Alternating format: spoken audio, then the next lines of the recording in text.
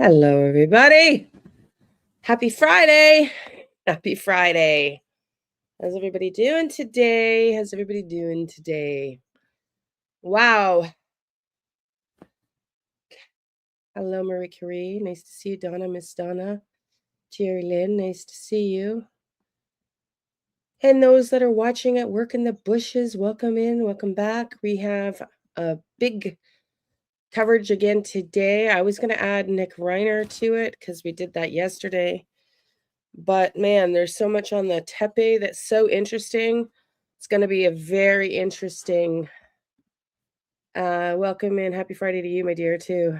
It's going to be a very interesting live because, well, I listened to some very interesting podcasts and discussions around the Tepe murders, and then we're going to do Jack and Lilly. And yeah, it's crazy. Donna, I have been collecting a bunch of new cases that are coming out that we haven't really had time to cover with all this. And I had to fix my hat. But anyways, let's get into it. I thought I would start with something to warm our hearts up because, you know, when we watch all this true crime, which we do, obviously, because we love it, you know, sometimes we need a little bit of an uplift, right? So I'll show you this little cute, warm, fuzzy story for 2 minutes. Yeah, I know. We're going to go through that, Jerry Lynn, honey. We're going to go through that. Yeah, we need things to uplift us. But I want to also say thank you, everybody, for being here. Because I know there's a lot of channels you can tune into, and I appreciate you being here with us and our community. And I also want to say thank you to everybody that's new and the messages that I get. And even just listening and being a true crime community and listening. Hello, my baby's army. Being a listener and being an advocate for these true crime stories is what is needed, in my opinion, right? To see that justice is served, and watching this Spencer Tepe case last night. This case is just one of the more fascinating ones for my mind on who done it, like that we're gonna hear for quite a while. But hello, Dragonfly, nice to see you. Nice to see you. Make my day as well, community. Aw, thank you, honey. Thank you, Jalen. That's so nice to say. Yeah, we're a great group here. We've worked hard at keeping it that way. So let's keep it that way. We've worked hard at keeping it that way. Okay, a couple of minutes of something that'll warm your heart. Listen up. 4-month-old baby from Timiskaming Shores has become an internet sensation after appearing to sing along with her mother at choir practice. CTV's Madison Merrier has a 4-month-old baby singing. Watch this. So freaking cute. their story.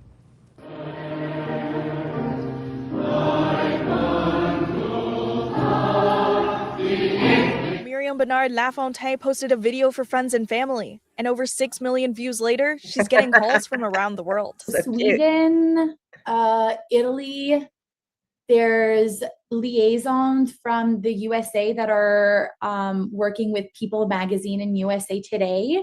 And Brazil has been really, really big because Senna is named after Ayrton Senna. Little Senna appears to be singing along as the choir performs, and her mother is not surprised as music is a big part of her family's life. Both my husband and I are very musically inclined, and so are her grandparents and her great-grandparents. So I think probably just from the womb, always hearing music and just being the happy baby that she is, I think music will run in her blood. Lafontaine said she posted a video of the choir's performance as a preview to their big show. We go to choir practice together, and she loves it. We bring her little play mat, and she'll just be babbling and cooing.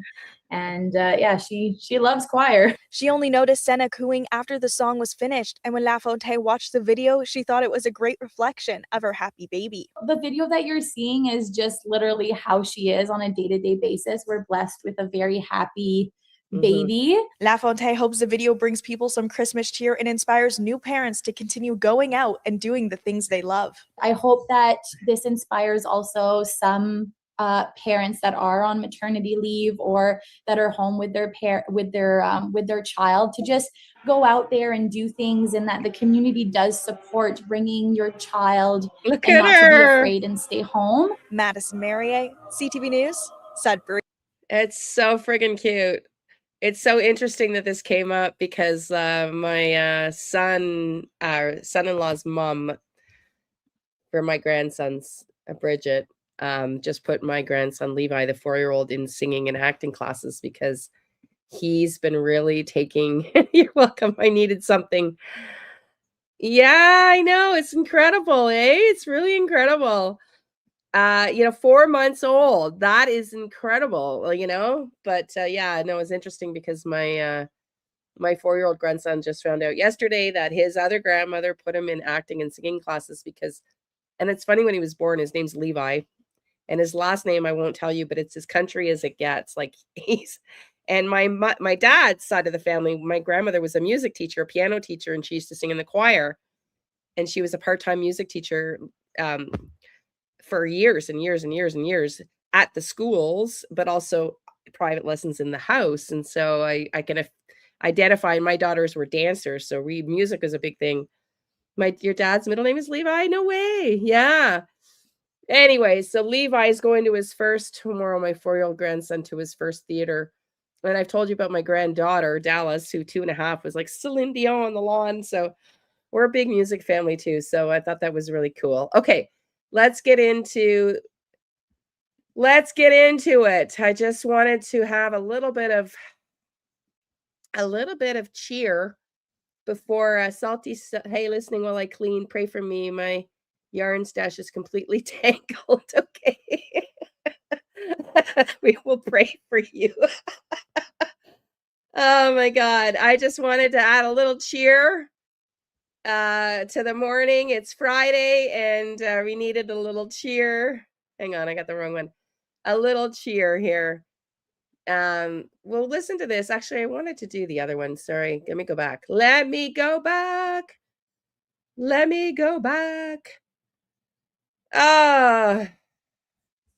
I got the wrong one first. I just have one out of order.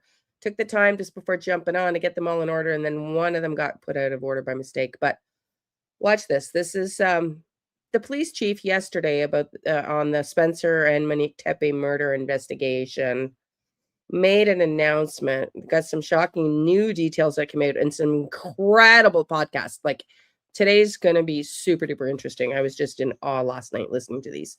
But listen to this first from the police chief of Columbus regarding Spencer and Monique Tepe. We're learning new details in the murder investigation of Spencer and Monique Tepe. The dentist and his wife were found dead on the second floor of their Wineland Park home more than a week ago now. Good evening, I'm Mike McCarthy. I'm Terry Sullivan, in for Jessica Ralston. Columbus police say they've received numerous tips linked to a person of interest, but still no arrests have been made. Today, Rodney Dunnigan sat down with Police Chief Elaine Bryant for the first time since these murders. Rodney? Mike and Terry, Police Chief Elaine Bryant tells me this is a complex case with a number of moving parts. Right now, the biggest focus is surveillance video and a window of time when detectives believe these murders happened. More than a week after Spencer and Monique Tepe were found shot to death inside their Wineland Park home, Columbus police say the case remains active, ongoing, and anything but typical. Police Chief Elaine Bryant and Assistant Chief Greg Bodker sitting with us Thursday to discuss the case. We know that there are a lot of concerns and a lot of questions surrounding this case, and we want to be able to be as transparent and answer as many of them as we can. Unfortunately, there are some things that we can't talk about for the integrity of the investigation. Chief Bryant says the complexity comes from both the evidence gathering process and the need to verify it before drawing conclusions, especially under intense public scrutiny. It puts a lot of stress on us, but I just want to reiterate, while this case is getting a lot of national attention, we look at all of our homicides in that manner. They all bring us stress because someone lost their lives. Police have narrowed the likely time frame of the murders to early Tuesday morning, December 30th. That clarity led investigators to release surveillance video showing a person of interest walking through an alley near the Tepe home during those hours. a homicide investigation, whether it's this one or another one, it's a really delicate balancing act between community safety and investigative integrity. Assistant Chief Bodker says the decision to release the video came after detectives ensured it would not compromise the investigation. This case has garnered plenty of talk online. Bodker says they're tracking the chatter, but social media talk does not equal facts. There are a lot of internet investigators. Much of what you see on the internet, first of all, yes, we are monitoring that. And much of what you read is just not factual. I hate when they come out and do this. These internet people. There are numerous professionals weighing in, and that's all we've been watching, sir, with all due respect. Retired agents, NYPD agents, FBI agents, etc. And these guys are bluffing. Like, it's so obvious in cases. If you compare Camilla Almos and the sheriff coming out, almost, and how transparent they were and how fast she was found, and then the transparency, and then you listen to the RCMP and people like this. All of these FBI agents have been saying they need to come out with the public and tell the public what's going on, because we don't know if this guy is related to them. Well, he may be, in theories, or he is. We really don't know yet, especially with the new news that has just come up, which we're going to listen to shortly, which Donna brought up yesterday. And a lot of people are talking about it now, that there was on December 19th at 2:35 a.m. a 13-minute call made to 911 down the same street of somebody breaking into the house, same time frame. So I cannot stand, I guess is a bad way of, but truthfully, I have a very hard time with people like this, these kind of policing people. And a lot of people are saying, why wouldn't she do a press conference? Why did she do an interview? Because she didn't want questions. And there may be good reasons for it, but I mean, we follow enough true crime to know that we follow enough true crime to see the patterns, I guess. And the patterns of the police agencies that are transparent and on the ball appear to solve things immediately. And the police agencies who appear to not have an effing clue and tell everybody, even the public, to stay out of it are so outdated, it drives me nuts. You came out and asked for the public to help you with the picture. And then you went dead silent. And we all know that when you go dead silent, the public will fill the gaps and extrapolate and have conversations, because you've left the void. You've left it open to the imagination. So that's on you guys, as far as I'm concerned. And it just, anyways, we'll keep listening, but this kind of like, it tells me about the culture in Columbus policing. And the culture is old school. And that makes me wonder if the old school is what's driving the police investigation too. Let's listen in. We're not going to jump in on those chats and add our comments to those. As time passes, investigators are racing to collect more surveillance footage, something police say could be critical to solving this case. I know it's frustrating for people. I know they want answers. As soon as we're able to provide more information, we will absolutely be coming back to talk about that, to give updates, and to be able to give more information. But right now, it's premature for us to be able to say what the motive is, or we don't have a suspect identified at this point. Police have not said why the In other words, we don't know jack shit. We don't know jack shit. That's not a good sign. Almost 2 weeks into this. Not a good sign. These may have been targeted. Brian says that question remains open as investigators continue reviewing evidence. This case is definitely disturbing. It's definitely something that we want to make sure that we pour a lot of energy into to try to address and solve. We want to bring some justice to the family. Chief Brian says much of this case could hinge on one detail, something a neighbor or possibly a witness may not even realize is important. For now, police say patience is key as they work to bring answers to the victim's family and the community. Reporting live on your side in studio tonight, Rodney Dunnigan, ABC 6 News. Our team coverage continues right now as we dig deeper into the murder investigation. Steve Levine tonight is learning what investigators may be focusing on now. While Columbus police are giving few details in connection with this double homicide near Wyland Park, we are speaking with a retired Columbus police homicide detective, giving us insight as to what he believes is being done in this investigation to catch this killer. It's horrible that happened, but it may take time to solve. Retired Columbus Police homicide detective Dana Farbacher talking with ABC6 outside the home of dentist Spencer Tepe and his wife Monique, just 10 days after the couple was found shot to death in their home while their 2 young children slept feet away. With a case with so many eyes on it, what's that pressure like? It can be really hard. You still have people that want to try and run the investigation for you who maybe never did the job. Farbacher served with Columbus Police as an officer and more than 20 years as a homicide detective. He retired in 2014 and tells us detectives now working hard to solve these murders. When they get information, if they feel it's pertinent, that they'll put it out.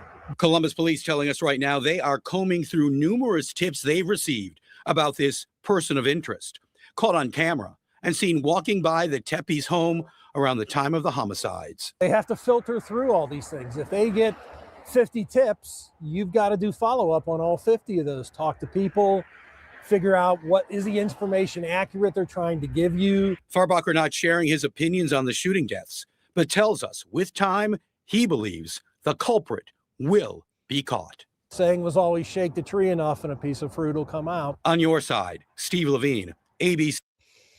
What do you think? What do you think, everybody? Do you think this case is going to be solved? Because as of now, from what I'm hearing yesterday, there's a few people that are starting to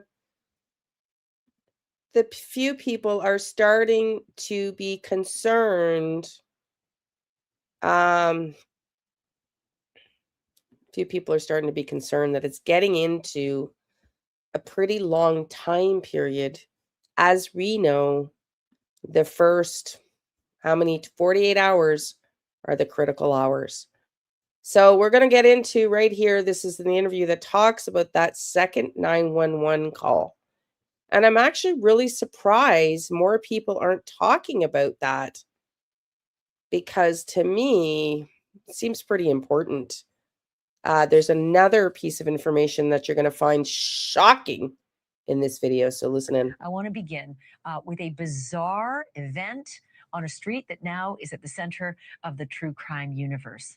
North 4th Street in Columbus, Ohio. Until last night, North 4th was Spencer and Monique Tepe's street. They lived at 1411 with their 2 small kids, and as you probably know, they were shot to death in the early morning hours of December 30th. The kids and the family dog were left unharmed in that bloodbath.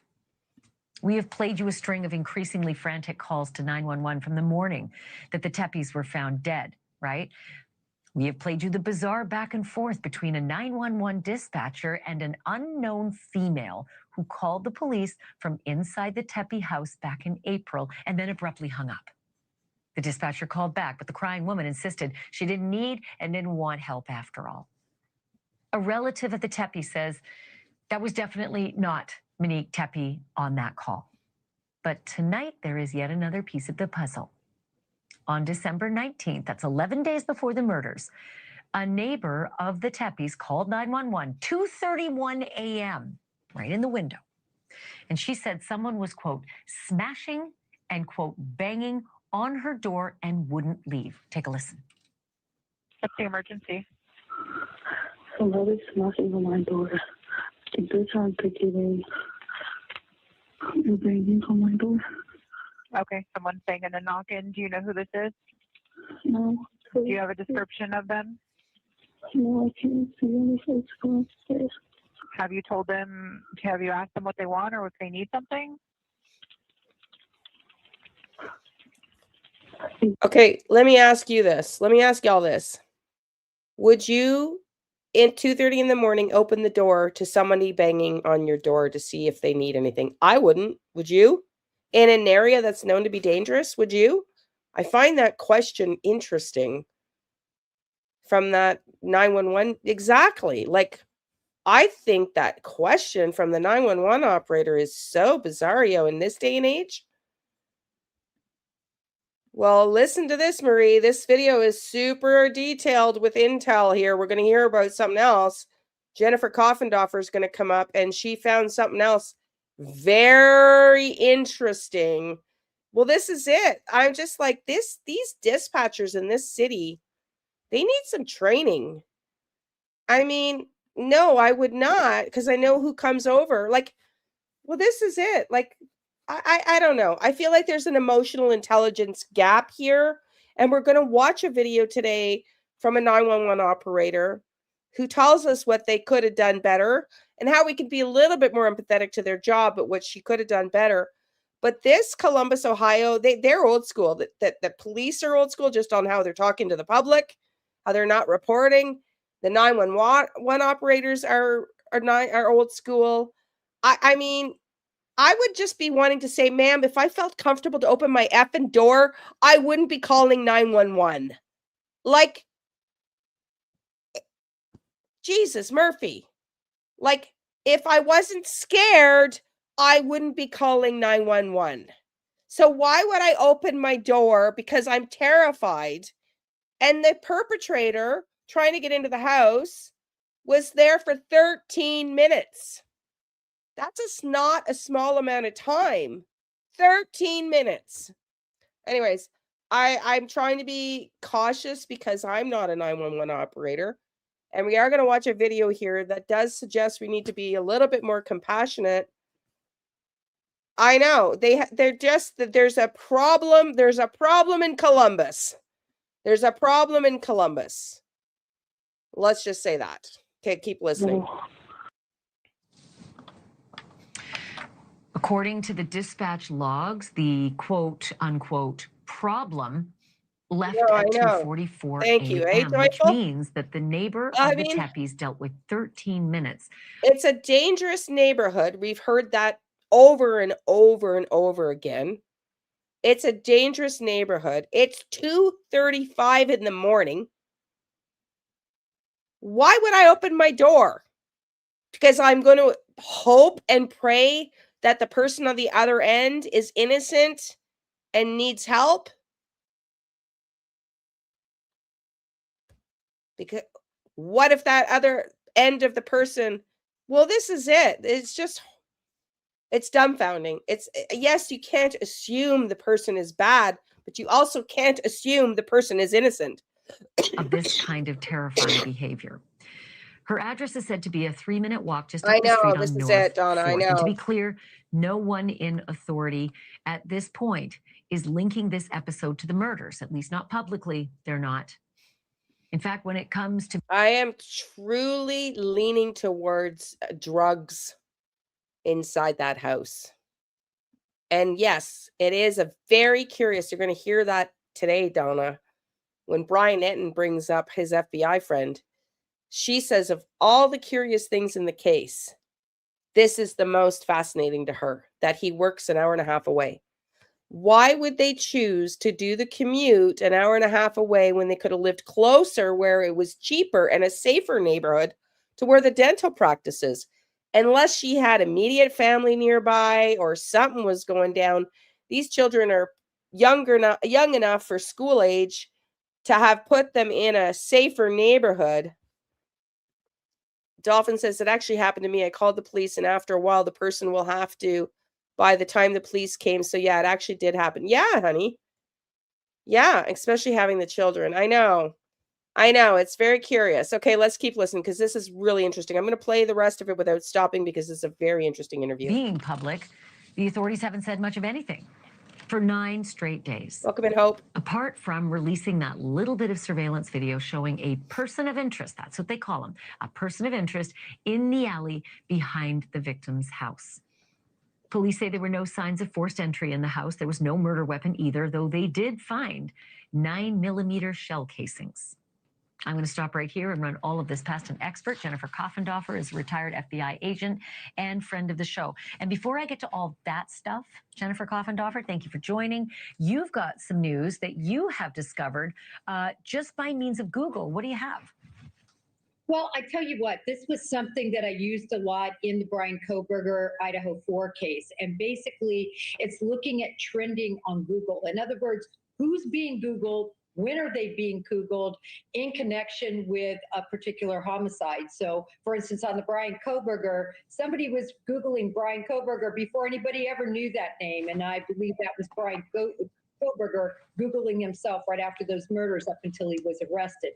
In this particular situation, I noticed that somebody is Googling or Googled 1411 North 4th that you just spoke about many, many times. In fact, the peak amount of times, even compared to after the murders.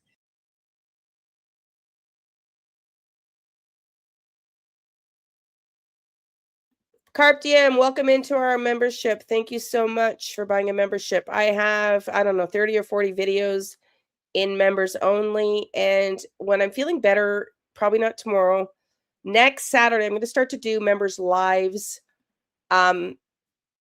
until I get a job again. I'm hoping to see if I get an interview on one job. But we will be doing members lives at least once a week. But for now, I have about 40 videos. It's $2.99 a month Canadian. I think it's the cheapest one YouTube would let me put in there. So thank you for becoming a member. I appreciate your support. Thank you.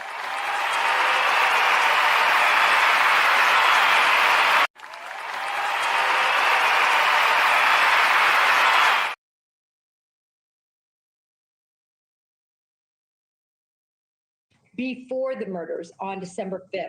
And I found that very interesting. Why?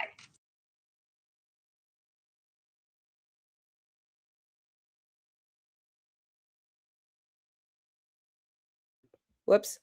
Let's rewind and listen to that again. There were numerous Google searches to this address on December 5th. Listen up.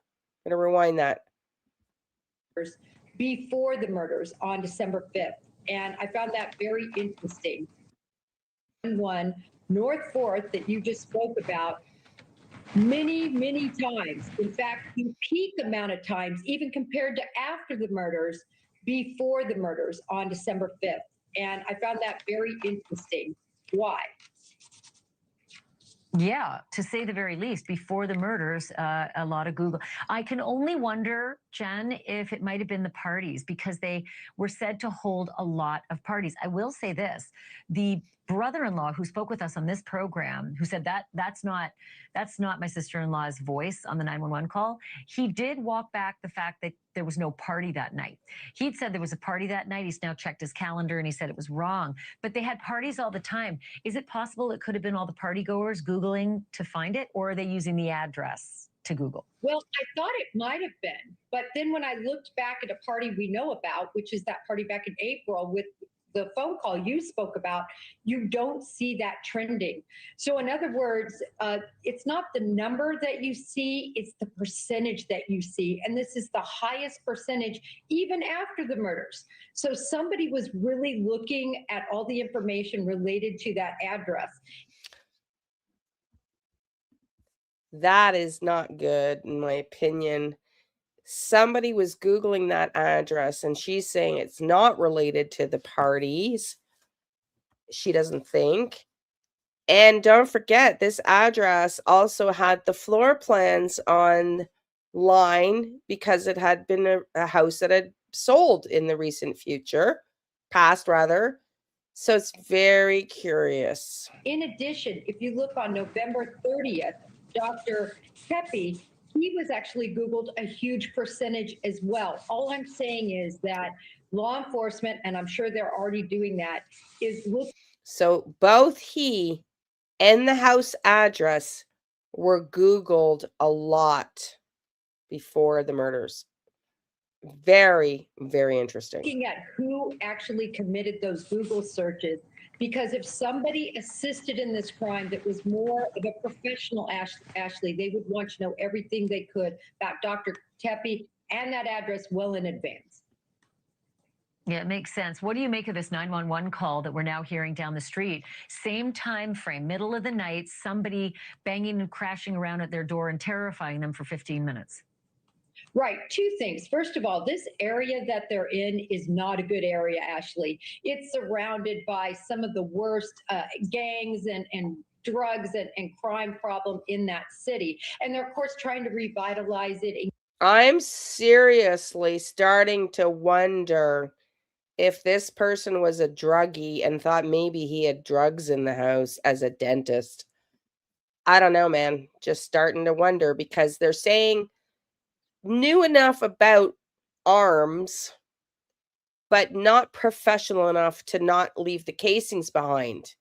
Somebody in the drug world, maybe? I don't know. I'm just, what day was that on? The day that the December 5th was the day Jennifer Coffendorfer reports all of the Google searches, and December 19th was the day of the 911 call down the road on the same street.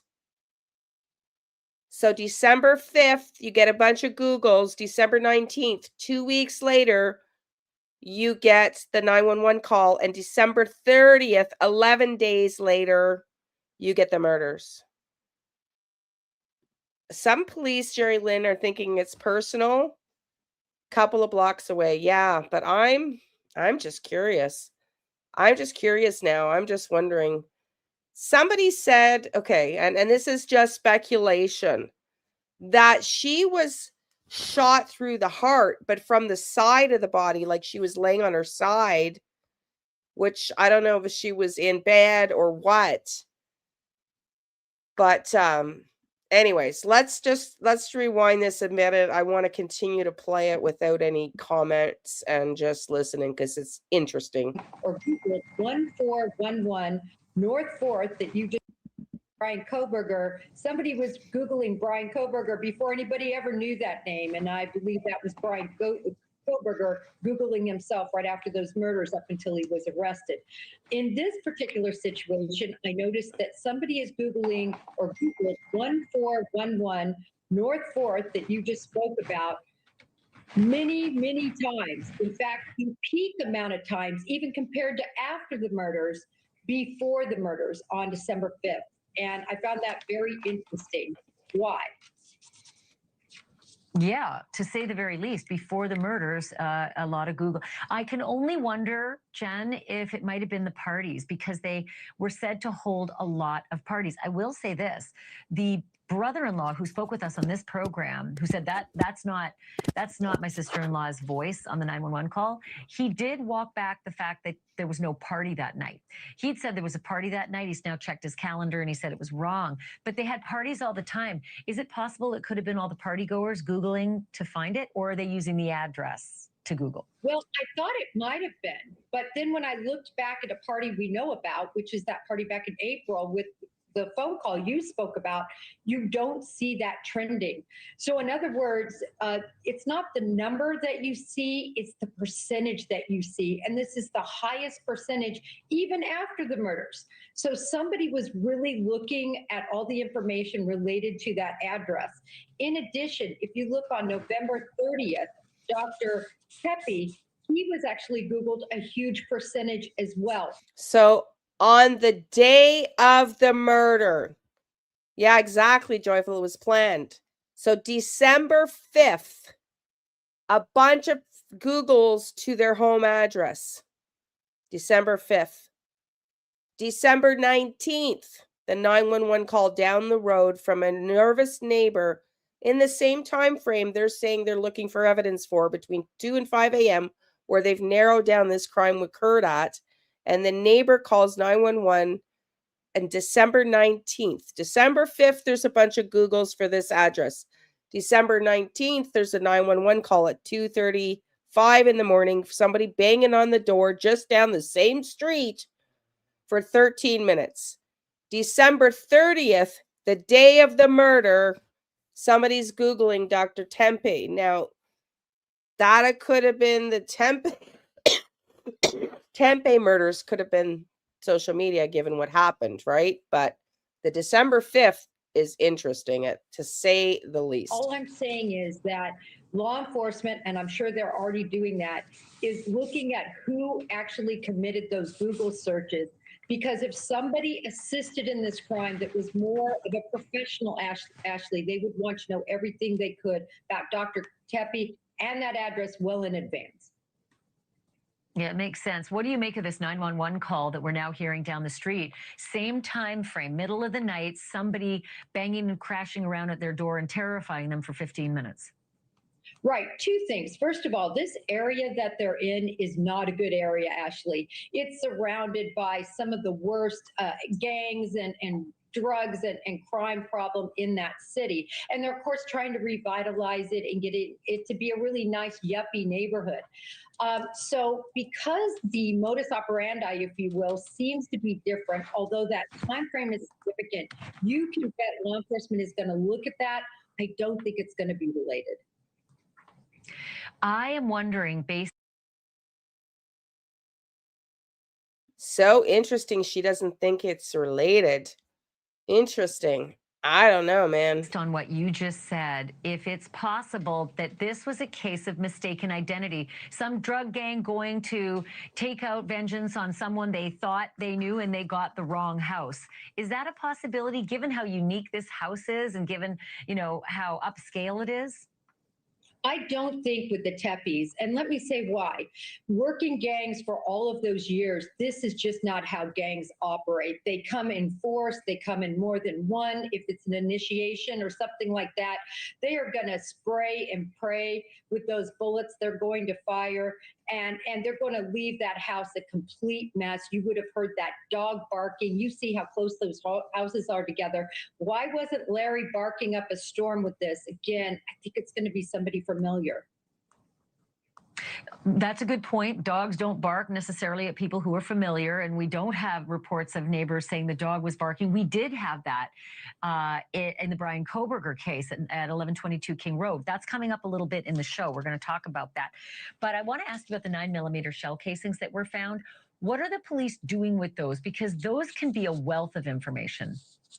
They really can be. There were 3 found. So, right away, we know there were 3 bullets. We also know that there was 1 that was in Monique and 2 in Dr. Tepe, right? Because by process of elimination, he was shot, police said more than once. So that is a wealth of information. I find it very interesting that the casings were left behind, Ashley. That tells me something in and of itself. Maybe this person was very good with guns, but not really a professional. Yeah, that's what I always think. If they're sloppy, they're either idiots or they had to make a quick getaway. Does this scream stranger or someone they knew? It really screams at this point somebody known to them, somebody who particularly targeted them. And let me say why I say that. First of all, lack of forced entry. The second thing is that code, that's used to get in. Imagine all the people that might have known that code with their wedding being held there, all these parties being held there. Again, we talked about Larry not barking. We talked about the fact that they could go in sort of undetected and seem to be very familiar, Ashley, with all those cameras you talked about last night. All of that adds up to somebody familiar with them and the property. Well, Jen, I hope that they're doing a lot more behind the scenes than it appears out here, because it's been crickets from this police department in Columbus. Come back on the show. Thank you.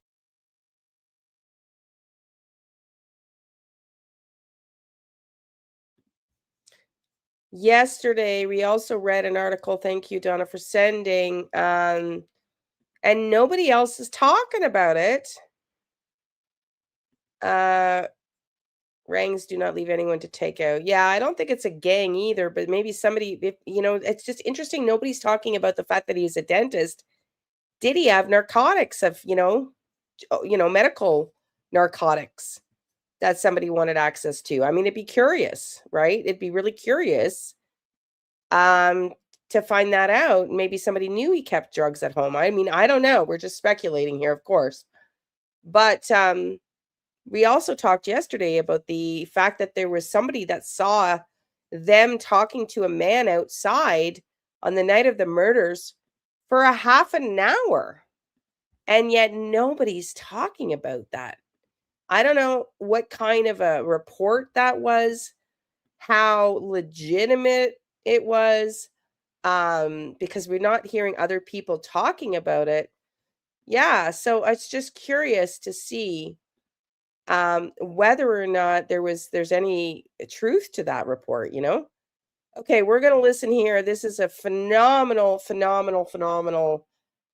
courtroom confidential broadcast here with Grizzly True Crime, and again we've got it's just going to be a long show. We got amazing discussions on this case to listen to. In a move no one saw coming, high-profile defense attorney Alan Jackson abruptly withdraws from the murder case of Nick Reiner, accused of killing his Hollywood legend father Rob Reiner and his mother Michelle Reiner. Plus, police have more questions than answers surrounding the murder of an Ohio couple shot to death in their bedroom while their young children remain unharmed. All this tonight on Courtroom Confidential.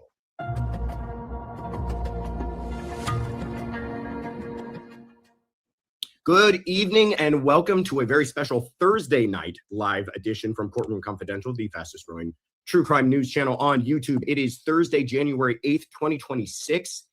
Yes, we're already into January. We're already into 2026. We're already a week in, by the way, folks. You've already had your first week of 2026. Thank you, everybody, so much for being here. Sorry that we had to move it from our regular Wednesday to our Thursday, but I was flying, and as much as I wanted to, I couldn't do it from the air. They just simply won't let you. They don't have streaming services set up from airplanes just yet. When they do, we'll let you know. I mean, I agree, Krista, or Hope, rather, sweetie. I agree, Hope. But I also think if you know you have kids and you know you live in a dangerous neighborhood, why wouldn't you have Ring cameras and an alarm, especially when you're handing out your keypad to everybody code? So I'm just wondering if these people were naive to the dangers, or just, you know, people that were so happy and so oblivious to, you know, that they see everything through rose-colored glasses. They just never thought it would happen to them, you know? I don't know. We really don't know. It's all speculation, but let's listen in. But thank you guys for being here. I see Rainy Day and Freckle Feet Kittens. That's a new one. Good to see you. I'm gonna fast forward it here until he gets his guest in. Subscribe if you haven't already. Share this with anyone you think might enjoy. But let me go ahead and shut up and get my guest on here. Gisela, how are you? I'm doing great, Josh. How are you? It's great to be back. Hello, everybody. I'm doing fantastic. I'm tired. If you're asking me to complain, I will happily complain. I'm tired. I'm not running on much sleep. I'm a little bit under the weather, but I'm actually in a really fantastic mood. And a lot of that has to do with you. So thank you so much for showing up tonight. And I'm glad that we were able to make this work with the time difference between us. We have a bunch of Grizzlies already in the chat. I expect to see the chat just filled up with little teddy bears. But I'm really excited to talk to you about these cases in particular. The first. So, Anna Roland, welcome in, honey. You're saying that it has tons of security cameras. Why are they asking for cameras then? Where did you hear that? I'm going to stop talking. I'm just going to show your comments because I really want to get through today and we have a lot to listen to. This one I'm a little more familiar on. I've been following this one closely. And I know that you have as well, but it had a really shocking development, and I'm curious to hear your thoughts. So just to catch everyone up, Nick Reiner, he's 32 years old. He's accused of murdering his parents. The reason that the whole world was shocked by this is that his dad happens to be Rob Reiner. Oh, hang on. I was going to play this at first because I was going to cover Nick Reiner, but let's keep going. We decided not to. Too much to talk about today. Color my brow statements. Yeah, right. Like I was just also looking at the people's faces behind him. Like, yeah. What is he saying? Like has and will speculate. Okay, so his siblings or the family, inheritance, whatever. Like, hang on.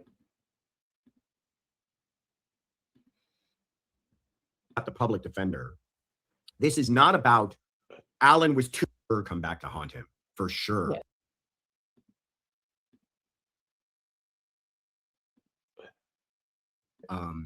At a gas station. Hang on, guys. I'm sorry. Right? Yeah. But he was being supported by his He has no idea what's going on here and gifting the Court and Confidential membership. Appreciate you. Court Dog Daniel, one of my bros, says Nick just didn't agree to use. Did they willingly open the He had to use a word like fascinating because we are talking about two people that lost their lives, but it is just such a mystery to me. Yes. So Spencer and Monique Tepe, and I hope I'm saying that name right. He was 37, she was 39. They were found inside their Columbus, Ohio home on December 30th. They believe that the murder took place. There's the home, which is interesting, by the way, because that's a 2-story home. That's going to become kind of important for some information here in a second. Thank you, Anna. They believe that the murder took place sometime between 2 a.m. and 5 a.m.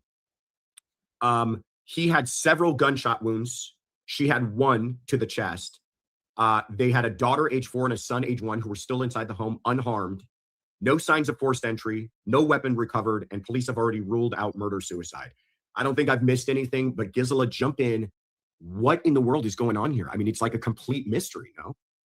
Right. So December 30th, 2025, between 2 and 5 a.m. That's also an odd time to target a couple. So that's already weird. Then there's no sign of forced entry. I'm like, my goodness. So if it was like a robbery or somebody banging on the door or something, did they willingly open the door? There was somebody that made, I'm sure you'd seen this maybe today, that there's all these 911 calls being reported. There's the ones with the coworkers and the friends, and then there's another one where there was a domestic dispute reported, which wasn't Monique.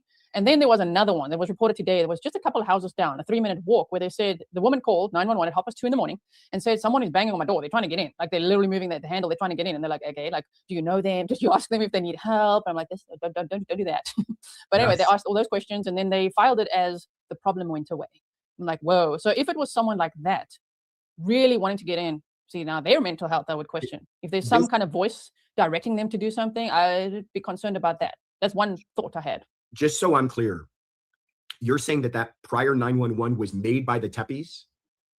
No, there was okay, so I referred to a few now. So firstly, you know, there's the 4 911 calls. There's the one that was like made welfare checks, right? It was not hers, yeah. Yes, there was another one which wasn't hers. It was maybe someone at the house. It was from the house, but it was at a party, and it was somebody else. Okay, that one I know about, right. Now today, I read there was another one reported, not from their house, a 3-minute walk away from the house. Oh, okay. House, oh, interesting. but in the same kind of area. Same neighborhood with a similar idea of somebody trying 3 minutes from their house, walking. Oh. And somebody they say weeks prior, so 2 to 3 weeks prior, somebody had called 911 at 2:30 in the morning to say, somebody's trying to get into my door. They keep banging on the door. They're knocking. They're now moving the handle. They want to get in. What did I do? So that's interesting. That's very interesting. Scary. That scares me with that. That could really just be stranger danger, like a complete stranger on the loose wanting to get in someone's house to do who knows what. What's their mental health like? Either that, or, you just never know, because it's such a strange targeted attack. And I don't know yet if the kids were locked in a room. It sounds like it. The dogs and the kids were spared, but then the parents are shot between 2 and 5 in the morning. Like, that is a really mysterious case.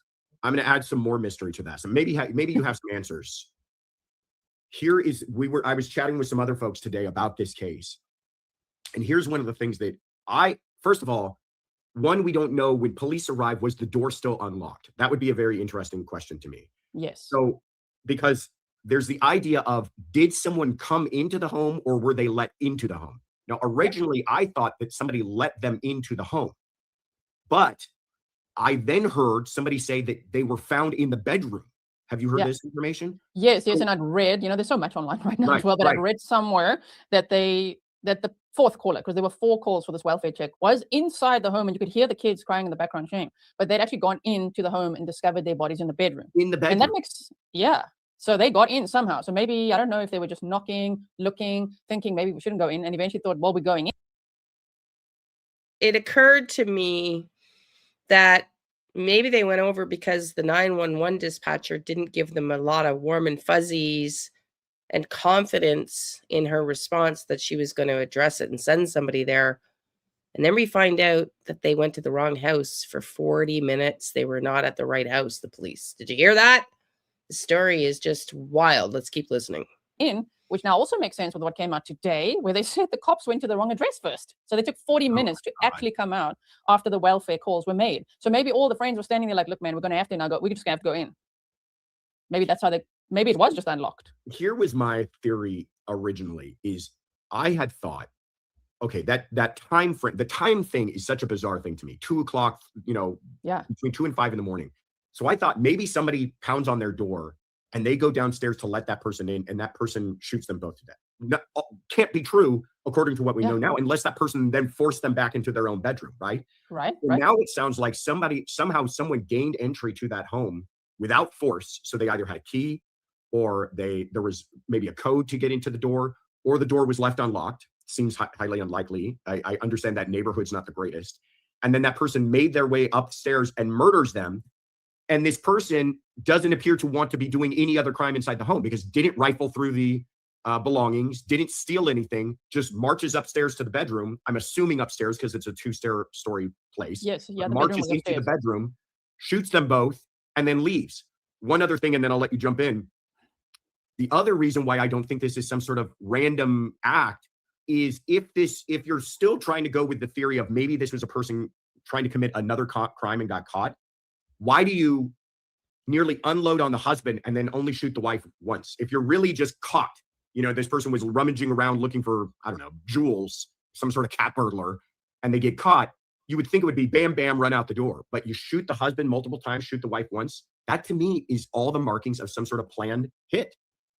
Right. And I'm wondering also, they haven't ever specified where Monique's body was found. Right. So we don't know that it was in the bedroom. That's another question. Okay. I'm going going off of so many different pieces of information, and none of it, I don't know how much of it is even official, but that would change things too. We know that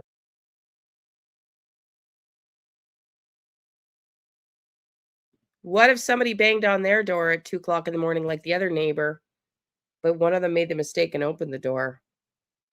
Now this guy's holding them at gunpoint, drugged up. You're a dentist. Do you have drugs?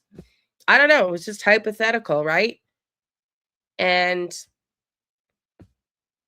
he threatens that if you don't give me the drugs, I'm going to kill your wife, and shoots her, and then gets the drugs and shoots. We don't, who freaking knows? But at this point, it's a fascinating case, because there's probably, I haven't counted, but there's probably a good 10 possible theories, 7 to 10 possible theories and scenarios that could be here. Although most of them are focused in on the personal, they knew this couple aspect.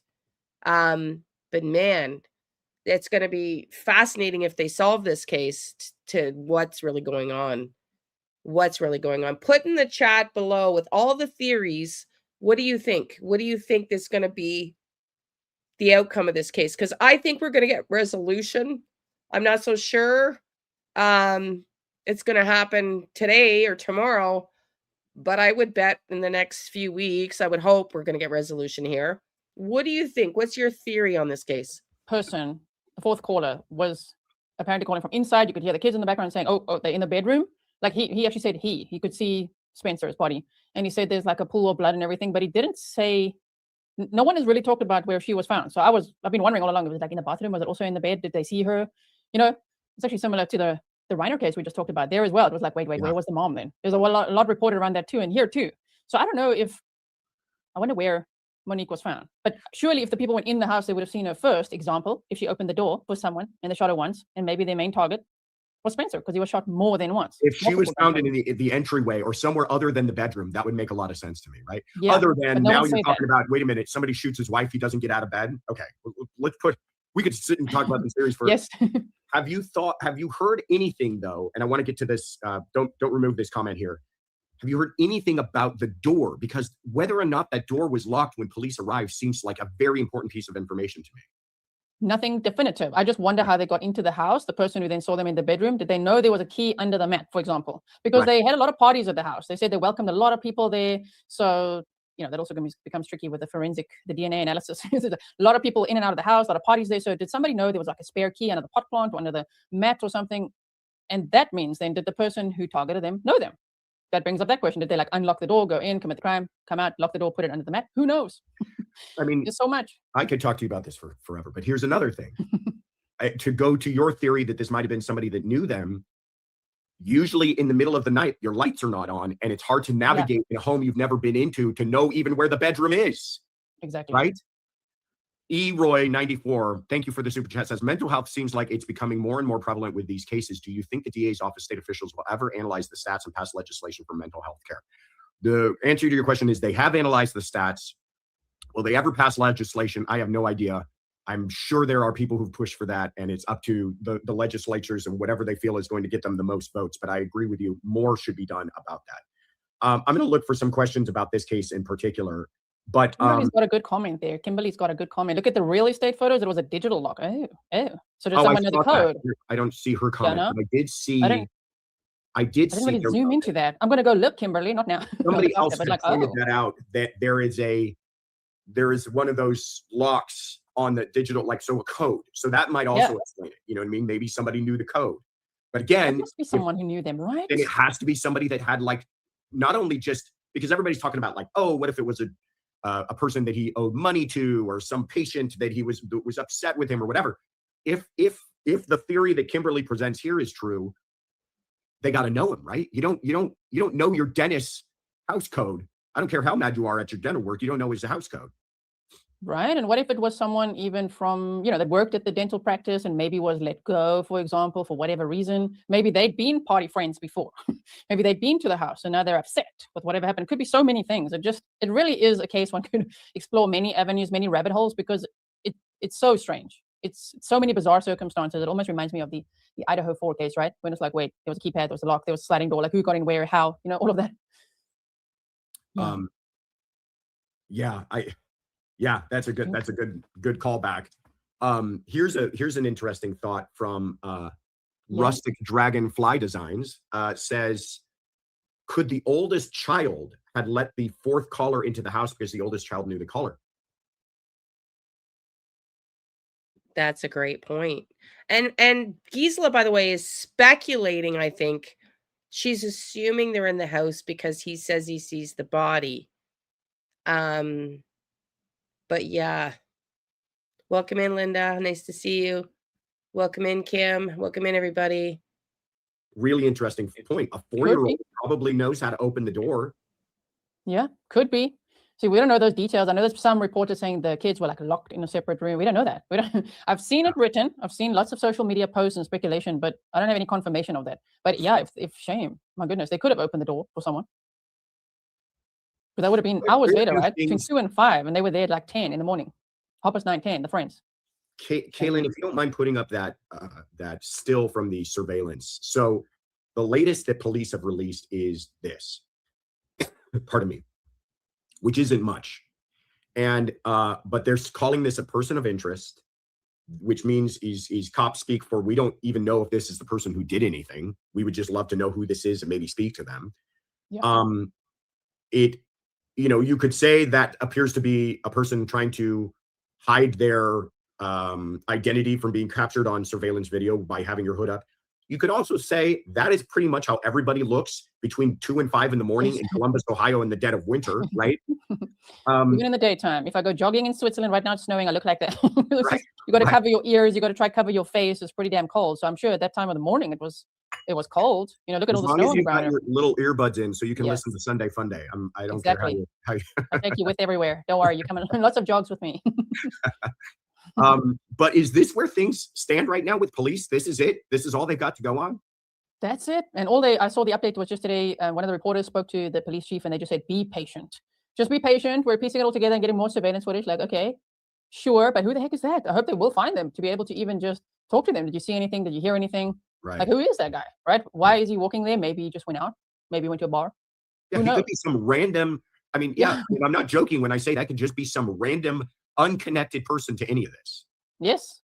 And that's sad. That's all we've got so far. As far as we don't have a timestamp there. Isn't that interesting? Tommy, do you think that guy, welcome in, nurse, welcome in, Kim. The video of her ex walking. I know, Hope, me too, honey. What type of dog they have, I don't know, but it's also curious that the dog didn't bark.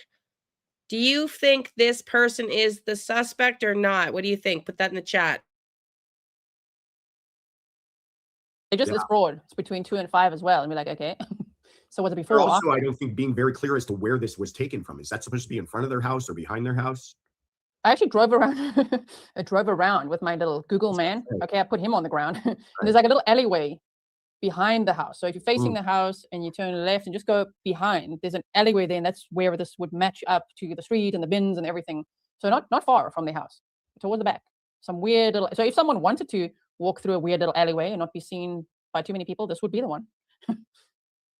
What do you think? I've got some theories, but what do you think police are doing right now? Like where, if you are the police, where are you looking to try to find a suspect? I'm sure the biggest piece of evidence they're analyzing now is all the ring cam they can get from all the neighbors around there. It's also strange because literally the houses next to the house have cameras. So did they not see that? Or is this person that calculated they deactivated that days before or something? You know what I mean? Like, you never know. Why do you not have footage from like right outside the house? There's cameras pointing to their porch. So did that capture nothing? Thank you. Yes, Carp Diem, you're right. That's right. It was said a golden doodle. I know golden doodles. I've had a few. My daughter has one now. They're beautiful dogs. They're friendly. So, but still interesting. They're very fiercely loyal that they didn't bark, that the dog didn't bark well enough anyways to wake neighbors up. No, did they get in a car? Did that person that walked? Surely you can trace where all they walked to. So I think they're doing that as well. Did they then get in a car? What car? Where'd they go?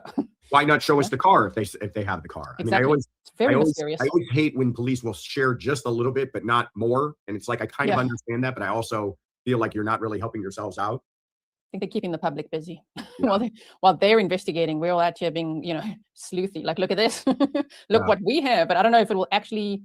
I don't know if that guy. You never know. It might turn out, but maybe there's nothing to it really. It's just keeping everybody very occupied while they behind the scenes are looking also at the tower, cell phone tower dumps, everything like that. Who was in the area? That would help a lot too. 100%. You know what? You just brought up something I hadn't thought of. One advantage that they do have is between the hours of 2 and 5. And I saw that comment from, sorry, if you could put it back, the comment that said, great crap. Rob McMullen, thank you so much. Saying excellent collaboration. Appreciate your super chat and kind words and generosity. One advantage they have between the hours of 2 and 5, there is not a lot of cell phone activity.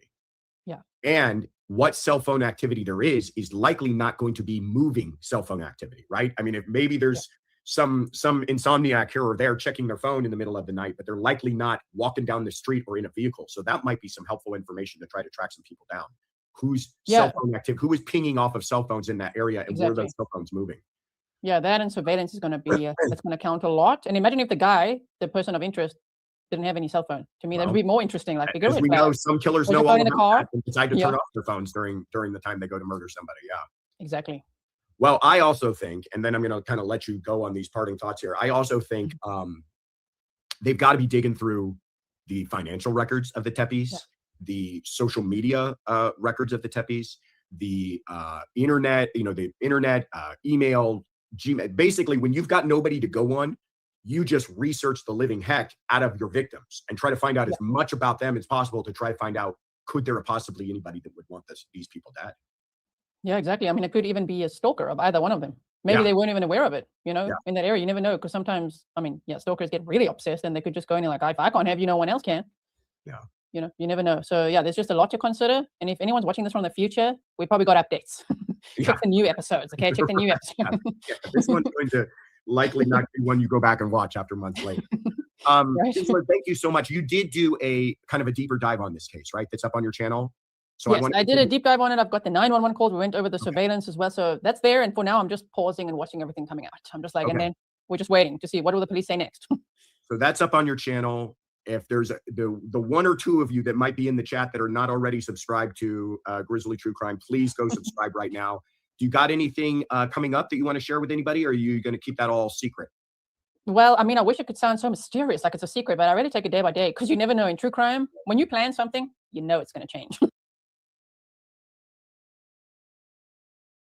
My sentiments exactly. True crime, you got to go. It's always fly by the night because you just don't know what's breaking and it changes.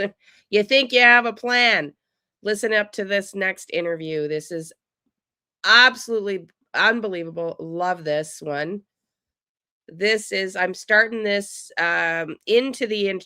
because this is Gavin Fish.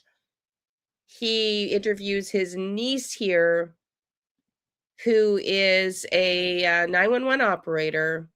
So it's super, super interesting. If you want to watch the full podcast, you can go do that. But this is just where he brings his niece in. Listen up. Earlier today, and I recorded it. So what I'm going to do is I'm going to play that for you. I might pause along the way. You'll be able to tell you'll be able to tell. It says recorded earlier. You guys will be able to see what it looks like. But here is, no, I don't want to do it that way.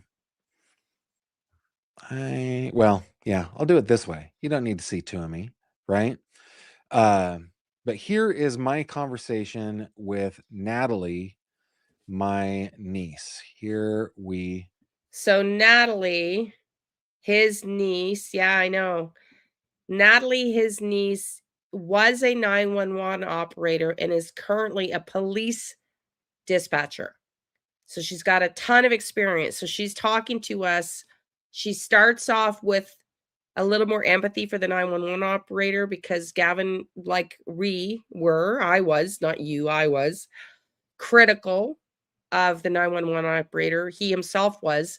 She gives us a little bit of insight to the difficulties of the job, but then she also makes some super duper great recommendations and errors she sees in this call.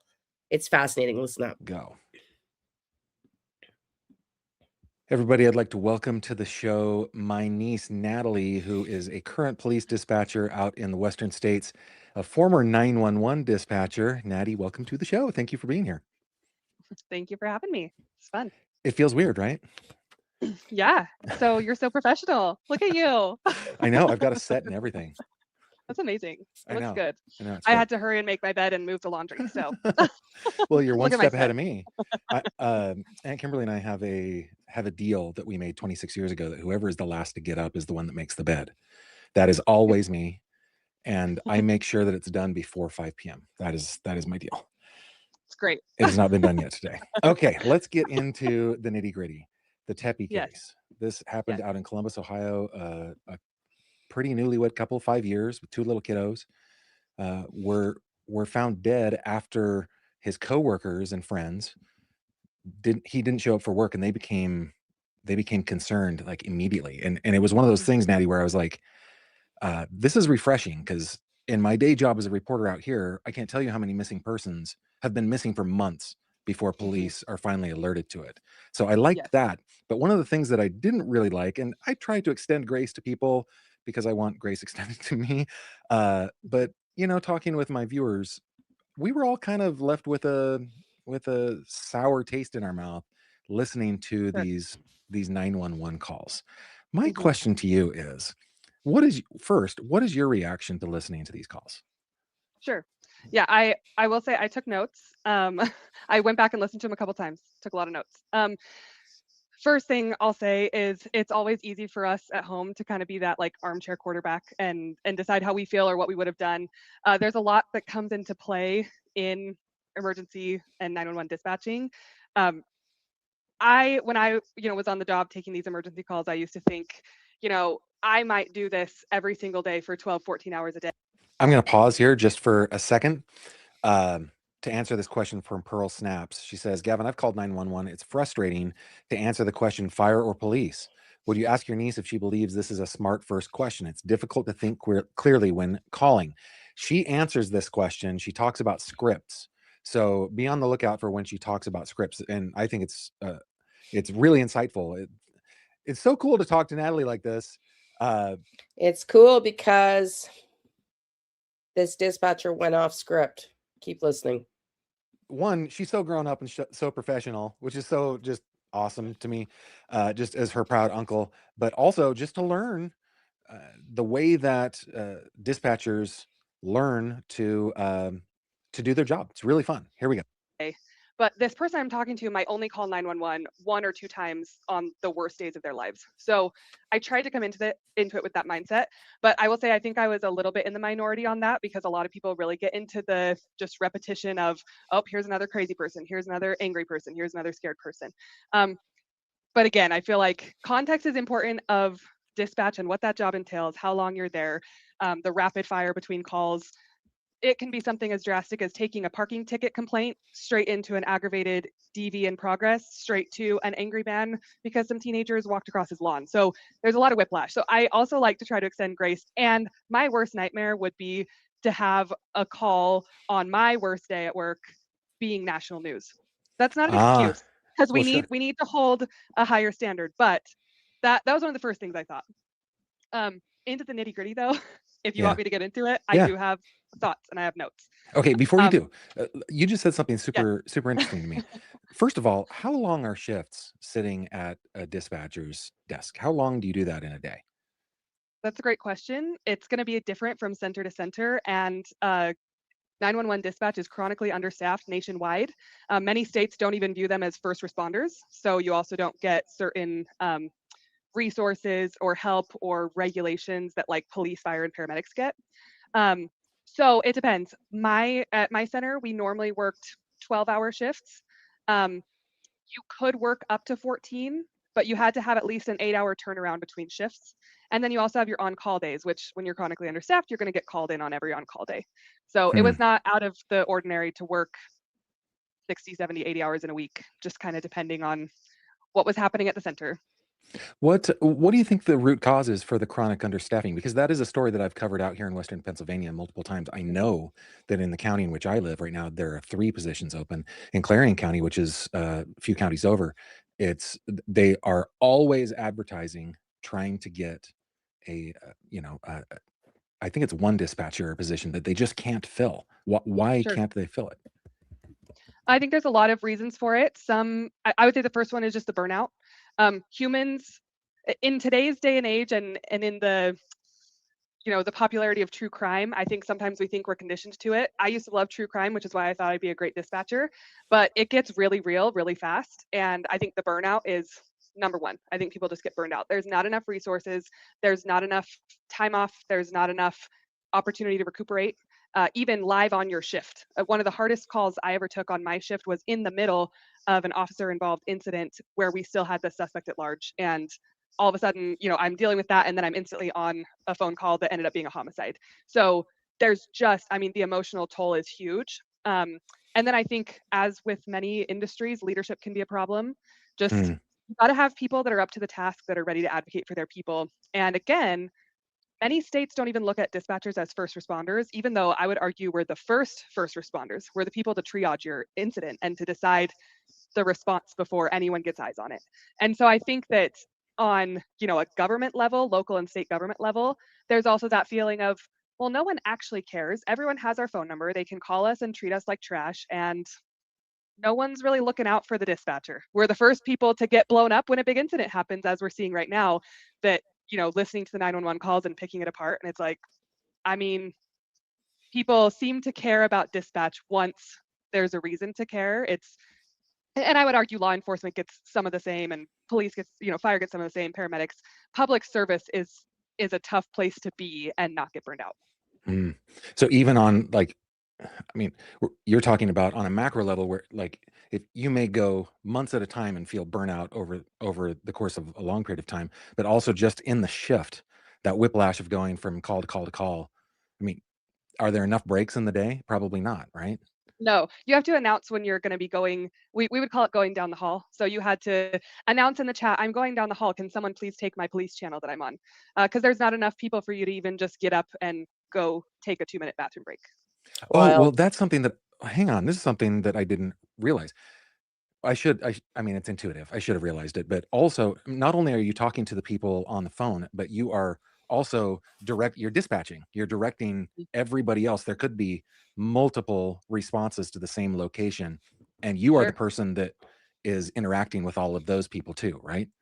Yes. Sometimes you'll hear pauses in 911 calls. You've probably listened to enough of them by now that sometimes you might hear a pause when you're like, are they even listening? Are they even paying attention? This person's been talking. They haven't been reflective listening.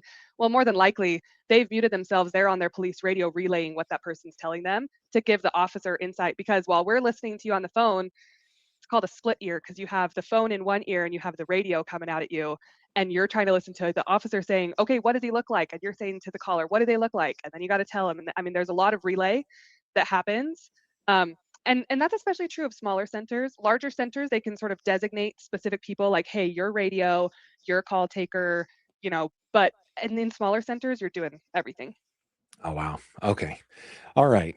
I would not survive in that environment at all. It takes a very special person to be able to do that. I remember, when you were a tiny little one, I was in a call center just doing customer service, and I wanted to die. Like at the end of every day, I just was like, what is the purpose of life? Is there meaning in the universe? It just like sucks it out of you, right? But you guys are doing life and death. That's a little different. Well, imagine at your call center, like, what would it look like if every single person had your phone number and could call you anytime and you have to answer? Like, that's 911. Yeah. No, I'd honestly rather get shot. Maybe not dead, but like a flesh wound or something like that. Okay, let's go to your notes about the Tepe case. What are some of the things that you noticed in those recordings? So, I mean, I think the first thing that people are going to point out is maybe overall attitude. I felt like the 911 gal that took a couple of the calls maybe had a little bit of attitude. We already sent someone out there. They knocked on the front door, the back door, nobody answered. First of all, I probably wouldn't have said that. I was just, so maybe. Sorry, everybody. Yeah. So Kim French, they are also underpaid. Yes. I just looked at our city, the city of Ottawa, to see if there's any jobs for 911. There's no current jobs, but it says, I won't show you, but it says very clearly in a big, and right there, and its own line in the middle of the job description. This job is not for everybody! Exclamation. So absolutely not for everybody. Now, this is the part where she gets into the criticism of the dispatcher. So let's listen carefully. Overall attitude. But even with the man at the end, it felt to me like they were really off the cuff. So the first question I had is, what does their script look like? And I'm happy to give context if you'd like of what you're actually supposed to do. Yeah. So like if I answer a 911 call right now, I'm going to say 911. What in our jurisdiction, we said, what is the address of your emergency? But they say, what's the location of your emergency? Both are great. And that's like a federal thing. Like nationwide, if you call 911, you should be greeted with some variation of what is the address or location of your emergency. Like first thing. Where is the number one question? Where? Yeah. My entire family on my mom's side are 911 operators. My cousin was the first firefighter to ever be hired in Ottawa, the youngest firefighter rather to ever be hired. He was one of only 4 paramedics that could do tracheotomy surgeries in the ambulance before that. My daughter is an ER doctor. My other cousin is an Ottawa police officer. And my cousin, that's both the firefighter, only firefighter now, but was both a firefighter and a paramedic. His wife is a 911 operator. So we have a lot of first responders. We have a vet. Those are my cousins. But yeah. Because as soon as we know where, we can already send help while we're continuing to collect information from you. So where is very, very important. And sometimes callers don't want to slow down to like tell you, they're just like, you got to come right now because they're bleeding, that this happened, that, it's like, no, where are you? Because the second you tell me where, we already have help on the way. And then we'll get the details. So what's the location? In some places, they're going to say, is that a home, a business, or an apartment? That's going to be big in like big cities. Like we need a little more context besides just your address, because that could be an 8-story building. Like where are you? Yeah, we heard that in the Ellen Greenberg case, right? It was on the 6th floor of an apartment building, and I think that was the second question she asked. Yeah, holy cow, awesome. They've all got a script. Yes, they should. Then they might get your name and phone number. People also don't want to be very patient with this sometimes, but this is also important because if something happens with the call, especially something in progress, someone takes the phone from you, something, whatever, we want to know. Let me pause for a minute, just for a minute. Okay. For this comment from Eileen Intuit. Yes, my niece is awesome. I can't take credit for it. She is the offspring of my brother and sister-in-law, but she's rad. And I think that she is a good avatar for so many people who work as 911 and police dispatchers, people that have a certain personality and have the ability to multitask and be very reasonable and rational and logical in the way that they do things. Natalie is definitely that. Okay, we're gonna keep it going. Who we were talking to, so we can start to do some tracing there. They might then say, is this, do you need police, fire, or paramedics? But the next part, and this was a part of our script that I think is very, very important. I'm interrupting again. Sorry, guys. But to answer this question, it's a major U.S. city. That's I don't want to give away her location, but it is a big population center. Let's say that in the greater area, there are a couple of million people. That's so big place. All right, keep it going. Tell me exactly what happened. I'm not saying what happened 10 days ago. I'm like, today when you called, tell me exactly what happened. In this case, that question, they could have gotten to the root of things pretty quickly.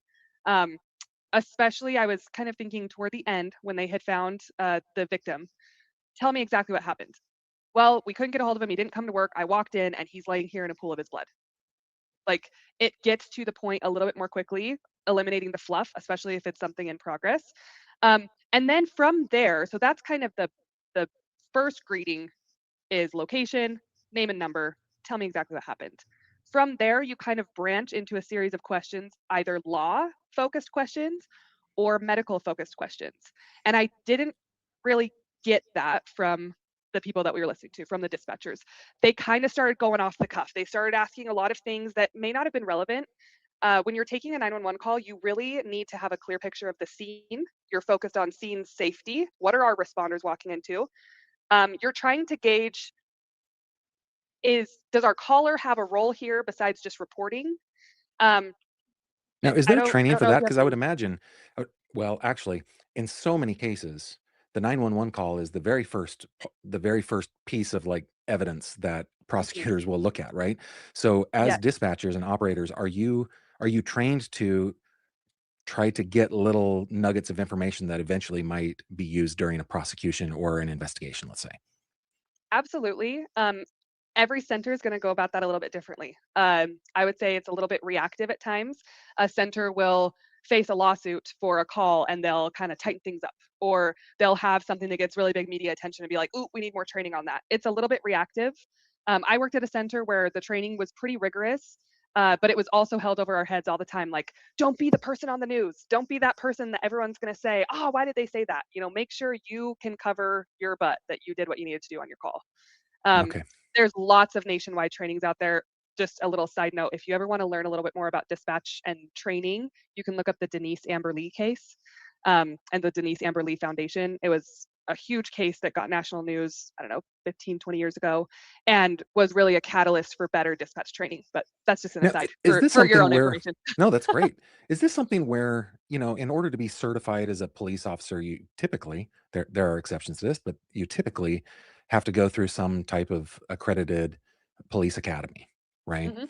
Whether you're going to do municipal or you're going to do state or federal, whatever, there is some academy that you go to. Is there an equivalent to that within 911 dispatch? There is. So we actually go to the police academy as well for a shortened period of time, but we go to the academy and do our training there, and we get kind of a broad spectrum like police, fire, paramedic, but then also more specific to dispatch. And you have to go through that and be certified before you can be a 911 dispatcher, and before you have access to all of the things that we have access to federal databases and things like that. Okay. All right, cool. Okay, what else were on your notes there for the Tepe case? Right. So again, I I'm keep not sure cutting you how off. like deep you want to go into stuff, but I kind of wrote out like, what did we hear and what would I do? I'm happy to like walk through that if you want, Yeah, but I'd love it. I don't know. So so we'll start with kind of the female that was getting the wellness check calls. In my opinion, there's some things she could have done, and then there's some things that I would have done. First of all, I think starting with tell me exactly what happened, getting the age of the male. And then you should really, in a welfare call, which I took plenty of those, especially for elderly people and things like that, you want to understand who they are. You want a little bit of history. So what is their age? Do they have any health history, any medical conditions that you know of? And you're asking these questions. The caller might not know this information, but if they do, this can be really helpful. So any mental health concerns, do they have any weapons in their home? Any alcohol or drug use? Do they live alone? Who lives with them? Do you have any other family members, phone numbers or contact information? What kind of car does he drive?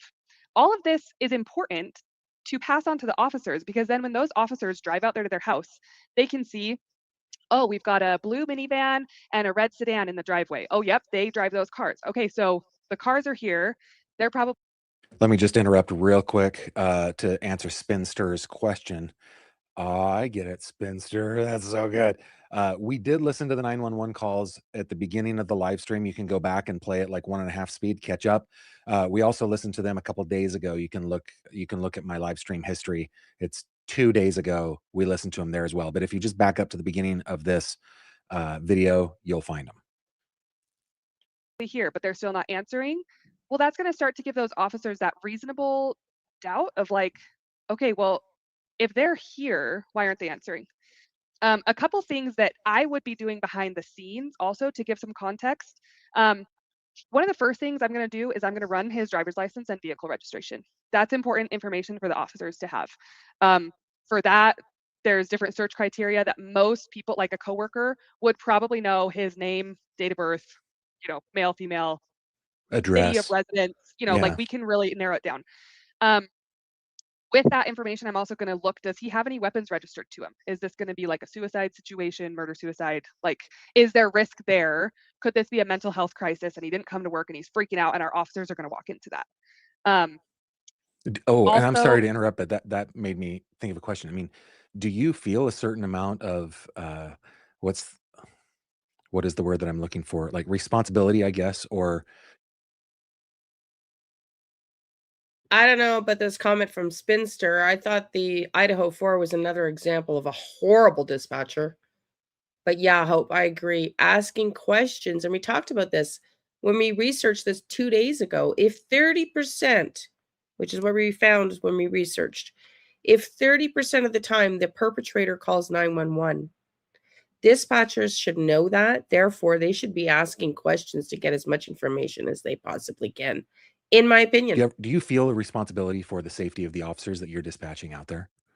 I absolutely do. I mean, it is like, as a dispatcher, who's to who's to tell? Like, I'm the one giving them the information straight from the caller. If I haven't exhausted the resources that I have to give them the best idea of what they're walking into and something happens, that's pretty hard to stomach. If I could have just asked one question a little bit better to save an officer from getting hurt or a paramedic from getting hurt, because that happens too. Our fire and paramedic guys, they walk into things sometimes where someone's trying to get a fix and they can be the target for that. So absolutely, I feel a responsibility to establish the scene to give them every chance of being safe and going home to their families that they can have. Yeah, yeah.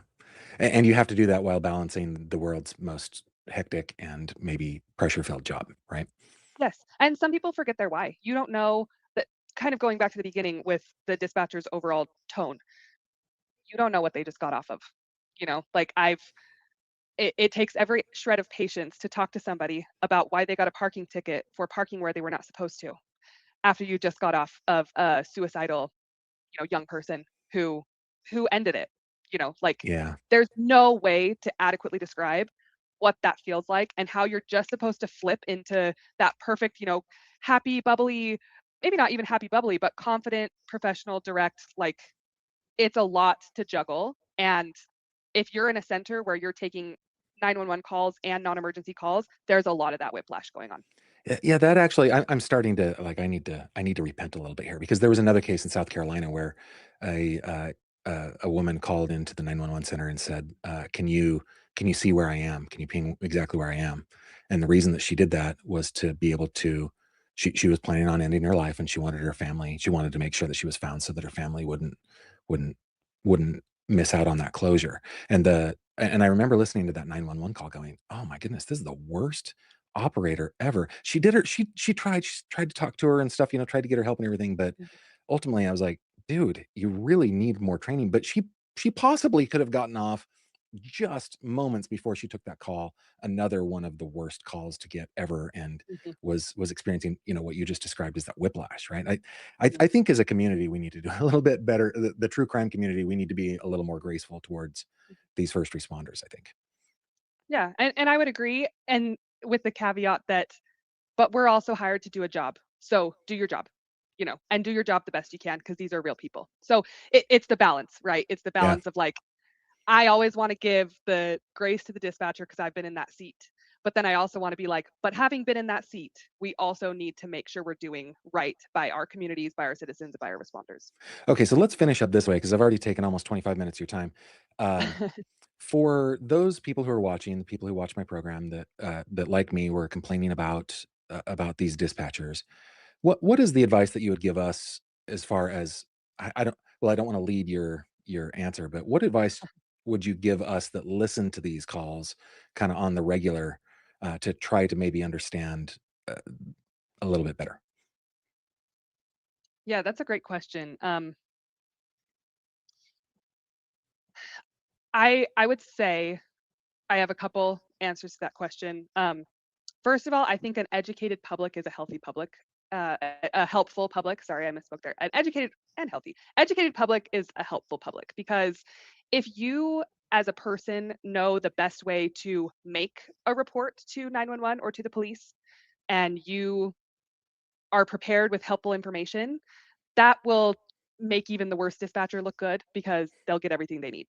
Um, if you're in a position where you have to call 911, just breathe for a second. It feels so much longer to you on the phone than it actually is. And, you know, every center is going to be a little bit different with response rates, but I worked at a center where, you know, police or fire could be to you in 5-6 minutes. If they're not getting to you faster than that, there's actually something worse going on than what you're going through.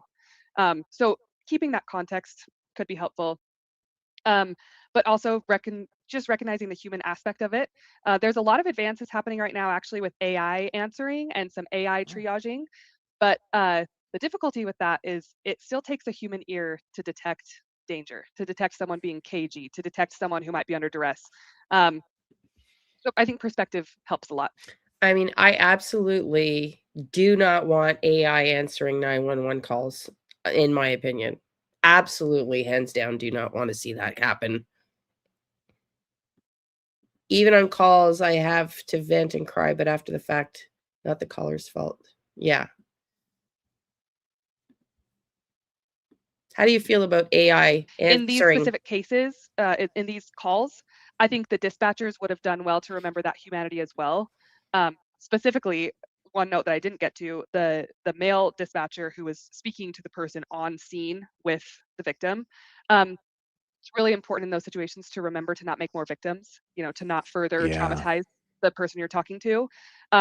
If they believe they're beyond help, you can have them step away because help's going to be there pretty soon. It might not make a huge difference if they continue to stand there and describe it to you and be further traumatized themselves than to just step away and wait for responders. Yeah, I was actually really touched and by that caller who was like, I can't. He just like, I can't. Yeah.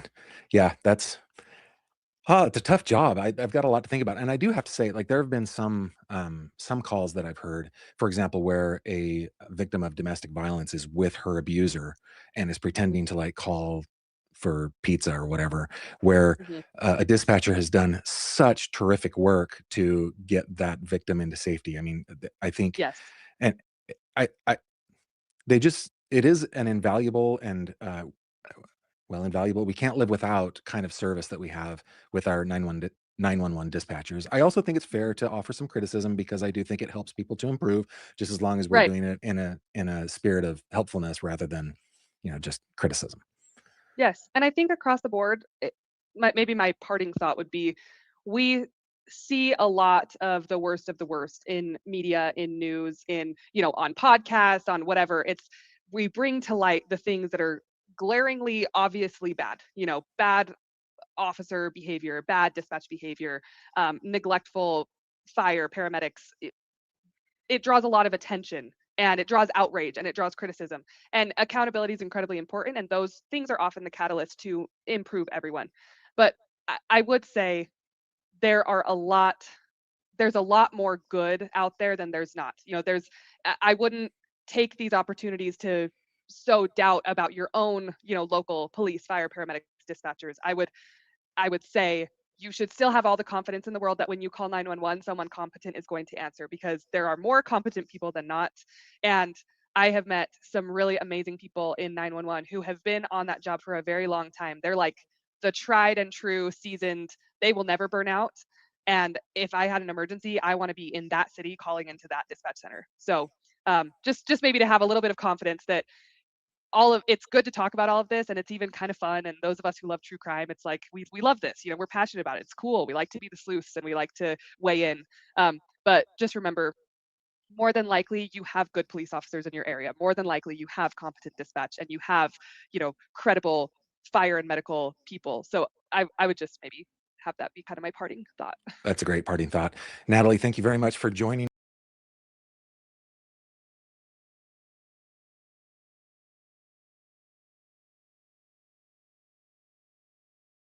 Okay, next up, We've got another podcast here. This case is fascinating. Do you find this case fascinating, everybody? Let's listen in.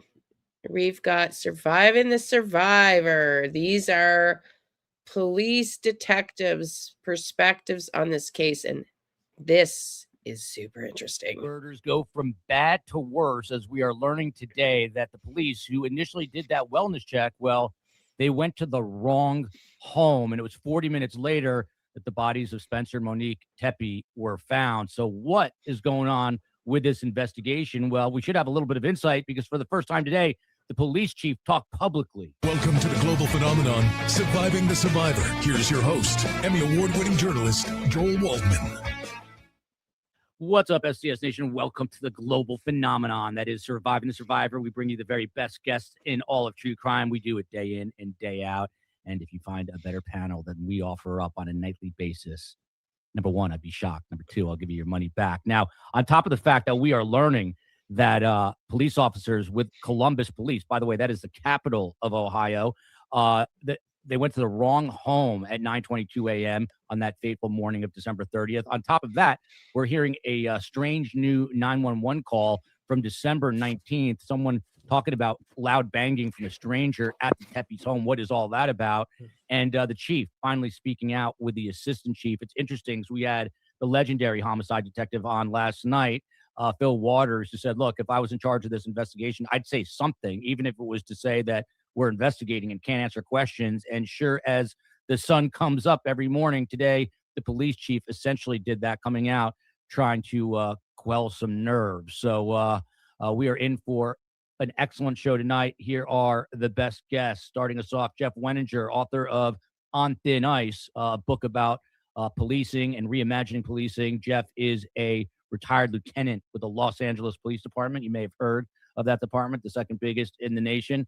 Next up, Detective Phil Ramos, the other legendary homicide detective who's investigated about as many as Phil Waters. But Phil Waters wasn't taking $1 million in cash through casinos to infiltrate the Cuban mob, but this guy was. Phil Ramos, 3-time Officer of the Year, and all around, with no offense to the other guests, perhaps the coolest cat on our show. Last up, Darnell Blackburn, coming to us, a retired police officer with Auburn Hills, Michigan, out of the great state of Michigan, and he does analysis for the local NBC station. And Darnell, let me just start with you. I don't know if you worked in any sort of PIO role when you were at Auburn Hills. You're in Michigan. This is Ohio. A case of this magnitude that literally is, it's taken the media by storm like a wildfire ravages through a desert area. What will you do to sort of calm the nerves? Because we don't know who the shooter or shooters are at this point. And you've got people living in this neighborhood. Well, you got to speak, Joel. You got to speak, and you got to say something like you said. And getting out ahead of this sooner than later would have been better. Interesting thing about all of this, from my perspective, is the police chief, Elaine Bryant, came from DPD. She was a commander in Detroit Police Department, and she's now in Columbus, Ohio. She's doing a good job overall, but you got to say just what was finally said. Hey, we are investigating this. We believe that this is a targeted, specific incident, if that's what the case is, and we're doing everything we can to keep the public safe. And you got to make sure you got patrols over in that area big time so that you can quell the nerves of the people who live there. Yeah. And do you know Chief Bryant, since she did work at DPD Absolutely. Detroit? You did. I do. Tell us a little bit about her. I mean, is she a competent law enforcement official? Absolutely. Very competent. She rose through the ranks at DPD, rose through the ranks, I believe, ultimately of commander, which is, a pretty high rank for the city of Detroit Police Department. Very competent. Her staff, she took a few people there with her from the Detroit Police Department, but also is well liked by the officers there. She's been there for, I'm not exactly sure, but at least 3, 4, maybe even 5 years. So she's been there for a while. You know how that goes. Chiefs don't stick around if they're not well received by the department, but very competent in her abilities and her staff's abilities, and has changed things there for the city of Columbus. Yeah. By the way, there's a lot of new developments today. Some big, some small, but we're going to get through them one by one. Jeff Wenninger. I don't want to throw us all into a tailspin here, but Jeff, I think I can share this. Jeff said, man, I wish I could turn my brain off at night. The thing I love about these guys so much is some people do a job, but when you are hosting a show like this and you really get to meet these guys and know these guys, this is not a job for none of them. These guys live, eat, and breathe this, and they're trying to figure it out, even when it's hundreds of miles away, thousands of miles away, and they're thinking about it when they're going to the CVS to pick up a prescription or with their kids. This is really their lives, right? So I say all that because last night, sort of out of the blue, and I love this, Jeff texts me and he says, I wouldn't completely rule out a murder-suicide in this case. And I said, Jeff, I want to get you on to discuss that. There's no weapon. So, Jeff, tell us what was rolling around that brain of yours that brought you to that possibility. Well, there's just been things throughout the story initially breaking that just kind of is difficult for me to reconcile. And as I'm piecing every little thing together, it just occurred to me that I couldn't rule it out. Now, let me get into some of the specifics about what I'm talking about. So I first found it really peculiar. We find out that he was shot multiple times. She was shot once in the chest. Now, I just thought that was peculiar. You have to face the woman and look her right in the face when you're shooting her in the chest.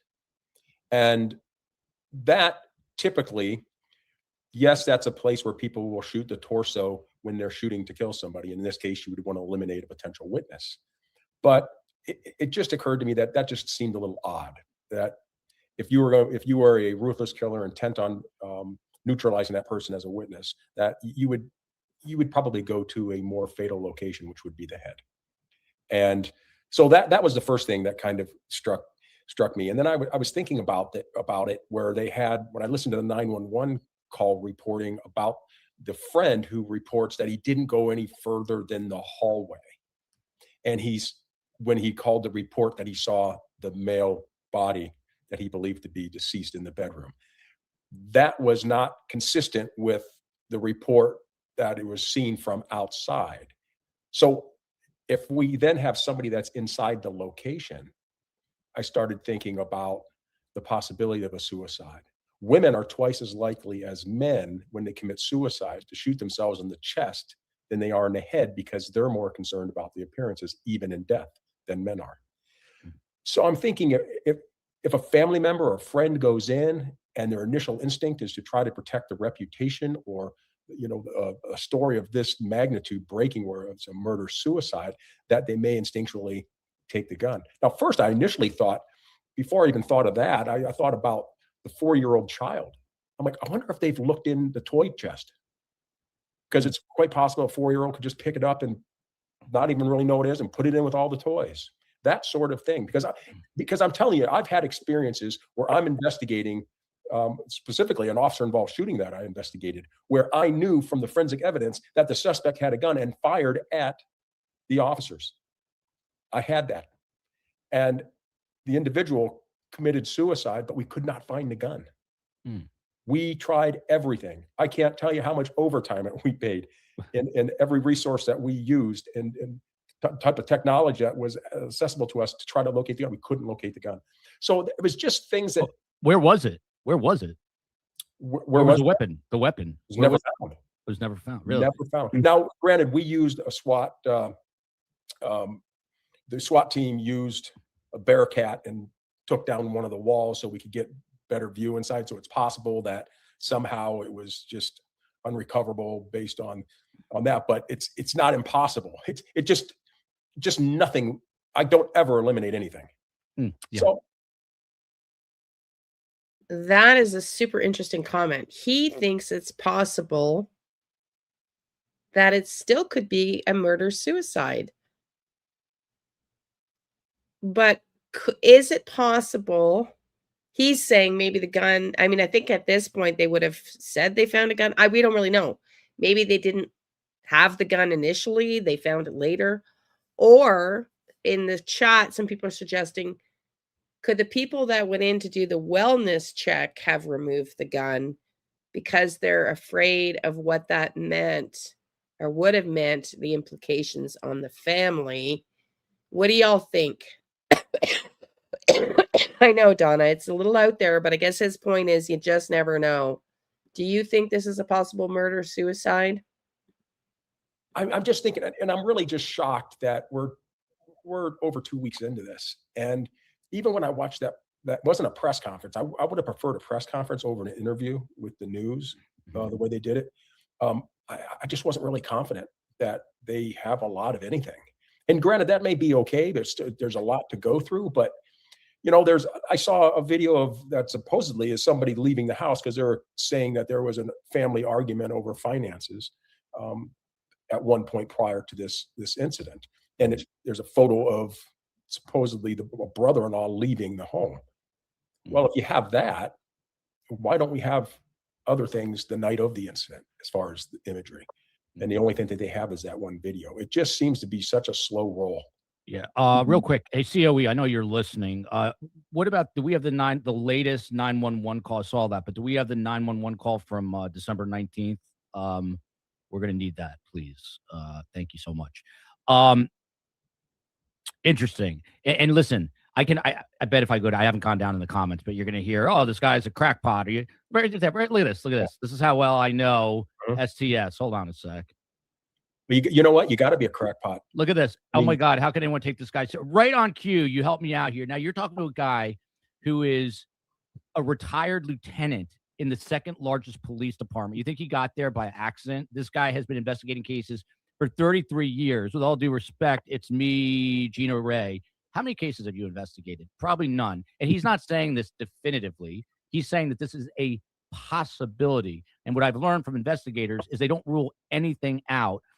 Phil Ramos, do you take Jeff Wenninger seriously, or are you like Gina Ray? 100%. He's spot on. That was one of the very first things I thought of. But when we were talking, Phil, hold on one second. Phil Ramos only worked homicide for 15 plus years in the force, 35 plus years, 3-time Vegas Officer of the Year. So Gina Ray, I don't want to sound like the kind of douchey guy that I'm sounding like right now. But my point is this. Everyone is an armchair quarterback, and everyone has a right to an opinion. But you got to understand, these guys are coming with 30 combined right here. You got like 90 years of investigative experience, and they've been at these scenes. So that's just the point I'm making. And I have unbelievable respect for them. So go ahead, Detective Ramos. Yeah, it was when we were going over the Look at me, my wounds dear. that each victim suffered. The first thing that jumped out at me was that she was shot once in the chest, and women do that. Just spot on. Women, for some reason, when I've come across a suicide where the victim is a woman, I can count on one hand how many times they've shot themselves in the head. It's almost always in the chest. There's a lot of people who have different reasons for that, people that are a lot smarter than I am, but I've seen it, I've looked at it, and it makes, I wouldn't say it makes sense, but it's understandable. The other thing is the characteristics of that single gunshot wound to the chest. If it was a suicide, then that's going to be a close contact wound. And there's going to be certain things that we look for in a close contact wound. I don't want to give up too much information, but if the body received a gunshot wound from 3 inches away, 6 inches away to 4 feet away, there's different pieces of evidence that tell us exactly that. It almost comes down to a science where you can get within inches of where the barrel of that gun was to where the bullet made penetration into the body. So obviously, he didn't commit suicide because he was shot more than once, although that's not completely unusual. It's very unusual on a suicide. He would have had to have missed his vital organs on the first shot and said, oh, I missed, let me move the gun over a couple inches and see if I can get my heart this time. But we don't know the extent of the wound trajectories on him. So yeah, it's out there, but we've seen it. I've seen it. And anybody who has spent any time in homicide has seen those very exact things. So I understand, the people, general public saying, oh man, how can you come up with an idea like that? Because we consider everything. We don't eliminate anything until we know that, no, that didn't happen. It's not possible for that to happen. Yeah. And by the way, I got that text message, which I love, because I'm up all night, but I got it late from Jeff. So I know he was up thinking about it. From High Anxiety, that should be my name. Love that movie. I wonder if the RCMP are listening to every other cop in the world who says every single possible theory and potentiality has to be looked at until you know that you're on the right track. I don't think the RCMP in Jack and Lily's case looked at every single possibility. Do you?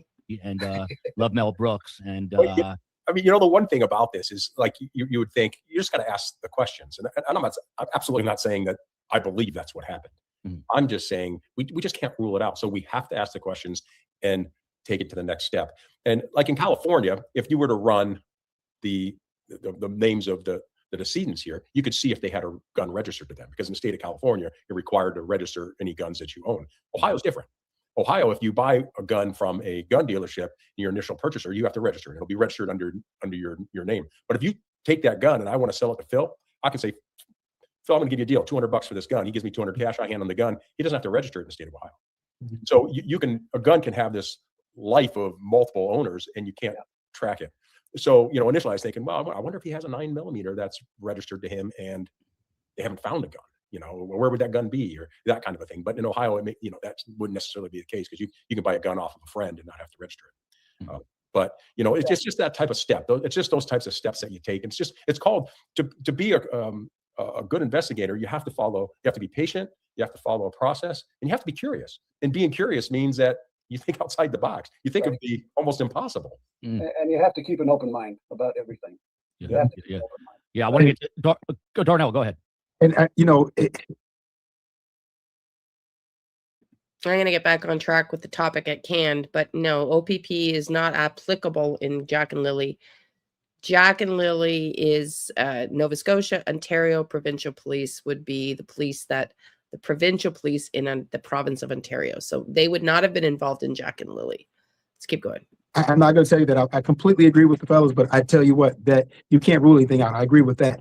That could speak, though, specifically to why there hadn't been anything said about this. I mean, let's be honest. You got these two people. They are high end. This is high. These are two, or at least an affluent person in the community. A dentist. You got his wife. I'm sure it's a very, very nice neighborhood, very nice situation.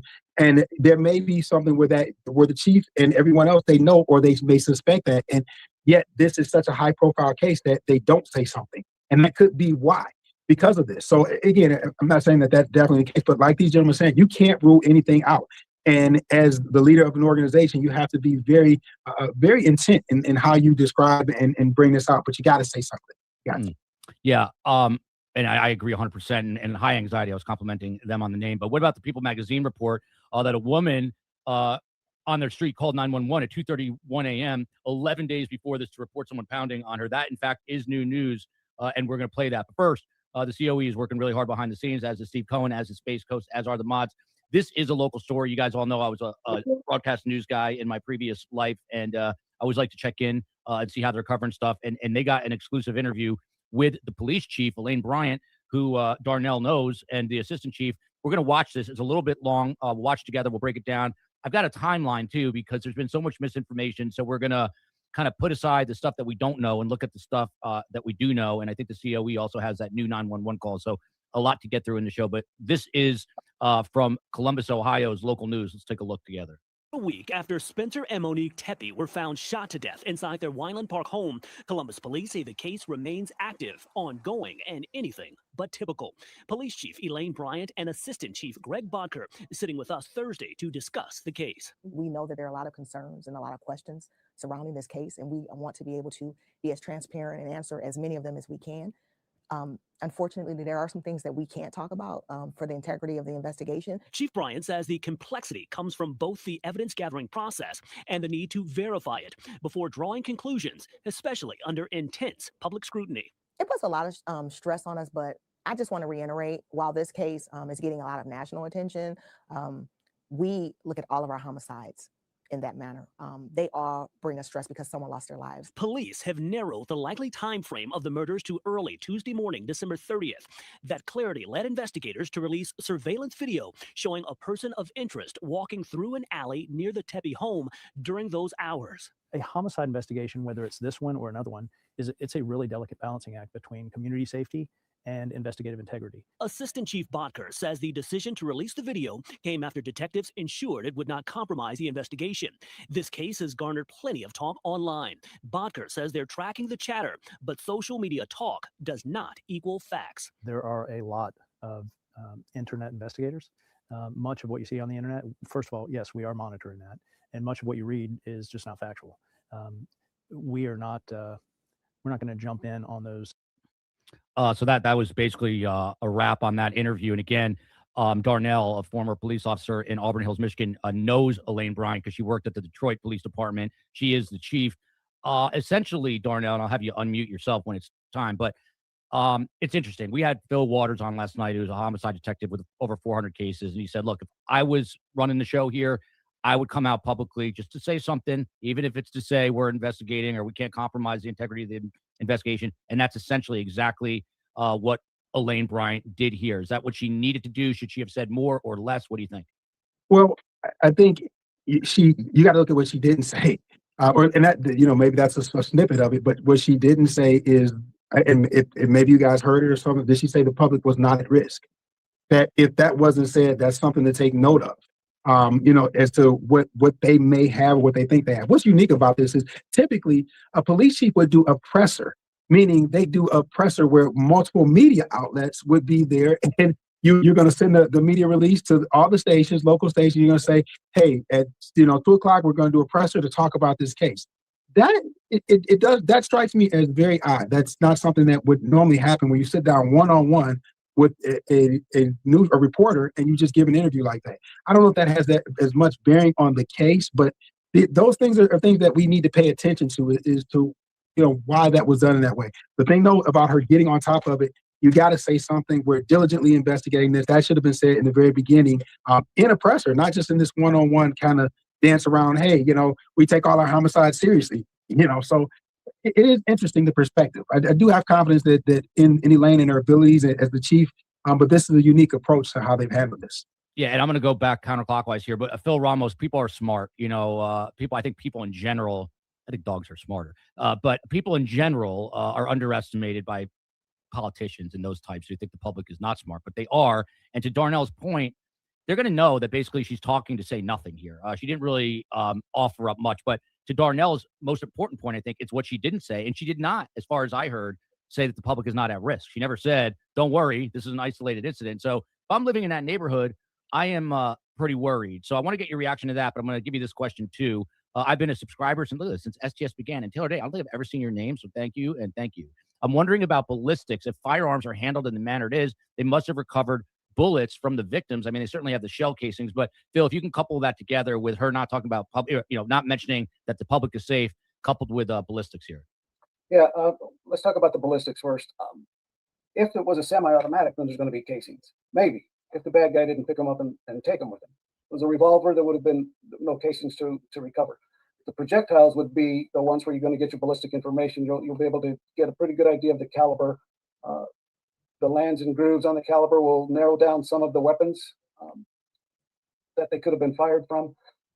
But without casings, it's going to be difficult to say, without the weapon itself, if they were all fired by the same weapon. That would be one thing that you're going to find out. They're going to compare the bullet or bullets that they recovered and see if they were all fired from the same weapon. They'll be able to tell that.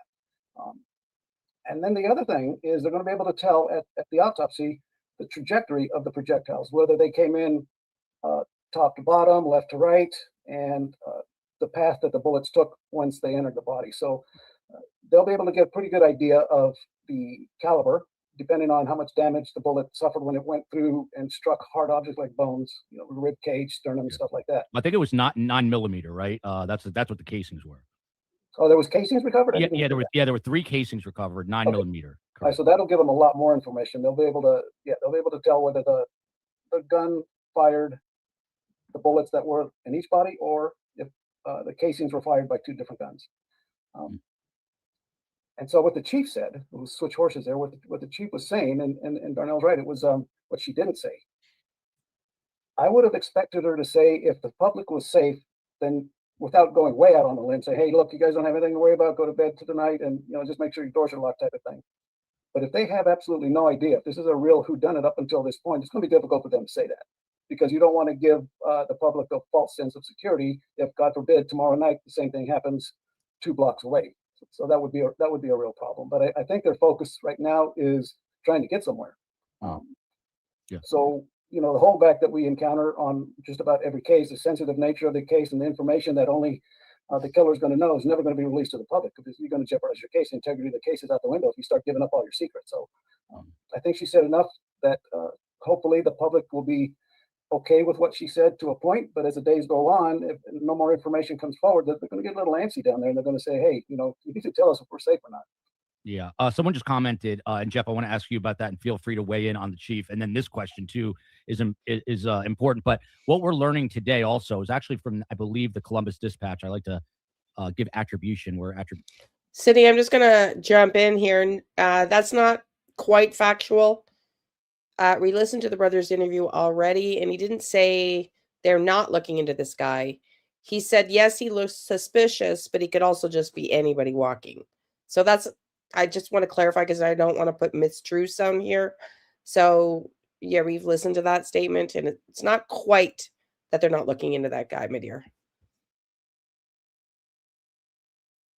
Is warranted, and they did a good job. They found out through their reporting that when there was this wellness check on December 30th after the murders, you get the first 911 call from the owner of the dental office, and we have the longer versions of those two calls we're going to play in a little bit. But after the owner of the dental office calls, he's asking for a wellness check, and then two officers go over to the house. They don't see anything. They leave, and then the bodies are found roughly 40 minutes later by a friend. But it turns out they didn't go to the right house, Jeff. We don't know if dispatch sent them to the wrong house, if they had the address wrong. On a case that is this high profile, it certainly does not, the optics don't look good. It looks more like a phrase I'm sure you guys hate, the Keystone Cops or the Bad News Bears. But how do you make a mistake? I mean, mistakes happen, but how does this happen? Well, I'll start really quickly with the media aspect of this. And Darnell was spot on. My thoughts are very similar to his in regards to, I find it a little peculiar that she sat down with one journalist rather than having a press conference for many. In regards to the public being safe, I do recall the assistant chief stating that we have to balance the release of information and consider the integrity of the investigation as well as the safety of the public. And that's a balancing act for us. That to me tells me kind of what Phil alluded to is they're not really sure what they have, and they can't go one way or the other. They can't commit one way or the other. So they're just kind of staying in purgatory, looking for that piece of information that's going to help break this case for them. That doesn't sound positive. They're not sure what they have, which is why they're not able to come out and say, don't worry, this is not, this is not random. It's personal to the family. This is why they're saying very little, he thinks, that they don't know what they have, which is very concerning and very indicative of the time frame. We're December 30th here. We're 11 days. 11 days into this crime, and we know the first 48 hours are critical. So are they going to solve this? I would hope so. In regards to this 911 call, we discussed the other day about how the 911 operator was receiving the information and actually questioning what's changed from the last time you called and those sorts of things. So, we had that issue that probably if we were going to look for areas for improvement from that perspective of the police department, the 911 caller could probably conduct herself a little better. But now we find out that the officer went to the wrong address. Now, I'm not clear on whether he went to the wrong address because he was dispatched to the wrong address and it was not paying attention to detail relative to where the call was sent to, or if the officer made the mistake. That's not clear to me. I've seen it reported differently in regards to the articulation, but I can't determine which occurred. But it does tend to speak to there may be some type of issue they want to address with their community. Jeff, I'm going to hop in real quick. STS, man, I always say best guest, better community. These guys are on top of it, men and women. Apparently they FOIA'd or know someone who did, and they were apparently dispatched to the right address. Dispatchers have been taking a lot of heat because they were kind of short-tempered.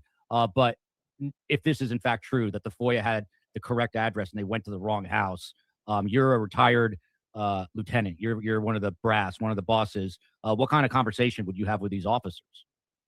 Well, I mean, listen. He's bringing up the report here. Just going to look at this quickly. The incident report dated December 30th, 9:57 a.m. This is the report from the Columbus Division of Police, the Homicide Bureau. December 30th, 2025. Timestamp 9:57 a.m. The first call to the officers went out at 9:03. 9:03. Almost an hour later, the report is done because they went to the wrong house.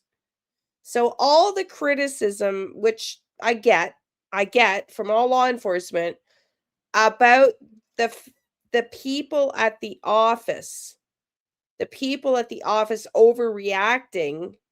I don't know. I'm pretty intuitive. You guys are pretty intuitive. If you made that 911 call and that dispatcher had that attitude on the other end, so he's late for work. So what? And then you get the second call. There's 4 calls total. Just wondering if you're there. We sent someone out. Why are you calling again? Well, they didn't even go to the right house. They didn't even go to the right house. So all the criticism about the coworkers, I'm just saying, maybe the coworkers really knew that dispatcher was not taking this seriously. I don't know.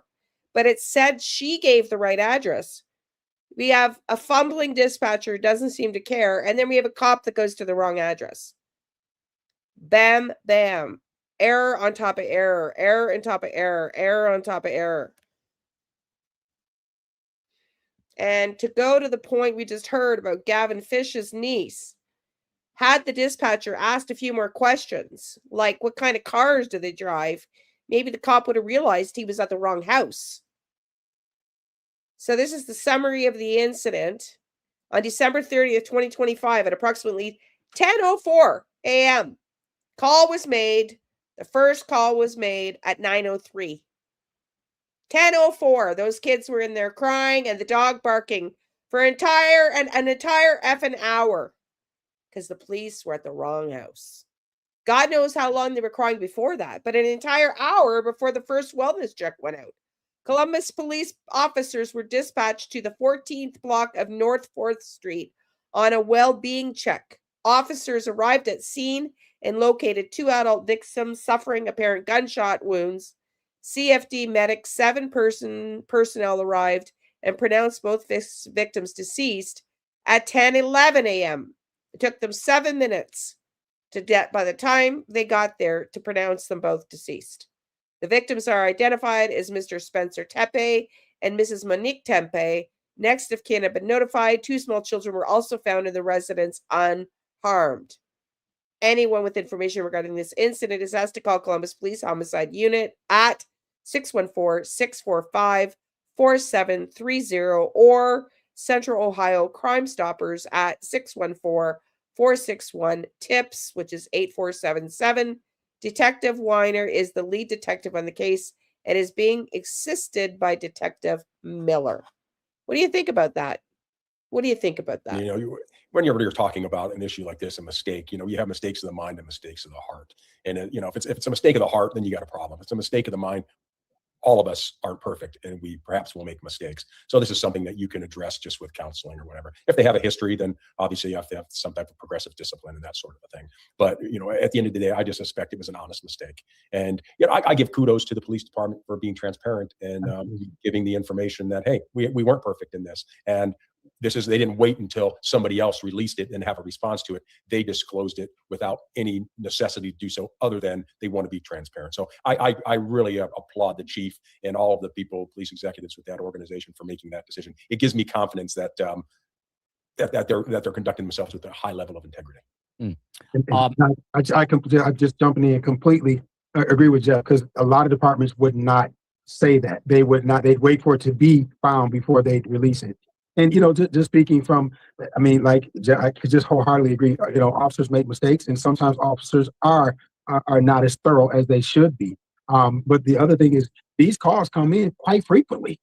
This isn't something in a larger city, you get calls, hey, welfare checks, that happens a lot. And you go to a welfare check, you knock on the door, you look around the house, you don't see anything ajar, in this case, we know they weren't at the right address at first, but this is something that happens quite frequently. So it's something that could have happened. Should it have not happened? Yeah, it shouldn't have, but it's something that could have happened. But to even release that ahead of time or before it's just discovered is really, it speaks about. Okay, the thing I have questions about, we know that the work colleagues were at the house. Where's the call? I bet you there's another call that went in that they haven't released yet. I'm just curious. Where are the coworkers saying, You said you sent the cops. We're here. There's no cops here. Did that call go out? I wouldn't be surprised. They called 4 times. She said on the first call, we're sending the cops out. They're at the house. We know that. They drove out right away. Several of them on their own and coming from different locations, and the cops aren't there. Did another call go out that they've hidden where the overzealous quote unquote coworkers are there and they're going, hey, you said you sent the cops. Where are the cops? Were the cops there? We heard when you're there, and then all we hear is no. Where was the cop for 40 minutes? Where was the cop for 40 minutes? Yeah. Yeah. This goes back to caring about your job. Yes, mistakes happen. But did he correct his mistake? 40 minutes he sat at the wrong house, or did he just leave and go elsewhere? 40 minutes. It's disappointing. But thank God that wasn't something underway. Thank God that it appears they were already deceased, and it's not like they could have saved them. But those kids are inside in the meantime, which is sad to think about. Volumes 4, as this progresses, what it will look like. Yeah, and nomad life for me. That's why the cops didn't hear the kids crying or the dogs. And if that other person didn't show up, I hate to think what would happen with a 1 and a 4-year-old alone in a house for very long, especially after you heard Jeff's possibility of a possible theory. If there's, a gun somewhere that wasn't found, although Jeff himself has said that he doesn't think that that's necessarily what happened. Any thoughts? The dog being found closed in a room with the kids. Now, I don't even know. See, now there's information sort of trickling out. Some of it is corroborated, and a lot of it is not. I have not heard that the kids were found locked in a room with the. Yes, I am rooting for Miami. Thank you, Court Dog Daniel. It's happening right now. The Miami Hurricanes. I'm a transplant here in the college football semifinals. Go Canes. But yeah, them not showing up to the house is a pretty big deal when it comes to the kids. Now, Phil Ramos, there's a neighbor named Eddie Zhang, Zhang, lives down the street from the Tepes, and he spoke to the media and said he's absolutely shocked by the killings. They were very welcoming, he said, when he first moved in. He said he did not hear anything unusual the night of the shooting, and he happens to have video, and he says police were asking him for video. It just so happens that don't ask me why, he doesn't record overnight. So he didn't. Now listen to this. This is another really peculiar part to this case. Listen in. Welcome in, DEA. Yeah, I get your point, but I also made the point just before you came in, because you might want to rewind if you're just coming in now, because potentially they picked up on this dispatcher not really being invested in the fact that, hey, he didn't show up for work. Maybe they suspected this dispatcher wasn't taking them seriously, so they went there themselves. That's also a distinct possibility. We won't really know unless we ever hear from them.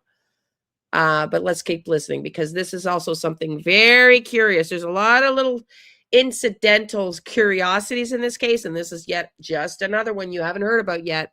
Listen to this. Not have video from the 2 to 5 a.m. slot where police think this murder happened, but he has video from other parts of the day. I guess the bigger question is, what does it tell you, I guess, more softly, that police are quietly asking the public there for help in terms of getting video? Does that mean that there are no leads, or they're just looking for more leads? Yeah, they're trying to narrow the time window down. Man, I've never heard of being able to turn the recording off at certain hours. I mean, why would you want to turn it off? In case you just missed it, there's a guy that came forward publicly. Why did he come forward publicly? Lives down the road, was asked for surveillance camera footage. And apparently he doesn't have any footage at night. He only records daytime footage, and he erased the nighttime footage. Does that sound weird to you? That these guys are so stymied by that comment that they're not even moving past that comment. You want me to repeat that and rewind that? Listen to this. It's very curious. Possibility of a possible theory. life for me. That's why the cops didn't hear the kids crying or the dogs. And if that other person didn't show up, I hate to think what would happen with a 1 and a 4-year-old alone in a house for very long, especially after you heard Jeff's possibility of a possible theory. There's, a gun somewhere that wasn't found. Bingo. I'd be really on this said that he guy. doesn't think that that's necessarily Bye, what happened. Any Joyful. thoughts? The dog being found closed in a room with the kids. Now, I don't even know. See, now there's information sort of trickling out. Some of it is corroborated, and a lot of it is not. I have not heard that the kids were found locked in a room with the. Yes, I am rooting for Miami. Thank you, Court Dog Daniel. It's happening right now. The Miami Hurricanes. I'm a transplant here in the college football semifinals. Go Canes. But yeah, them not showing up to the house is a pretty big deal when it comes to the kids. Now, Phil Ramos, there's a neighbor named Eddie Zhang, Zhang, lives down the street from the Tepes, and he spoke to the media and said he's absolutely shocked by the killings. They were very welcoming, he said, when he first moved in. He said he did not hear anything unusual the night of the shooting, and he happens to have video, and he says police were asking him for video. It just so happens that don't ask me why, he doesn't record overnight. So he did not have video from the 2 to 5 a.m. slot where police think this murder happened, but he has video from other parts of the day. I guess the bigger question is, what does it tell you, I guess, more softly, that police are quietly asking the public there for help in terms of getting video? Does that mean that there are no leads, or they're just looking for more leads? Yeah, they're trying to narrow the time window down. Man, I've never heard of being able to turn the recording off at certain hours. I mean, why would you want to turn it off, especially in the middle of the night when a lot of crimes occur? Yeah. Wow. I mean, it's odd, and it's something I would be looking into. Why did you happen to not have recording during this event? Who doesn't record at night when crimes happen, but records during the day? Do you believe that narrative? This guy needs to be, I don't know. These guys keep talking about it. Keep listening in, because they're so stymied by this. They're talking about this instead of moving on, because they're so stymied by that neighbor that claims he tapes only in the day and doesn't record anything at night. I don't know. It doesn't make sense to me either. That doesn't make sense to me. But yeah, I mean, that's, we often reach out to the public and say, hey, we need some help on this, and please check your cameras at home, see if you see anything unusual. And a lot of times information is gleaned that way. Yeah, this car drove by at 3:30 and I don't recognize it. Nobody in the neighborhood has a car like that. That sort of thing. So it does indicate that, like we've been talking, they don't have a whole lot to go on at this particular point. And if they do, they're keeping it close to the vest, which they need to until they get further along. Yeah, Jeff, I know you wanted to hop in. Go ahead. Yeah, just, Phil, to me, the report that I don't record at night, that is just a red flag. Yeah. That makes me I would like to see the last week and confirm that this is never at night is this person recording, because that makes no sense. No. And that's just another thing that I'm not saying that this neighbor did it. I'm not saying that they're involved at all. So this does not feel right. Yeah, maybe it was this is, guys, this is fascinating to me. Again, I just heard that. I read it earlier today, and I put it in my notes, and I read it. Never occurred to me to go back and speak to this guy, look at video. I need to see other nights that you're not recording consistently every night. Yeah, and that's why, And if that's not the case, why then did it not record this one? It could be, this could be a kiss cam moment. Maybe his girlfriend was sneaking out the I got to get tougher with my line of questioning with my kids. That's what I got to do. All right. Let me go through back. The COE has a timeline here. Okay, so this is what we know happened, and I've got the 911 calls, and I'm just gonna say to this: does this guy walk with an inward, with his left toe pointing inward? Because man, oh man, that to me is sus. As you know, we're going to go through this all, another amazing panel. But here we are. December 30th is the night of the murders. Between 2 and 5 a.m., that's when Spencer and Monique Tepe shot at home in the Wineland Park area of Columbus, Ohio, which, by the way, from what I understand, used to be a very rough neighborhood. And someone emailed, and I don't know if it's true or not, that area of town is still run by a particular gang. I don't know what kind of, what kind of strength they have in numbers there at this point, but I did read that. 8 a.m., the Athens Dental Depot, which is like an hour and a half away, it opens. Spencer Tepe never shows up. He does not call. So that's at 8 a.m. Now at 9:03, an hour and 3 minutes later, Dr. Mark Valrose, the owner, you guys have heard that call, and we had the full call in a second, calls 911 to report Spencer not showing up. Now, people have said on the show, well, it's weird that it was a relatively, now we're seeing an hour and 3 minutes, but a relatively small window of time. And now this guy is very worried and he's calling 911. Some people say it was, they're curious about that. Others say nothing to see here. I don't know. At 9:10, the officers go to do a wellness check, but they are at the wrong house. 9:57, Alex Diddy, a friend, he goes to the Tepe home to conduct the wellness check. We have that full 911 call I'm going to play in a second. But Phil Ramos, to you, this section of the timeline, what stands out to you the most when you're looking at it? The time frame. When Dr. Valrose called to ask for a check because he didn't show up, I'm wondering what the response from the call taker was. And did they send somebody out at that time? Apparently they did, because they went to the wrong address. The other question I would have is, how wrong of an address did they go to? Were they 3 houses down? Were they next door? Were they on the wrong street? That could come into play as to why they didn't hear anything. Why they didn't hear the kids. If indeed the kids were up, we don't know that. And then there's going to be SCS Nation. If you know through the FOIA that you guys saw, let us know how far off they were. If you have no, go ahead, Phil. Yeah, and when we first saw the video of the guy walking in the snow, do we know where in relation to the crime that was? Was he in the general area, or was he pretty close to the house, or just exactly where was that video from? From what I understand, it's in the alley. They have alleys behind the home, so it's basically right behind the home. And I've heard both sides of this, but the more prevalent one is that he was walking toward the home at this point, not away from the home, which is interesting. This is that video real quick. And I'm going to go back to this. Phil, there was an interesting comment, and then I'm going to get back to Darnell and Jeff, but there was an interesting comment posing the question, if you're this guy and you're in Columbus, you got to know you're on this video. And as far as we know, no one has come forward to say, hey, that was me. I was just walking through the alley. How important is it, I guess, that no one has come forward as far as we know? Well, then, you'd have to ask the guy, why didn't you come forward? It could be something perfectly innocent, or it could be something nefarious that was unrelated to the murder. But still, if that's the murder suspect and he's leaving, he's doing it in a pretty calm way. Argument on that is, well, if you were at 3 a.m. running down an alley, you're going to draw more attention than if you're just walking through the alley in a casual stride and not drawing any attention to yourself. Darnell. No, Darnell, I was just going to have you jump in there. Assuming this guy's walking to commit this double homicide, which is what people have told me, is he's walking in the direction of the house. As far as we know, this guy no one has come forward to police to say, hey, I'm that guy in that video. I was just at a bar. I was at a friend's house. No one has done that. Does that make you, I don't know, instinctually, do you feel more like this could be the suspect since no one has come forward to say it's not me? I'm not the killer. I mean, you're investigating this. Your hope is that he knows something because you're investigating it. So that's the hope. The other part of it is, and I think, Bill kind of alluded to it too. You don't know what is going on, what's in his background. If he's not the killer or a suspect in this, maybe he's a suspect in something else.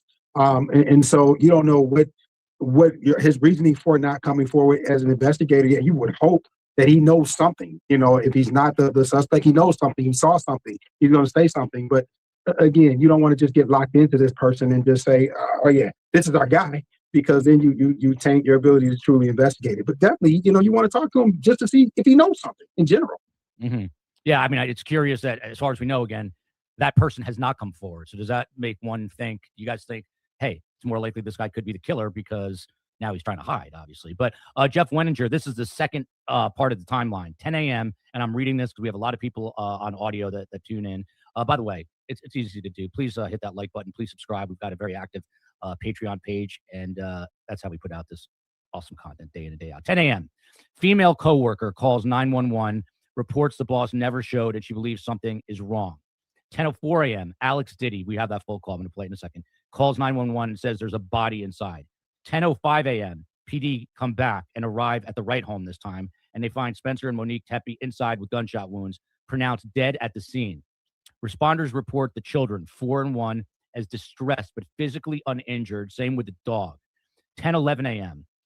Medic 7 personnel pronounce both victims deceased. Police department report no obvious signs of forced entry, no firearm or weapon recovered. That's very important because that's why they say this is a double homicide. No evidence of a struggle or robbery, or no robbery publicly reported. Jeff, on this set of slides or the timeline overall, what sticks out to you? The first thing that sticks out to me is the timeline of the 2 to 5 a.m., the fact that they narrowed it from midnight, and I think it was 9 a.m., they narrowed it to the 2 to 5. So I understand the 5 because he worked in Athens, which is about 75 miles away.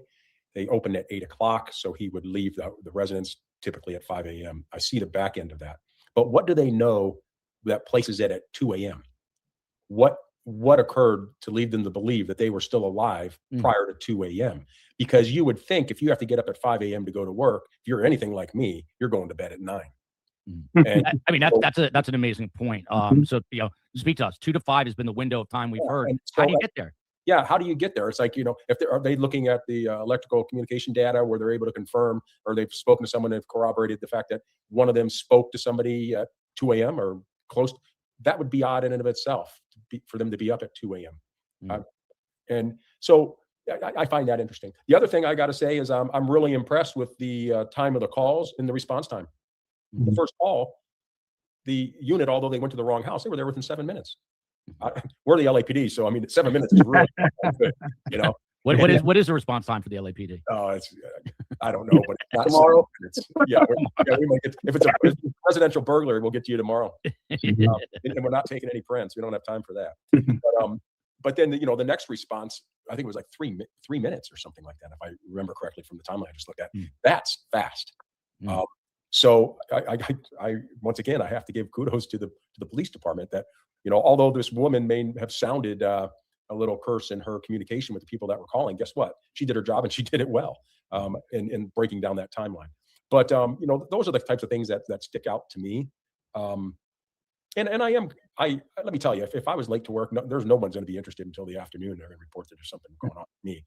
I do find it a little interesting that so soon they were wondering where he was. But, you know, he may have been that very diligent person that would make notifications if he was running late, because when you open, you have clients and, you know, so on and so forth. So, yeah, I'm just, the biggest thing is that 2 to 5.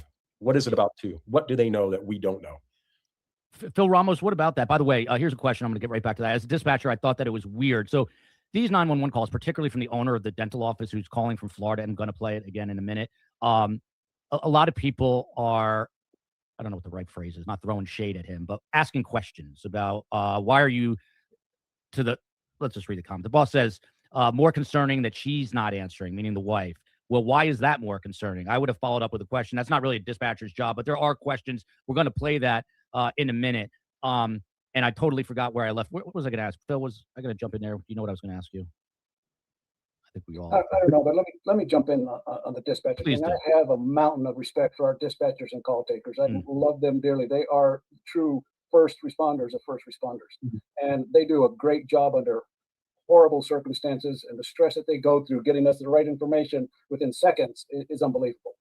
So I don't think that the miscommunication on the address would have come from dispatch or the call taker. It may have been, maybe the address wasn't visible on the door where the first officer went to, or something like that. But when somebody starts picking on our dispatchers, I'm going to be the first one to defend them, because they have a mountain of responsibility and they get very little recognition for that.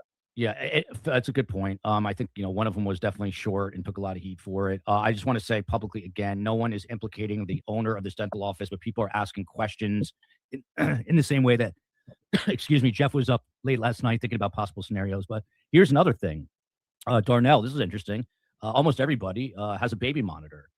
Is this something that you need a search warrant to take with them? What's this scene like? This happened on December 30th. Today's January 8th. I assume the house is cordoned off. Are investigators going back in there looking for different things at different times, Darnell? Absolutely. They're looking for everything and recovering everything. I want to go back to if I could, Joe, to the timeline for a second with the guys. You know, it doesn't necessarily strike me as odd that. Did I hear you say that the owner of the dentistry was in Florida, called from Florida? Correct. He was in Florida, and he calls, I guess, an hour and 3 minutes. There was some dispute about how much time there was, but he drives, Spencer Tepe drives about an hour and a half to Athens to the dental office. And in this case, he was over an hour late. And that's when the boss makes the first 911 call at like 9:03 a.m. saying, I need a wellness check on this guy. And some people are saying, well, why are you calling for a wellness check after an hour? And I have since learned doing the show that dentists are never late and patients have to wait. They're never late, and sometimes they have specific surgeries, maybe not major surgeries, but surgeries scheduled that would preclude them from being late, and they have to be in the office at certain times. Obviously, they're seeing patients, so that doesn't strike me as much as odd, because it's like it may speak to also his diligence with being on time for work, and the fact that happened. I would agree more so with the idea of what Jeff is saying. The timeline is he gets up at 2 a.m, or goes, if he has to get up and be up very early. So yeah, how we know that? To go back to the timeline, as far as the house, you're going to get any and everything that you can, and these guys can speak more specifically to it, work and homicide. But I mean, you're going to get everything you can. My heart, just as I'm sure everybody's, goes out to these kids and the trauma that they are going to live with, due to being in whatever. If your parents, I mean, you 1 and a 4-year-old, you can't find your parents for 10 minutes in the same house. It's traumatic. So, I mean, this is definitely, that's where my heart goes first and foremost to the kids, obviously the victims, but the kids as well, and the things they're going to have to endure. But yeah, you're going to get everything. Yeah. And that's an excellent point.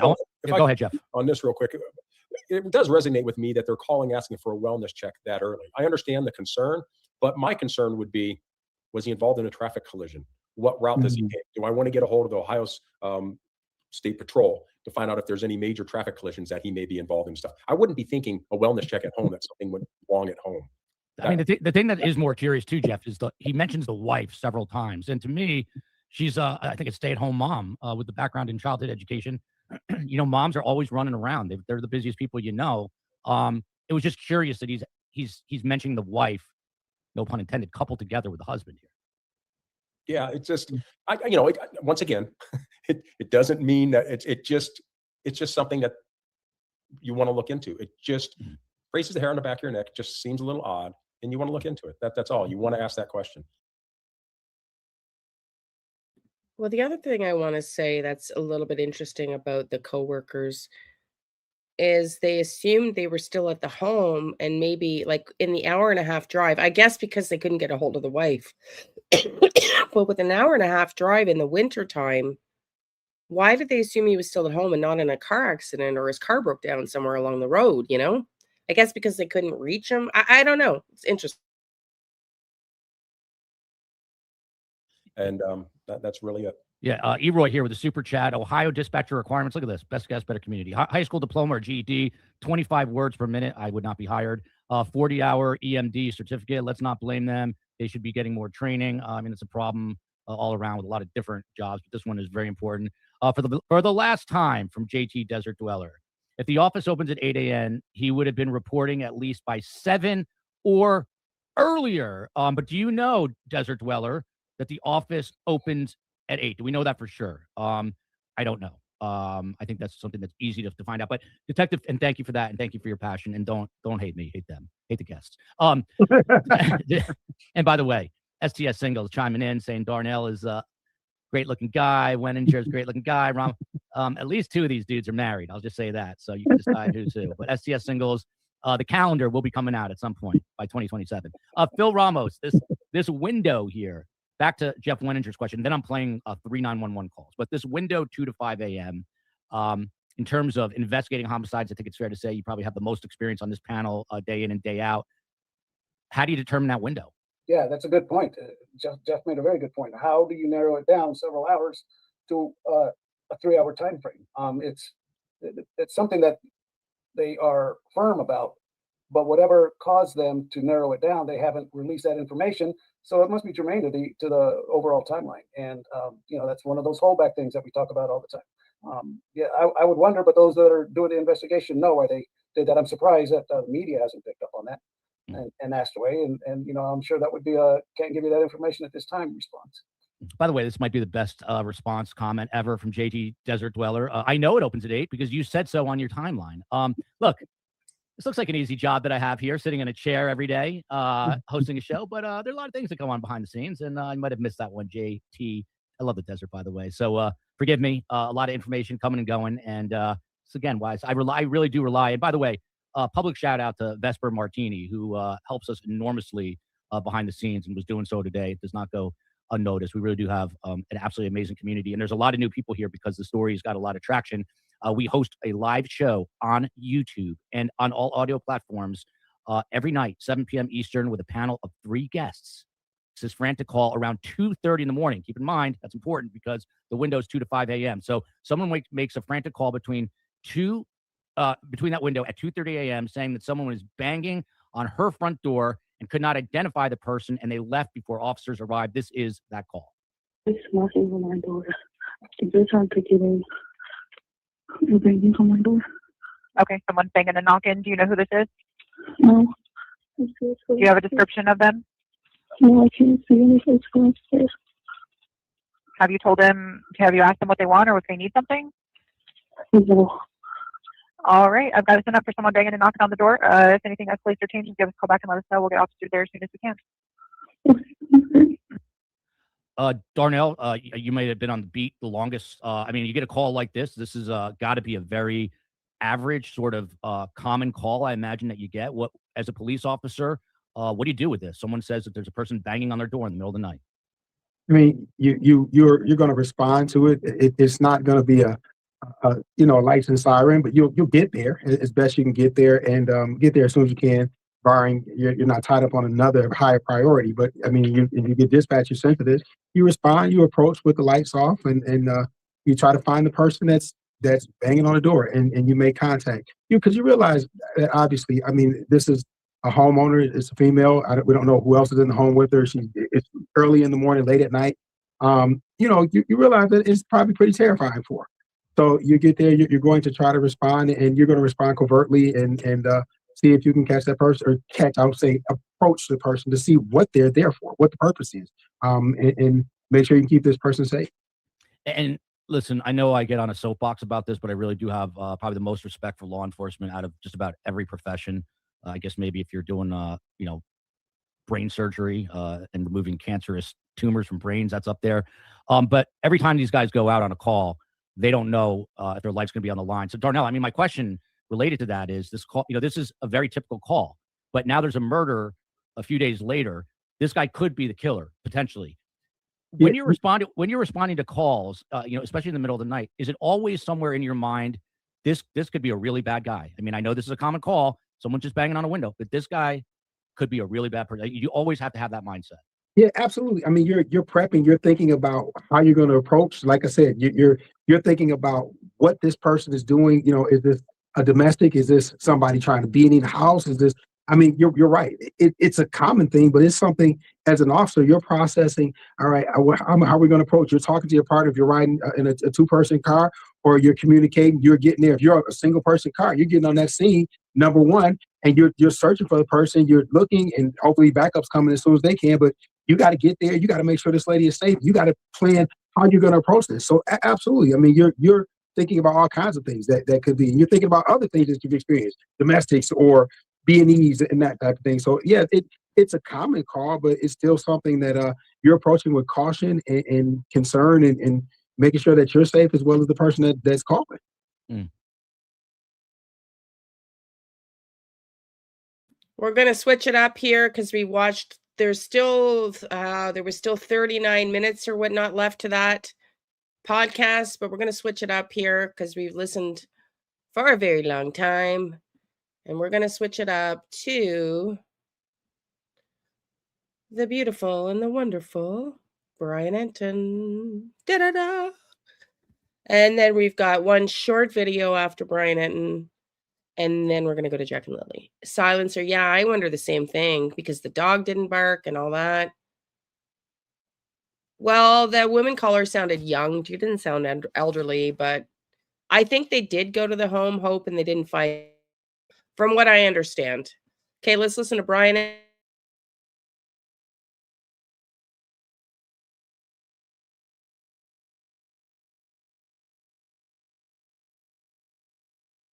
I really, really appreciate it. Please click to subscribe. In this episode, I am continuing to dig into the very mysterious murders of Spencer Tepe and his wife, Monique Tepe. Spencer Tepe is a dentist in Ohio. He lived in Columbus, Ohio. His dental office was about an hour and a half or so away from Columbus. And Spencer and his wife, Monique, were found dead, murdered inside their home. It's now been almost 2 weeks, a week and a half, 2 weeks. It was last Tuesday. And there's just not been a lot of information ever since. Initially, the thought was maybe police had a ton of information behind the scenes and just weren't releasing it. But as the days go on, it appears that they may still really be hitting a lot of dead ends here. And one of the reasons I say that is because they've now released this surveillance video. And I just want to show it again before I get into some of the new elements of the episode, because I think it's important that people see it. This is video taken from a Nest camera released by Columbus police. And they say that the murders happened sometime between 2 and 5 a.m. on December 30th. And in the video, you can see there is a man walking by with a hoodie, hands in pockets, kind of a very significant, sort of unique way of walking. And he's got his head down, so you can't really see it. But they're calling this person a person of interest and asking anyone with any information about who this person could be to please call the Columbus police. So that's really interesting that video is new. Spencer Tepe was shot multiple times, we are told.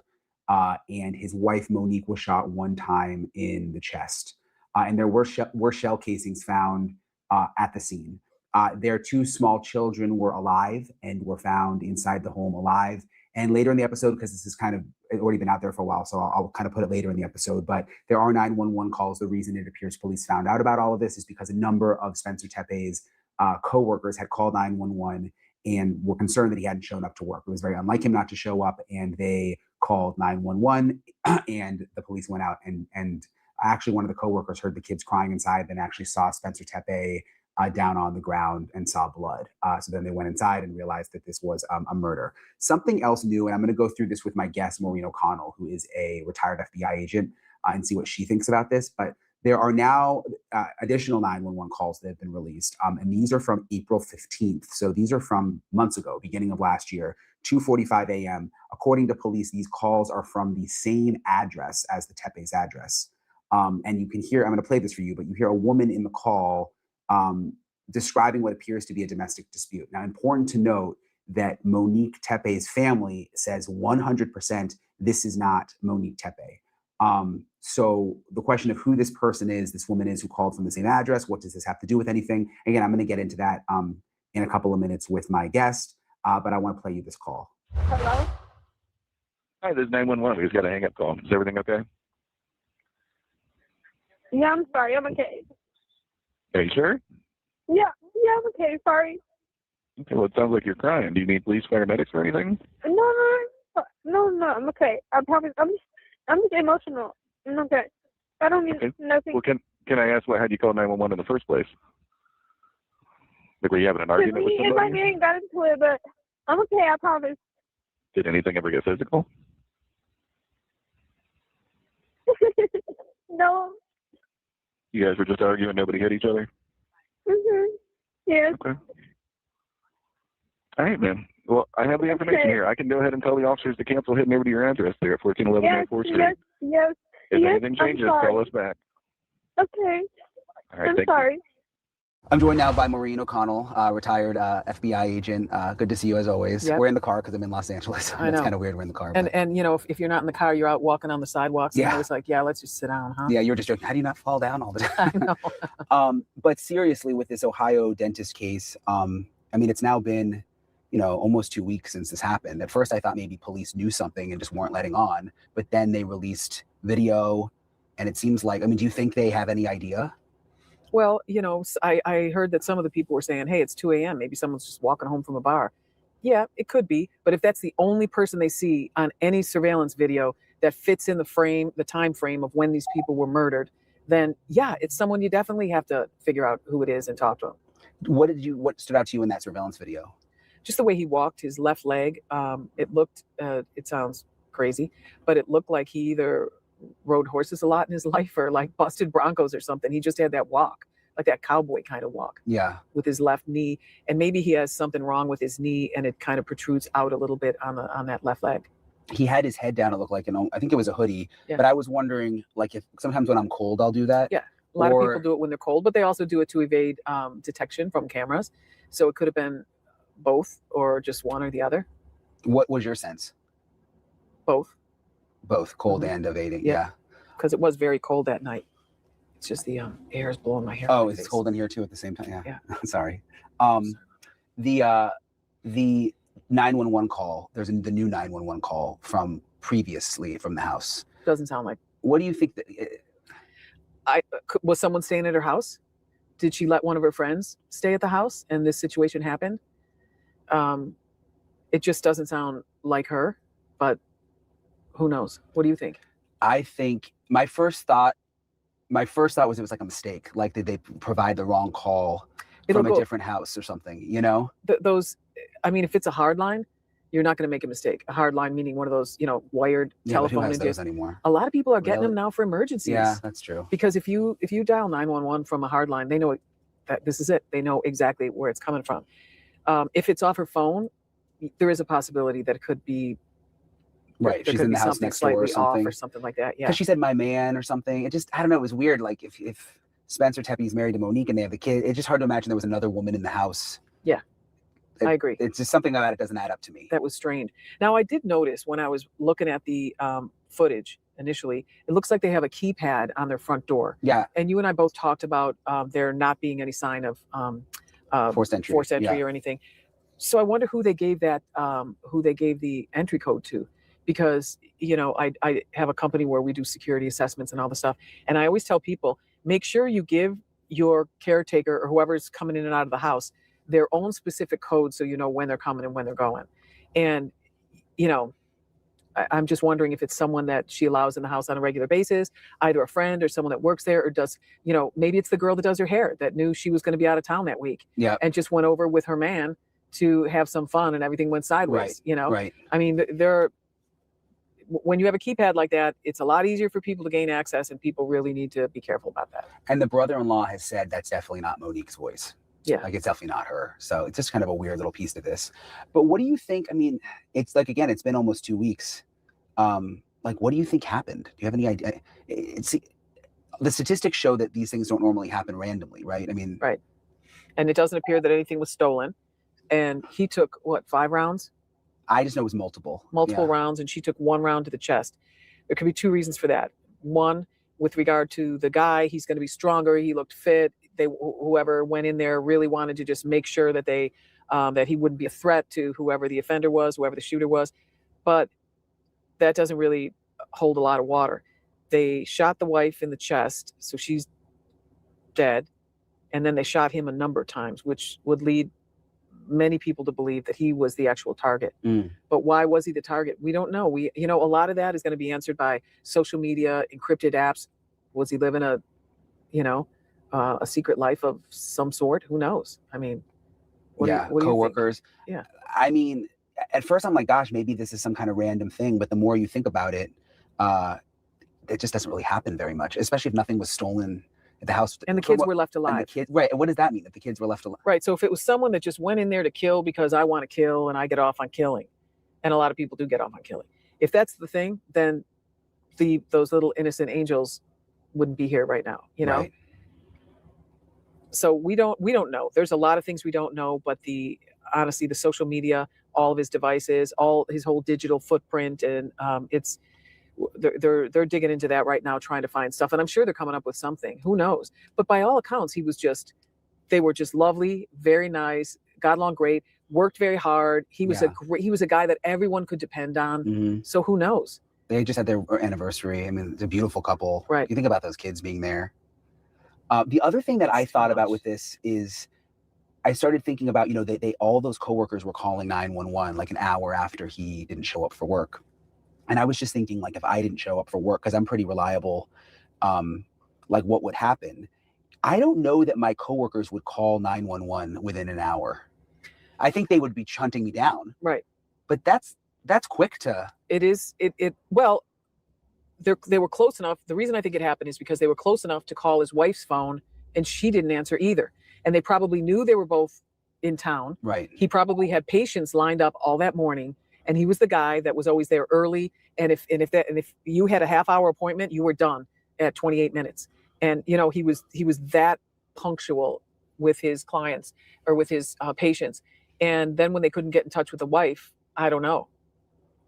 I mean, I just got called to do a welfare check on this lady up the street by this elderly lady that good friend of mine. And so, I ran up there and did it and looked in the windows and everything and knocked on the door, and finally she was there. But she was very sick, ended up in the hospital. But anyhow, there's a lot of first responders. We get called to go to people's houses, but people don't, calling 911, it would have to be, I think you hit on something, because it would have to be something more than that, unless he's that reliable. How far did he work? How far did he live from home? Far, I want to say like an hour and a half. He worked, it was a commute. He had a big commute, which is kind of interesting from what I've seen. Yeah. But I don't know. I don't know why that element I started to think about, because I was like, gosh, if I didn't show up like for a live shot for work, which would be totally out of the ordinary, within an hour would my coworkers call 911? Well, maybe if your coworkers worked with you day in and day out, Yeah. 8-10 hours a day, and then they were on the phone with you when you're on your commuting in, commuting out, and they knew everything about you. Right. Maybe. Or maybe they knew, I wonder if they know something else too. Like, was there something in his life that he was worried about or something? Right. That they knew. I guess maybe they would have said that in the call. Not always, no, because they weren't like that. His business partner didn't even say, I'm a dentist, he's a dentist, we own a practice. He's the he just said, oh, he's really reliable at work. He didn't even say what the work was. And he said, I'm in Florida. Yeah. So, no, they didn't cough up a lot of information in the call that they could have, but you're careful when you call 911. You're like, you're being recorded. Yeah. You want to make sure, A lot of people were getting on the 911 operator because she was kind of like rude a couple times, because people kept calling and she was getting kind of frustrated. But I guess most of these, I was trying to put myself in her shoes. Most of these wellness checks, they probably get 1 million of those a day. Mm-hmm. And it's not like, And if you've ever worked dispatch, oh my God, people call because they want to ride to the hospital at 3 a.m. Right. You get a lot of. They don't even care. You can't believe why people dial 911. If you're a reasonable person, you say, wow, calling 911, you should get more respect from that. But what you might not realize is 96% of the calls are absolute nonsense. Yeah. And time wasters. So it's an exercise in futility to a certain extent, punctuated with life and death situations. So you have to, it's a process. They burn out pretty easily. You always hear like, what is it? The first 48 hours are most important, and something like that in an investigation. Like, should we be worried this is just not going to get solved? Like, do you think this is going to be a real whodunit? Well, it already is a whodunit. You're asking if it's going to become a cold case. Yeah. I really hope not. I hope they're going to be able to find things out. The fact that he lives an hour and a half from home in Ohio. Yeah. That to me is odd. I don't know why, but of all the things I've learned about this case, that's the strangest thing to me. That he commuted so far to work. Yes. Yeah, I forget the exact distance, but I saw a tweet about it, which kind of stood out to me too. But I guess, maybe that's where they need dentists in that area, Well, the thing about Ohio is it's relatively affordable considering the rest of the country. And they moved to a neighborhood which is up and coming, but it's surrounded by a bad neighborhood. Right. And that's, I don't know. I don't understand that. Why you would move there. I could understand if the neighborhood they moved into where they had their house was 10 blocks from his office, then you understand. Right. But an hour and a half, I just think that maybe they just wanted to live in Columbus. 75 miles is what it's being reported that, he drove from work home. Why are you so? What do you think? Do y'all think that it's really odd that he commuted an hour and a half for work? Do y'all think it's really odd? Do you think there was just something there, or is it just a coincidence, or maybe her family was close by? Tell me what you think in the chat. Like stuck on that. Like what? I guess it is interesting. It is interesting, and it's a little bit weird. I'll tell you why. If he was driving 75 miles so he could live on the beach with his kids, that's one thing. But to live even though it's a beautiful house and it seems to be a pretty block, but to live in an area that's surrounded by an area that's not really safe when you have tiny kids, I don't know. It's just not making. It's not connected. Something with that detail. Something with it is gnawing at me, actually. Yeah. I don't know. It's an interesting. Yeah. It's interesting. What do you think? I think that I don't know. I mean, like I was telling you earlier, sometimes people in certain professions will get paid more to work in undesirable areas. Donna. Like Weird, I've got a eh? pharmacist friend. If you go work at a pharmacy in Alaska, you make more money than if you work in LA. You know what I mean? Yes, absolutely. So maybe this was a good opportunity at kind of like a remote dental office or something versus being right in Columbus. So we should probably look in and see what the deal was with where his office was. Yeah. So that could be an explanation. Family, being close to family could be an explanation. Yeah, right. There could be, maybe they wanted to be in Columbus for that reason. Like if her family was right there and she wanted the kids raised around their cousins. Right. Yeah, that would make sense. But yeah, there's something with the whole thing. I don't know. This is an intriguing one, I think, this case. It's so sad, first of all, but it's also, I don't know, there's a lot of them where you can kind of like figure it out in your head. I don't know. There's something we don't know here. Right. So there's a lot of them you can figure out pretty quickly. Yeah. Even you can't figure this one out. No, I can't figure this one out. Well, I don't have enough information. Yeah, there's not much. I wonder what police know. I wonder if there's the police know a lot more than we do. Yeah. All right. Well, but sometimes getting in those encrypted apps is just impossible, and that's where a lot of the info lies. Well, thank you, Maureen. Thanks. Appreciate it. As always, I really appreciate Maureen for meeting with me and kind of discussing the case. And there is just so much that we don't know, as she mentioned. And you have to hope that police know more behind the scenes. But they're certainly not releasing very much, and they haven't said whether or not they found that person of interest in the surveillance video. I want to play for you guys again, though, the 911 calls. These are from I get it, Cammy. I get the it. coworkers, and also the owner. So you hear the owner first, and then you'll hear the coworkers when they arrived at the house. And when I say the owner of the dental practice where Spencer Tepe worked. Yeah, and the other weird part about it is that they probably, hey, Michelle, they would have been able to live less expensively closer to the dental practice, and it would have been a safer community. So it's very interesting. Yeah. Oh, were they maybe looking at it opening another office? I didn't know that. Interesting. Interesting. Hey, everybody, how do you like this format? I'm not talking as much and I'm not reading because I'm sick. But how do you like this format of me just saying less, just commenting here and there, and just listening to other podcasts and trying to, what I've been doing after I get off today is if we were going to go live tomorrow, which I won't tomorrow, I will do members lives on Saturdays. But I'm trying to bring you the new fresh perspectives and a variety of stuff to make it more interesting for you. Tell me what you think. Do you like this new format? Because my thought is, if you guys like this, is to do the daytime show. We just cover the true crime cases that are top of the community. Then we redo Jack and Lilly. And then once I get enough people watching this daytime show, I'll add Sebastian Rogers to it. So we'll do the top cases of the day, 2 or 3 of them, and then we'll do Jack and Lilly recap and then Sebastian Rogers recap. You love it too, Kim? Okay, thank you. My lungs love it. Not too many jobs here. Yeah, that could be it, Hope. But I mean, maybe. But in his case, he's driving to work. You'd think they'd find you like it too. I like it too.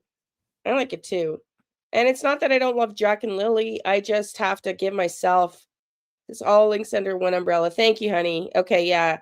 And then what I'm going to start doing when I'm feeling better is I'm going to put the links to all the podcasts of the day in the description as well and timestamp them. So if you want, thank you, honey. I'm happy to hear that. And if you want to just go to one case, you don't have to listen to, if you just wanted to, thank you, DEA.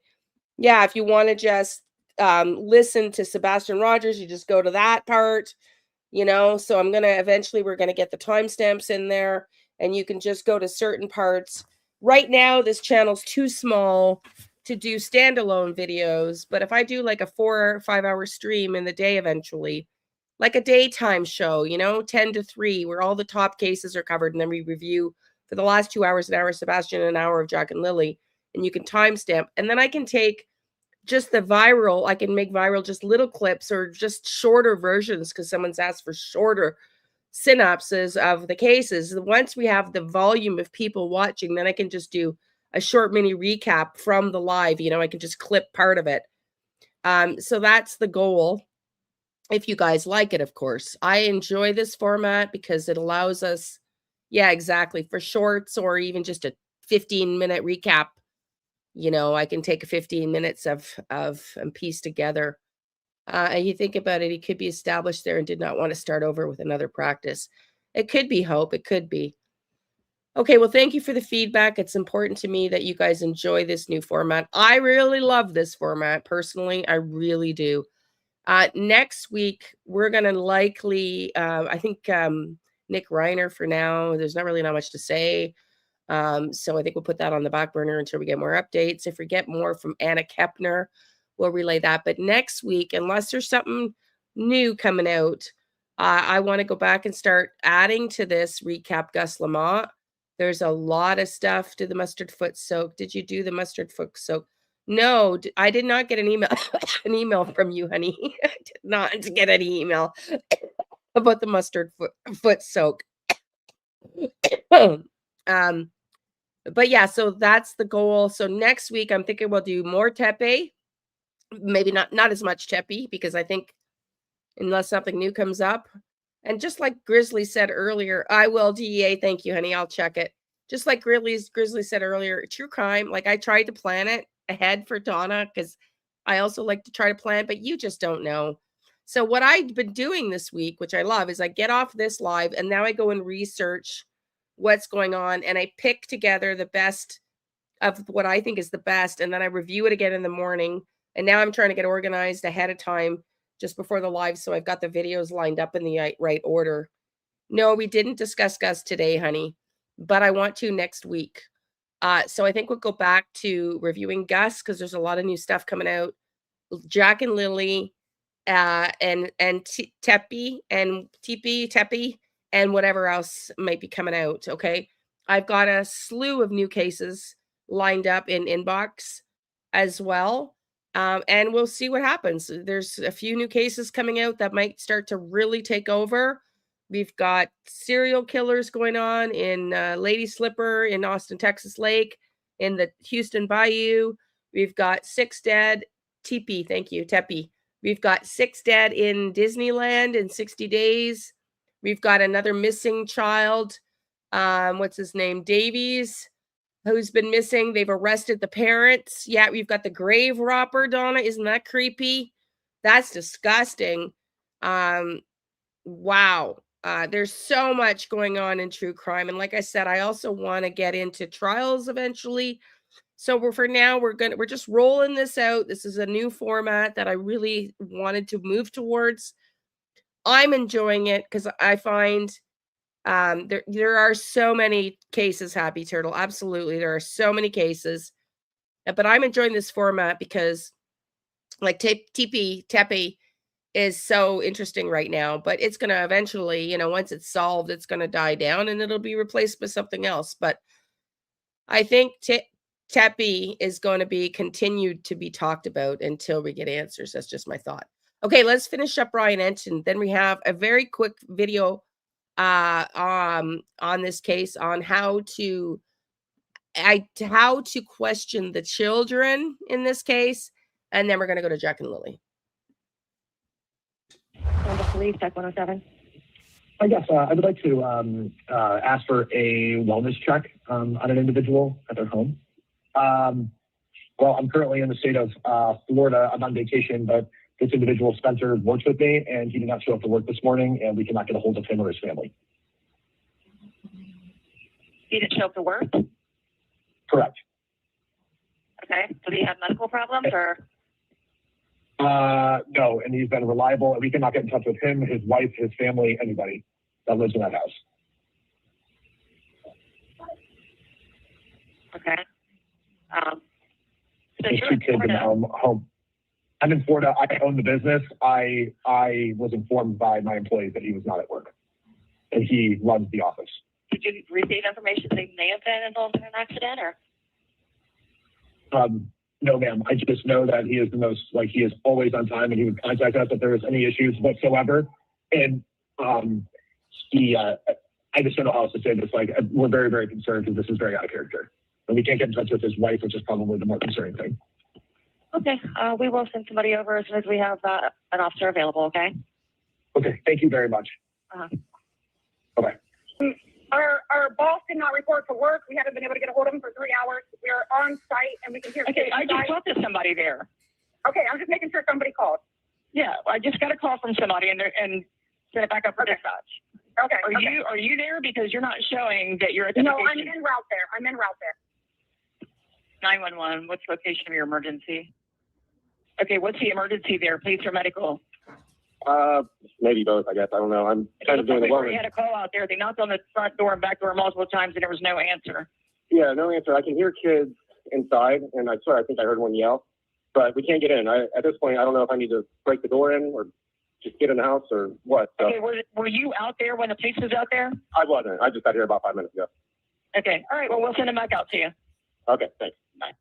We got several calls on that. What's changed since the last person I talked to? There's a body. There's a body inside? Yeah. Okay, hold on 1 second. Let me get you on the line with the medic, okay? Stay on the line. All right, what's going on there? There's a body. Our friend wasn't answering his phone. We just did a wellness check. We just couldn't hear it. He appears dead. Okay. There's blood. He's laying next to his bed, off of his bed, and there's blood. I can't get closer to see more than that. Okay, so you can tell he's obviously not breathing or anything. Yeah. Is it like kind of like puddle, like, does he look like? It doesn't puddle. I can't lie. Okay, all right, understand. Okay, and then when was the last time somebody spoke to him? Yesterday, I suppose. Yesterday. Okay. Yeah. How old is he? 37. 37. Okay. Is he like a drug user or anything like that? No. Okay. All right. Just because that's a real young age. Yeah, I understand. Okay. All right. We're on our way. You can just imagine what this has been like for the families of the victims of Spencer and Monique, especially since there are these young kids that are now orphans, essentially. And the whole thing is just awful to think about. On News Nation, we actually interviewed a man named Rob Misley, who is Spencer Tepe's brother-in-law. He's sort of been like the family spokesperson throughout this entire thing. He's the one who said for sure that first 911 call from April last year was definitely not Monique. But I wanted to play for you some of what he has to say, because it's just, again, heartbreaking to think about what this family is going through. So listen to what he said when he was on News Nation. Unfortunately, I know just as much as the next person. I was told by a reporter about 10 minutes before this got posted that it was released by the police department. And, when I first saw it, yeah, I do think, suspicious looking person there. It also very well could be, somebody walking home drunk from a bar. But it's evidence nonetheless that hasn't been released until now, and it's good that they're kind of progressing through this. And this is right between 2 a.m. and 5 a.m., which is the window they say they believe the shootings happened. Rob, do you or your family members have any idea who might have been capable of doing this? Did your family have any enemies? Did Spencer and Monique have any enemies at all that are known? Not that I can speak on or know of. I know that they've had this massive community around him that they were just so well liked and admired by everyone. You can see in this picture that's kind of defines them. They were always smiling. They were always laughing. So it's really just unbelievable and shocking to all of us when we found out. I still, a week later, still doesn't feel real. I can't believe I'm like here talking about this. So. I mean, it doesn't make any sense at all. What do you know about the little kids? Spencer and Mo had two little ones. I mean, I think one is 1 year old, the other one is 4. Do you have any idea what they saw, what they experienced in that home? We do not. I know, they have met with some people to talk. It sounds like I can't really talk on any evidence, but we've had them with us for the past couple of days. They're with some other relatives at the moment, and they were just as happy and unfortunately unaware as they ever could be. But they're in loving hands, and even more people are coming by their side. So again, just tragic for this family. I'll continue to stay on this.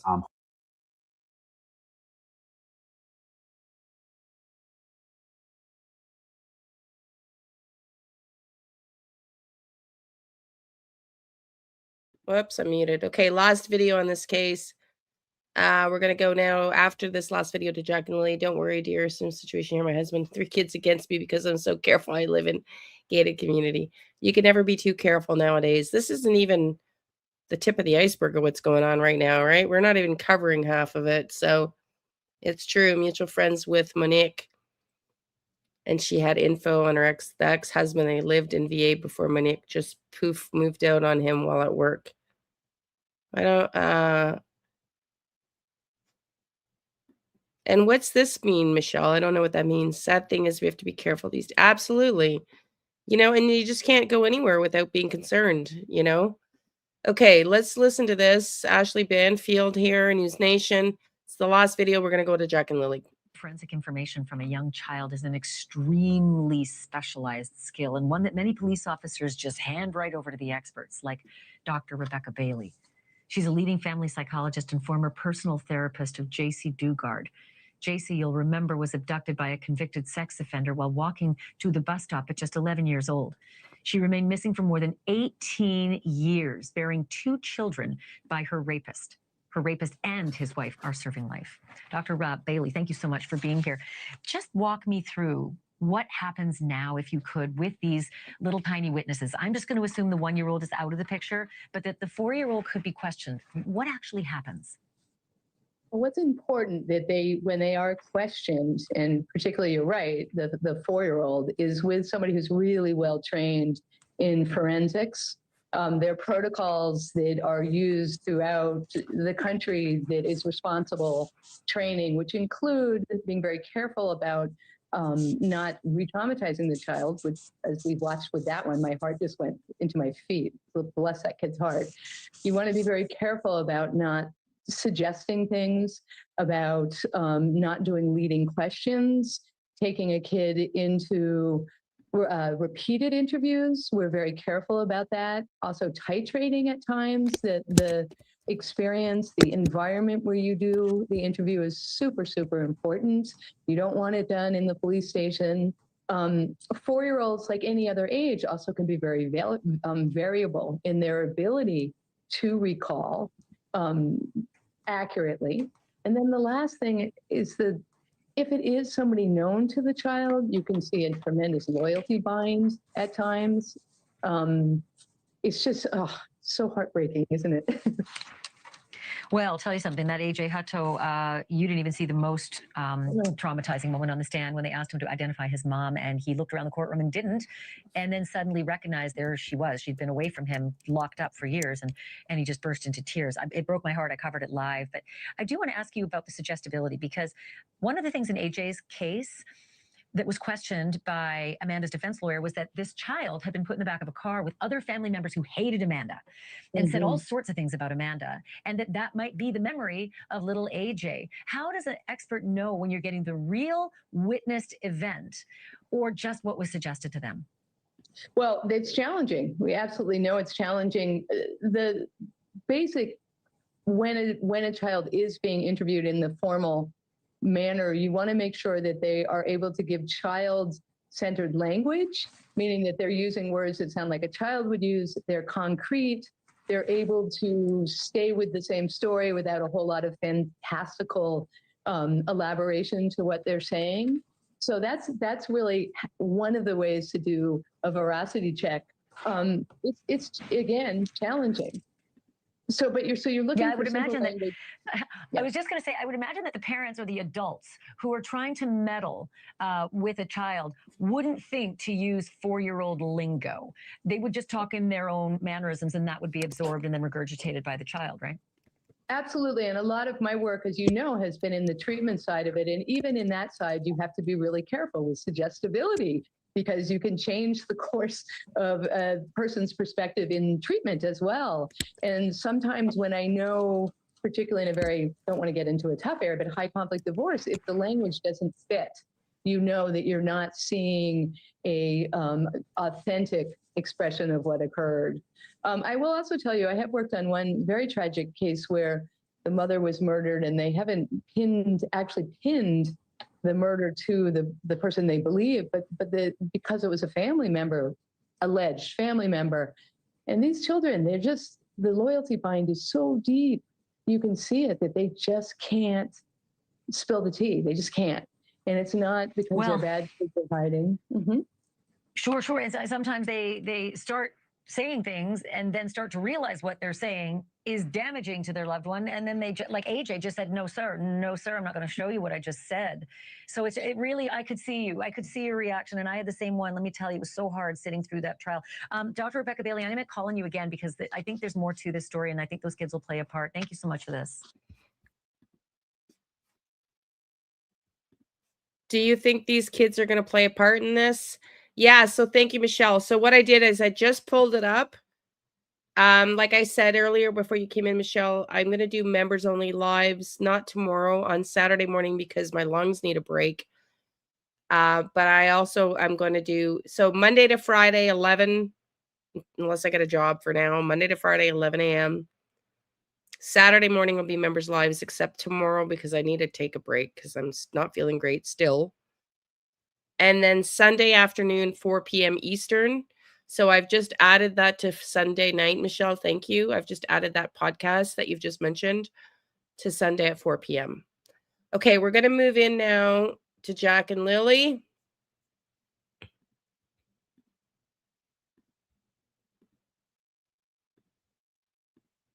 Okay, and let's pull up Jack and Lilly.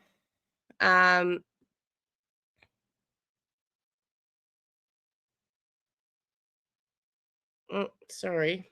How did that one end up? Did I have the wrong Jack and Lilly? Oh, man. Please don't tell me because I was, again, sick when I was putting this together. Okay. And we're going to do, this is Sadie. She studies under, what's the name of her show? Let me pull it up. She studies under the behavioral panel. So let me just pull up her channel name.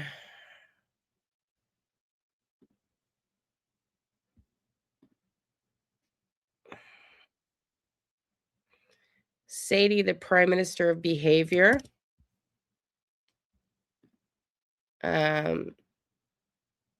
Michelle, I back that information from was so interesting. Gladly and cover it. Yes, I will absolutely. Okay, so let's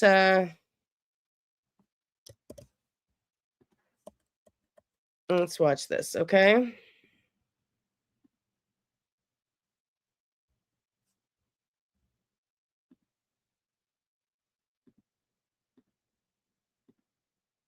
This is her assessment. I've got 3 videos from her to play. They're about 10, 15 minutes each on her assessment of Jack and Lilly.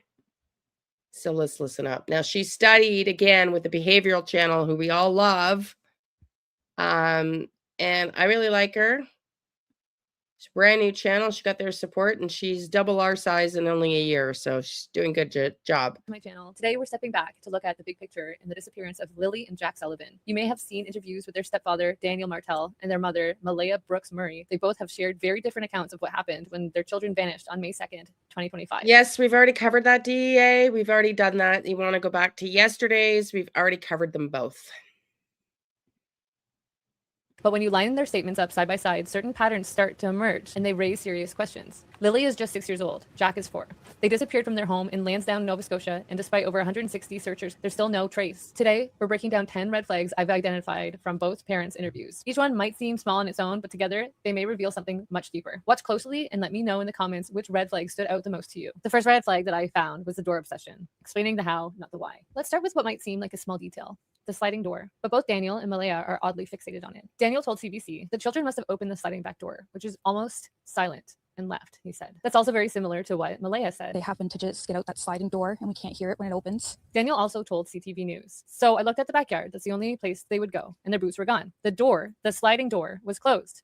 Usually they don't close the door. I usually have to remind them to close the door over and over. There's a pattern here. They're both working very hard to explain how the children got outside, but there's almost no explanation as to why they got out in the first place. It's clear that the kids weren't being watched that morning. But why were 2 young children being left alone? There's no accountability. The subtext is, this isn't our fault. It was too quiet. It's too easy. It could have happened to anybody. There's no responsibility. Someone else took our kids, and it's their fault, not ours. This framing shifts the blame outwards instead of asking, who is watching the kids? And how did this happen on your watch? Speaking of which, if this were an abduction, wouldn't the door have been left open? Especially when Daniel mentions the door was closed. Usually they don't close the door. I usually have to remind them to close the door over and over. Why the sudden change of behavior on the very day that they disappeared? This isn't just about a door. It's about building a story where everything feels out of their control and nothing is their fault.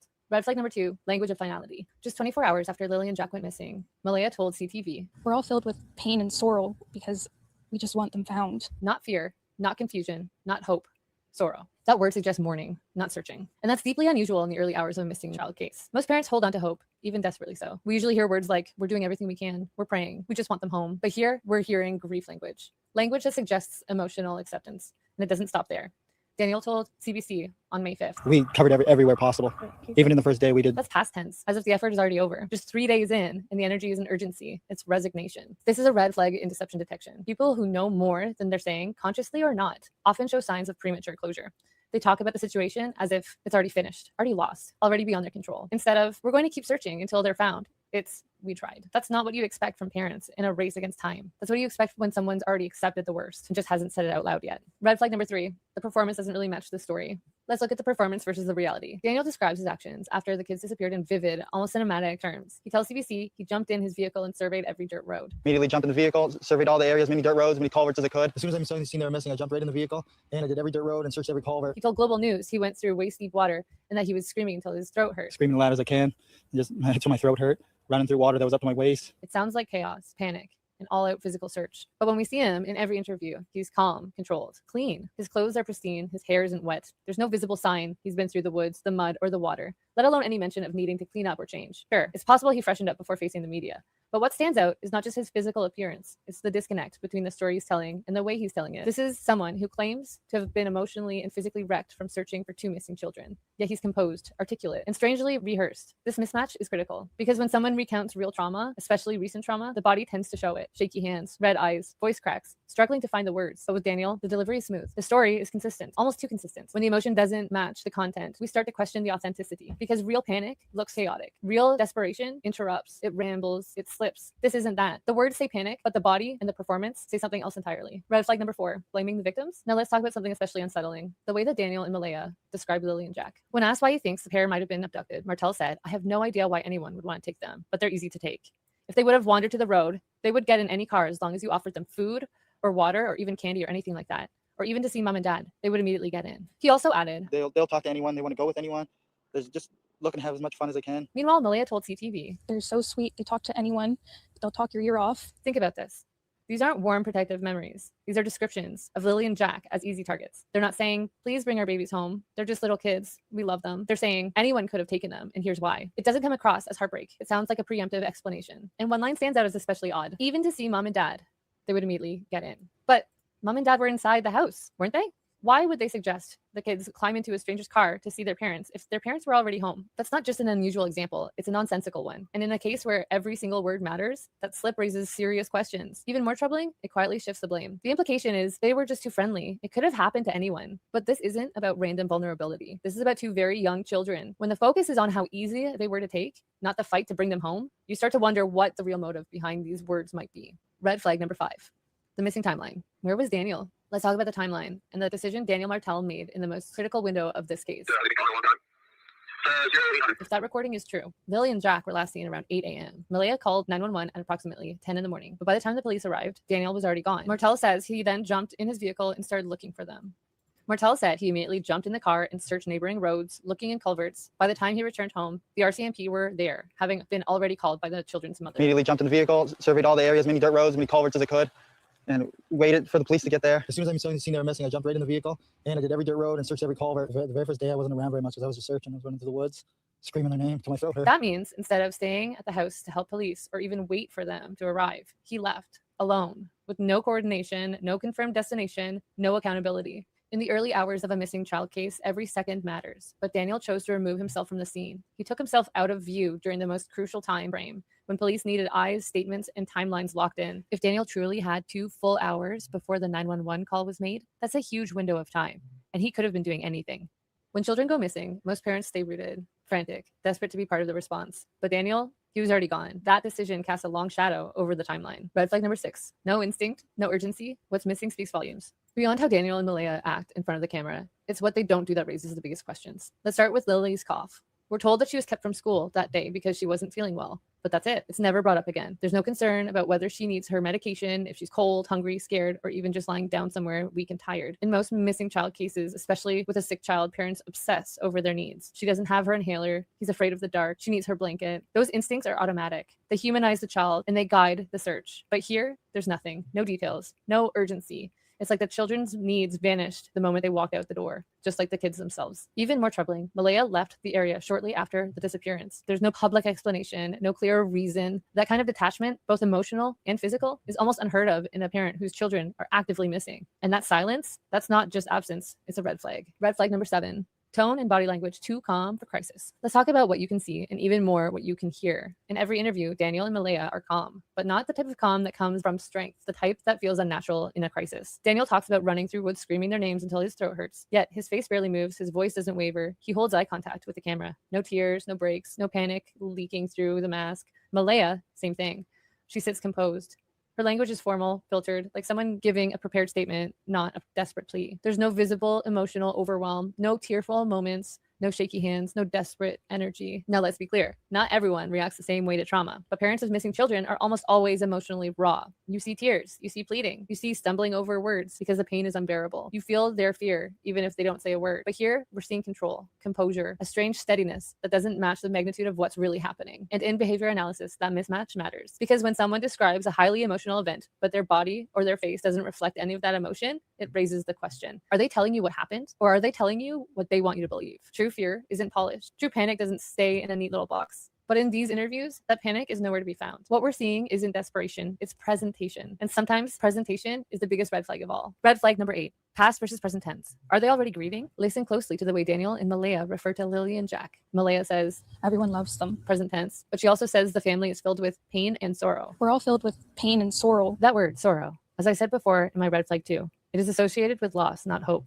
It's grieving language, not the kind of language you use when you think that there's still a chance. Then we look at Daniel. Jack just absolutely loves bugs, dinosaurs, but she also loved doing everything with Jack. These are all past tense references, describing Lily and Jack like they're already gone. So why talk about them like it's over? Most grieving parents cling to the present tense. She is so brave. He loves trucks. They're probably scared. They refuse to switch because switching means accepting the possibility their child might never come back. In these interviews, that switch happens quickly, almost too naturally. It suggests resignation, or worse, it can suggest foreknowledge. When someone speaks about a missing loved one in the past tense before any outcome has even been confirmed, it can be a sign they're not just afraid of the worst, they may already know it. And in a case where every word matters, those tenses don't just slip, they reveal. Red flag number 9, scripted phrasing. Over-rehearsed, not recalled. There's a big difference between consistency and scripting.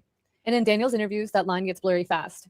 He repeats nearly identical phrases across every network. Waist deep water, checked every culvert, screaming until my throat hurt. Immediately jumped in the vehicle, surveyed all the areas, many dirt roads, many culverts as I could, and waited for the police to get there. As soon as I seen they were missing, I jumped right in the vehicle, and I did every dirt road and searched every culvert. The very first day I wasn't around very much because I was just searching. I was running through the woods, screaming their name till my throat hurt. Even with me running through the woods, I was ahead of the helicopters and ahead of the drones and stuff like that. Screaming as loud as I can, and just till my throat hurt. Running through water that was up to my waist. On the surface, that might seem like a man staying consistent under pressure, but when you look closer, it doesn't sound like recall. It sounds like rehearsal. Here's the thing about real memories. They flex, they evolve with each retelling. New details surface, emotions slip in, phrasing changes slightly because you're accessing the memory, not reading from a script. But rehearsed stories, they're airtight. Same beats, same words, same order.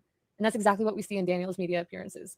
This kind of rigid repetition, especially when describing high-stress events, can actually be a red flag in deception analysis. It often means that the speaker memorized a version of the truth they're comfortable with, and now they're sticking to it word for word to avoid slipping up. But the human mind doesn't work that way when recalling trauma. If he really had been running, screaming, wading through deep water, the emotional chaos of that experience would have seeped into each retelling. It would sound different each time, not like he was hitting the same script points over and over and over again. Red flag number 10, no direct appeal, missing the message that matters.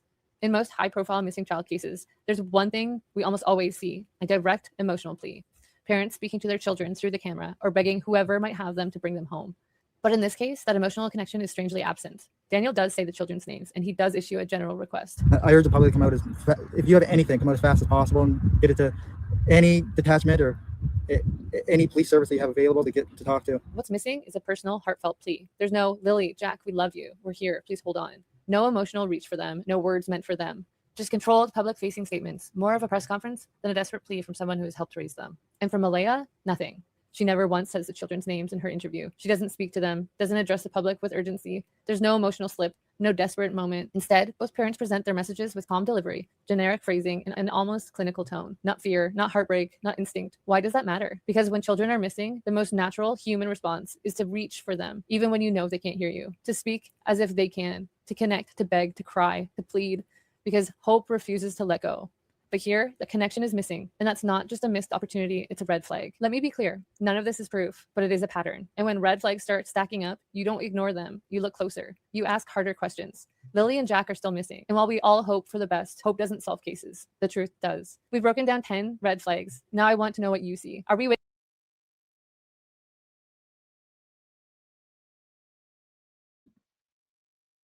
We're going to listen to a couple more of her analysis. DEA, I don't have any email from you in the spam folder. And Kim, I don't suspect the RCMP asked her to take it down. Excuse me. I have not watched it because I deliberately don't want to be swayed by other readings. I don't know how similar it is. I've heard some people say it's similar to what I said, but I don't know. But I don't think that RCMP asked her to take it down. I would suspect one of the family members has threatened to sue her. Okay, let's watch her next video here. I mean, I'm not sure for sure, but does something feel off? Let's watch this one.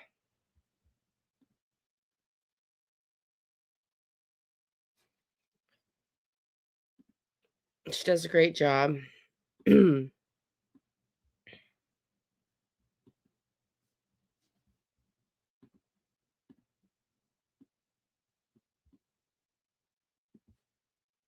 did a number of interviews. So I'm just going to go through them right now and show you all of them, and then we can kind of discuss it as we go.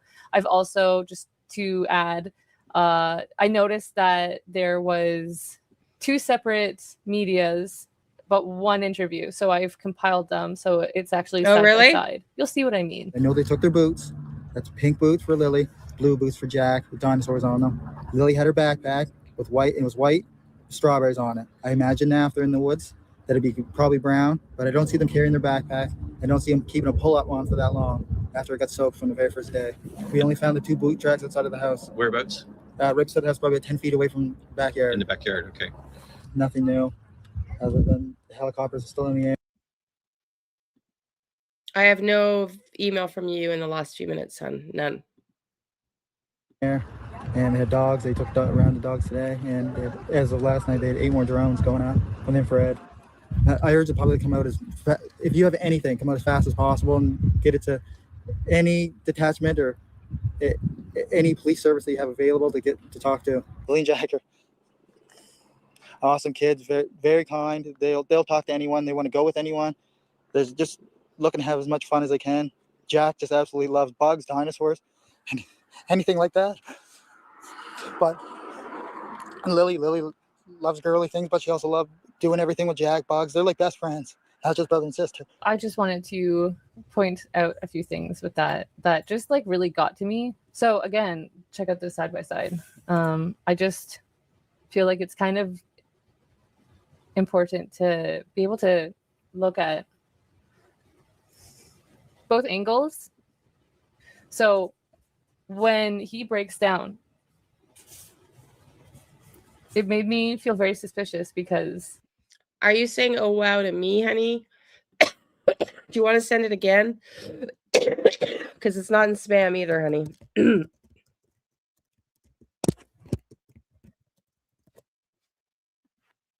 Okay, we're going to listen to this. I got this video and 1 more, and then we're going to call it a day. We've been here a long time.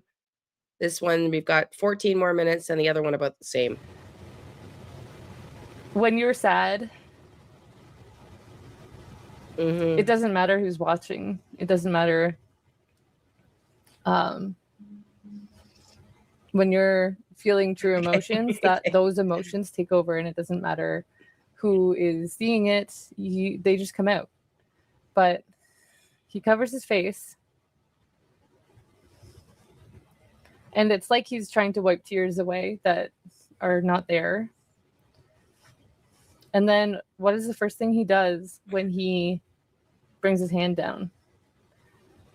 It's look up at the camera to see, or the person he's doing the interview with, to see if they're buying his story.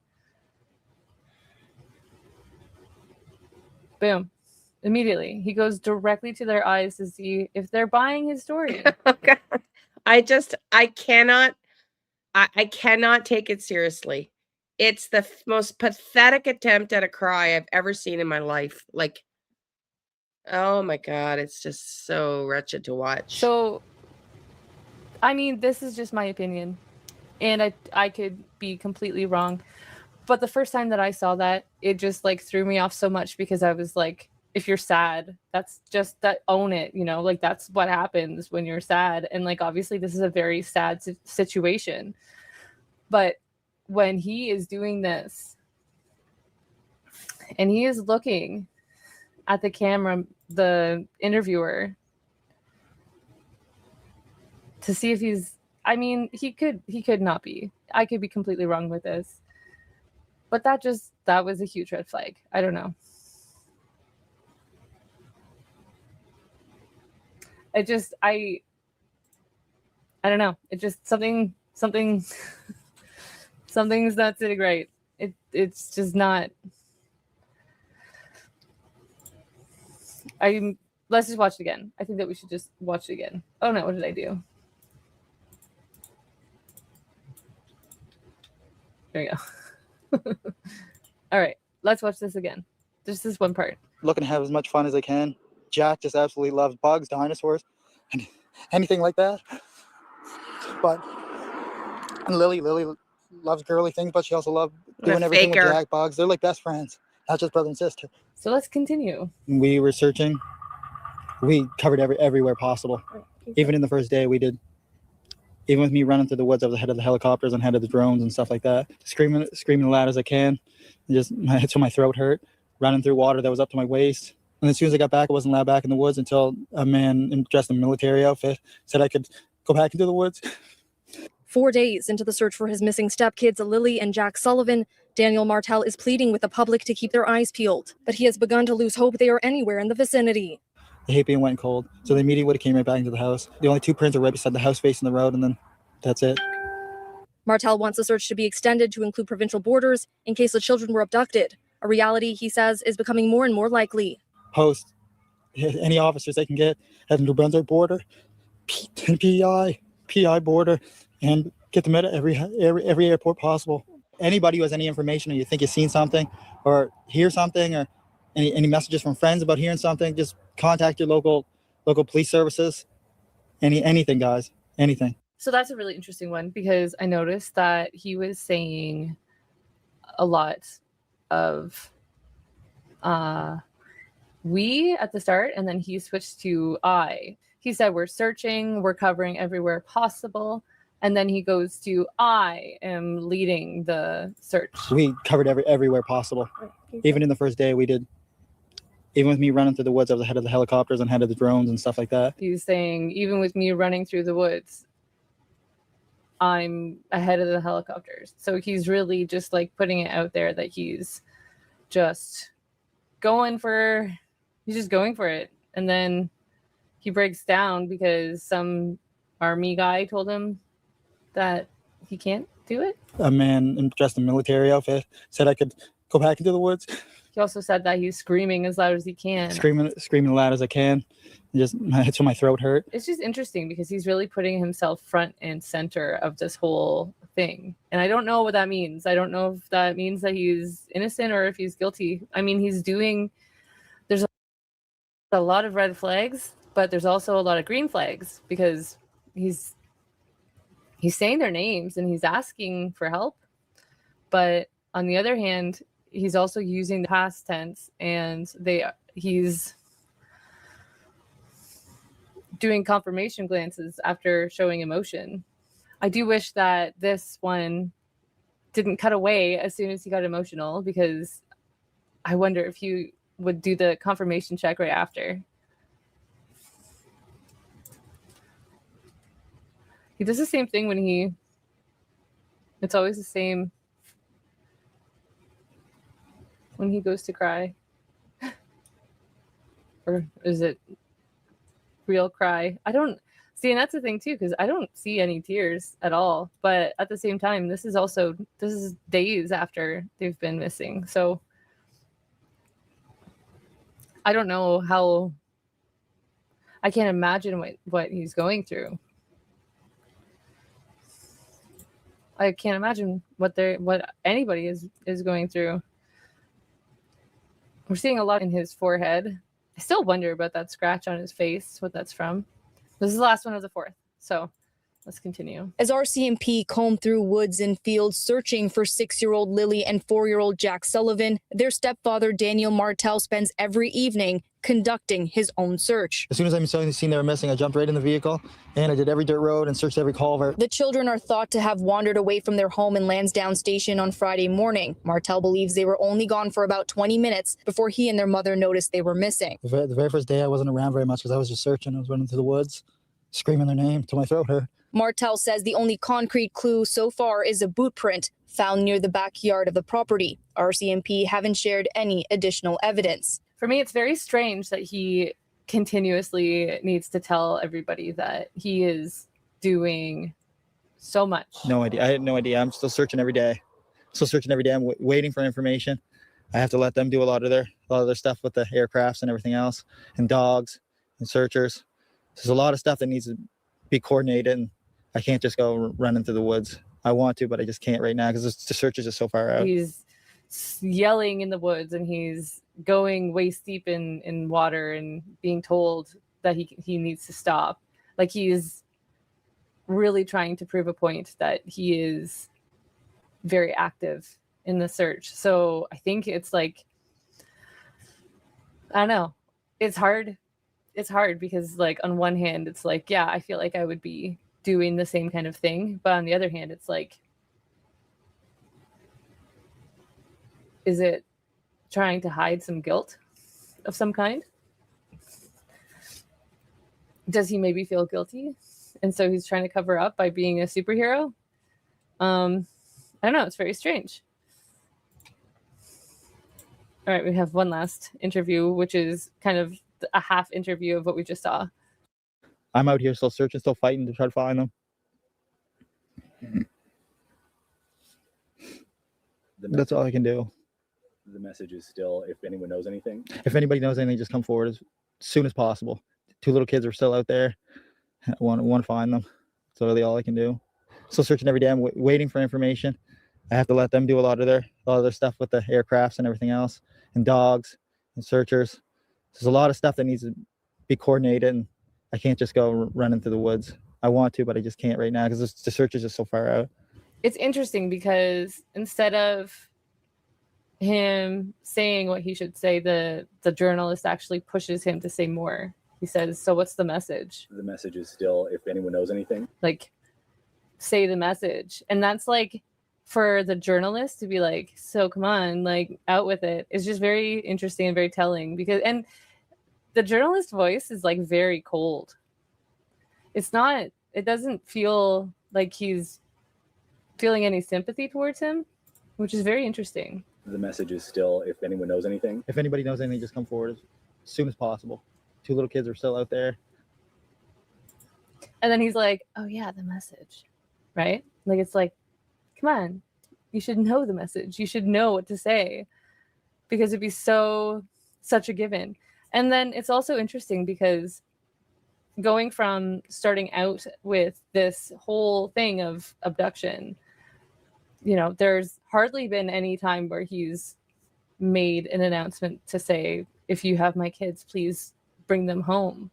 Or not my kids, but, you know, there's no plea to the abductor. There's no message to the kids. There's no message at all. This guy had to remind him to send a message. I just find it all very interesting. I just find it all very, very interesting. So I don't know. I don't know what's going to happen next, but I'm very curious to see how this all goes down. I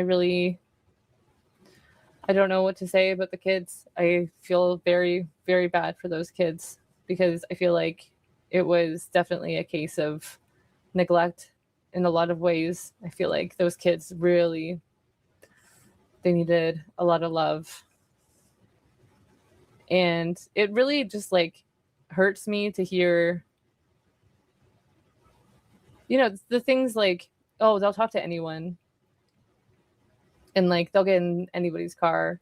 It's just like why wouldn't you protect your kids from that? Like why wouldn't you just like in general protect your kids? I don't know, it's just very strange to me that. And then with the breakup as well, it's just like there's so many things about this that's just like what's happening. This is very strange. No wonder everybody's so intrigued. It's just very strange. Well, that's all I really wanted to talk about today.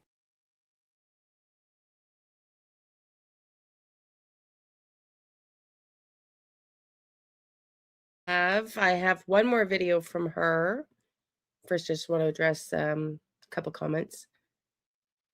That yes, apparently Malaya has been for 7 weeks in a healthcare facility, not doing well mentally. That's just rumor, speculation. I don't know that we know that 100% for sure. Yeah, and absolutely, I think Jack and Lilly were neglected, and not even came out in the Global News article, right? According to CPS visits. Michelle says apparently DM brought the tablets to Meadow to visit CPS where Melinda was and tried giving them to her. I don't know. Yeah, I don't know whether they took the tablets or not, but the focus of those interviews is on himself. He's inserted himself into this case, and it's all very curious. I'm going to read to you. I read to you part of an email the other day over a woman that follows our channel, is a retired police officer of 18 years in Australia. She sent me an email saying I'm a federal police officer retired, just FYI, from Australia Federal Police. And she said she thought I was on the right. I read this the other day. I'm on the right track with my visions, my psychic visions. And I asked her if she would be willing to come up and talk to us. And she said, because of the time difference, no. But she sent me this email instead. I'm going to read to you her opinion of Jack and Lilly as a retired police officer. She writes, January 8th, yesterday. Thank you, Leanne. I'm open-minded, as in the police force. You investigate all avenues and to not have preconceived ideas. Because I said I appreciate her being open to psychic visions. You keep going with your visions. As I've said, I believe you're on the right track. The RCMP dropped the ball early on and went with Malaya Brooks Murray and Daniel's explanation. And after multiple searches and using scent, then cadaver dogs, when they didn't find the kids, haven't really looked at other areas to investigate. I have little faith in them. They should be following social media to be aware of Daniel's changing stories. That should have rang alarm bells. Also, his use of meth could have been made him violent, as it does have that effect, and he could have lashed out at the kids, hence why both kids had multiple black eyes. I believe he is complicit in getting rid of the kids, and that Malaya Brooks Murray has guilty knowledge, and so does Janie, who's also changing her story. As first she stated she was digging holes in the driveway, then she was raking it to put a pool in, but that day was only 58 degrees, too cold to swim in a pool, and stating she could always hear the kids, but nothing that morning.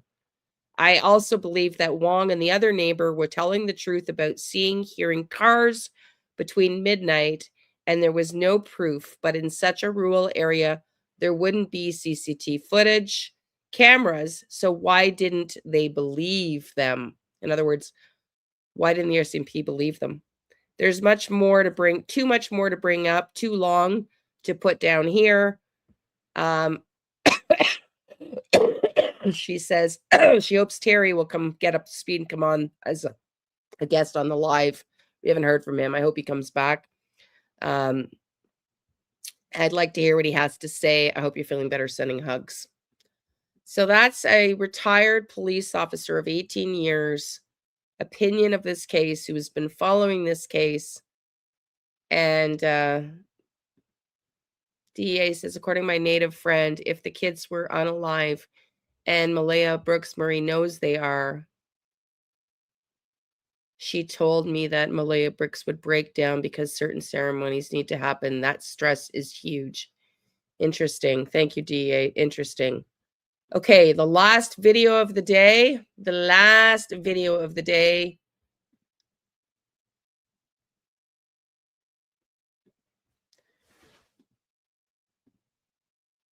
She's covering Malaya Brooks Murray. It's 22 minutes long. I'm going to speed it up just a bit. Last video of the day. Analysis about Lilly and Jack Sullivan's mom. There were a few red flags that I had, and I just wanted to cover them really quickly just to get the word out about them. And yeah, that's it. Hope you like it. Please consider liking and subscribing.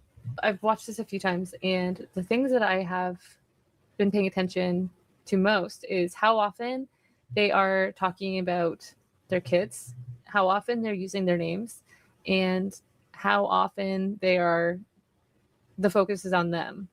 And then, of course, how often they are trying to focus on what happened. So without further ado, let's take a look at the mother. I'm just staying as hopeful as possible. I want them home. I want to hold them. And I want them home. So it's interesting because right here, you see the chin boss, but it really doesn't seem like there's no guilt in the forehead. There's no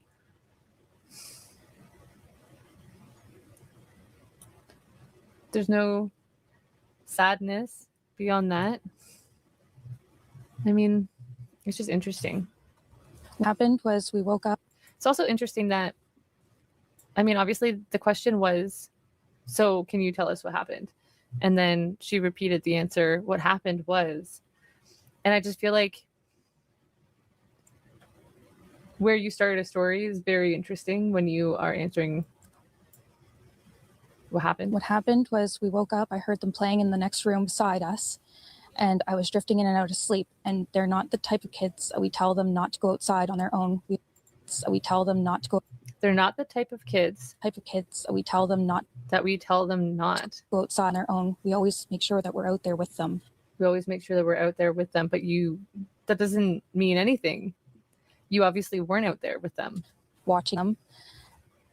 She wants to say that she was a good mother, but she's obviously, if they didn't even look at their kids, they don't know what they were wearing. They don't know what Jack was wearing. And I was drifting in and out of sleep. And they're not the type of kids that we tell them not to go outside on their own. They're not the type of kids. We always make sure that we're out there with them. Drifting in and out of sleep. And they're not the type of kids that we tell them not to go outside on their own. We always make sure that we're out there with them.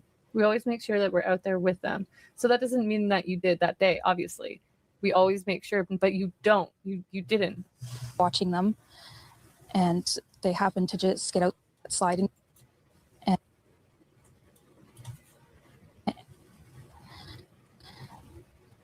deep breath in, and she's remembering. She's eye accessing a memory, and then she blinks hard, and she pauses. They happened to just get out that sliding door, and we can't hear it when it opens. And they were outside playing. She really seems like she's following a story as opposed to just like telling what happened. Because for me, well, for anyone, I feel like when you ask somebody a question, when they go into chronological order, it just is off, because obviously you'd want to start with the event. Like, I came out of the room, I came out of the house and they were gone. I don't know what happened. We couldn't find them.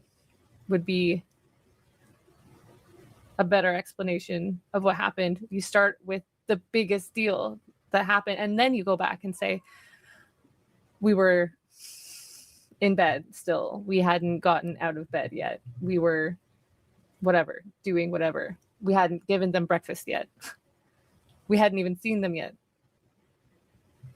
It just seems very strange that her story is starting at the very beginning of the day, when I feel like there's a lot being hidden here, and there's a lot of time being hidden by her going and watching them, and they happen to just get out that sliding door, and we can't hear it when it opens. And we can't hear it when it opens. And we just so happened. They happened. And they were outside playing. It sounds like she's recounting a story that they have agreed upon. That really is what it sounds like to me. But we weren't aware of it at the time. And the next thing we knew, it was quiet. What was she going to say there? The next thing we knew, the room was quiet.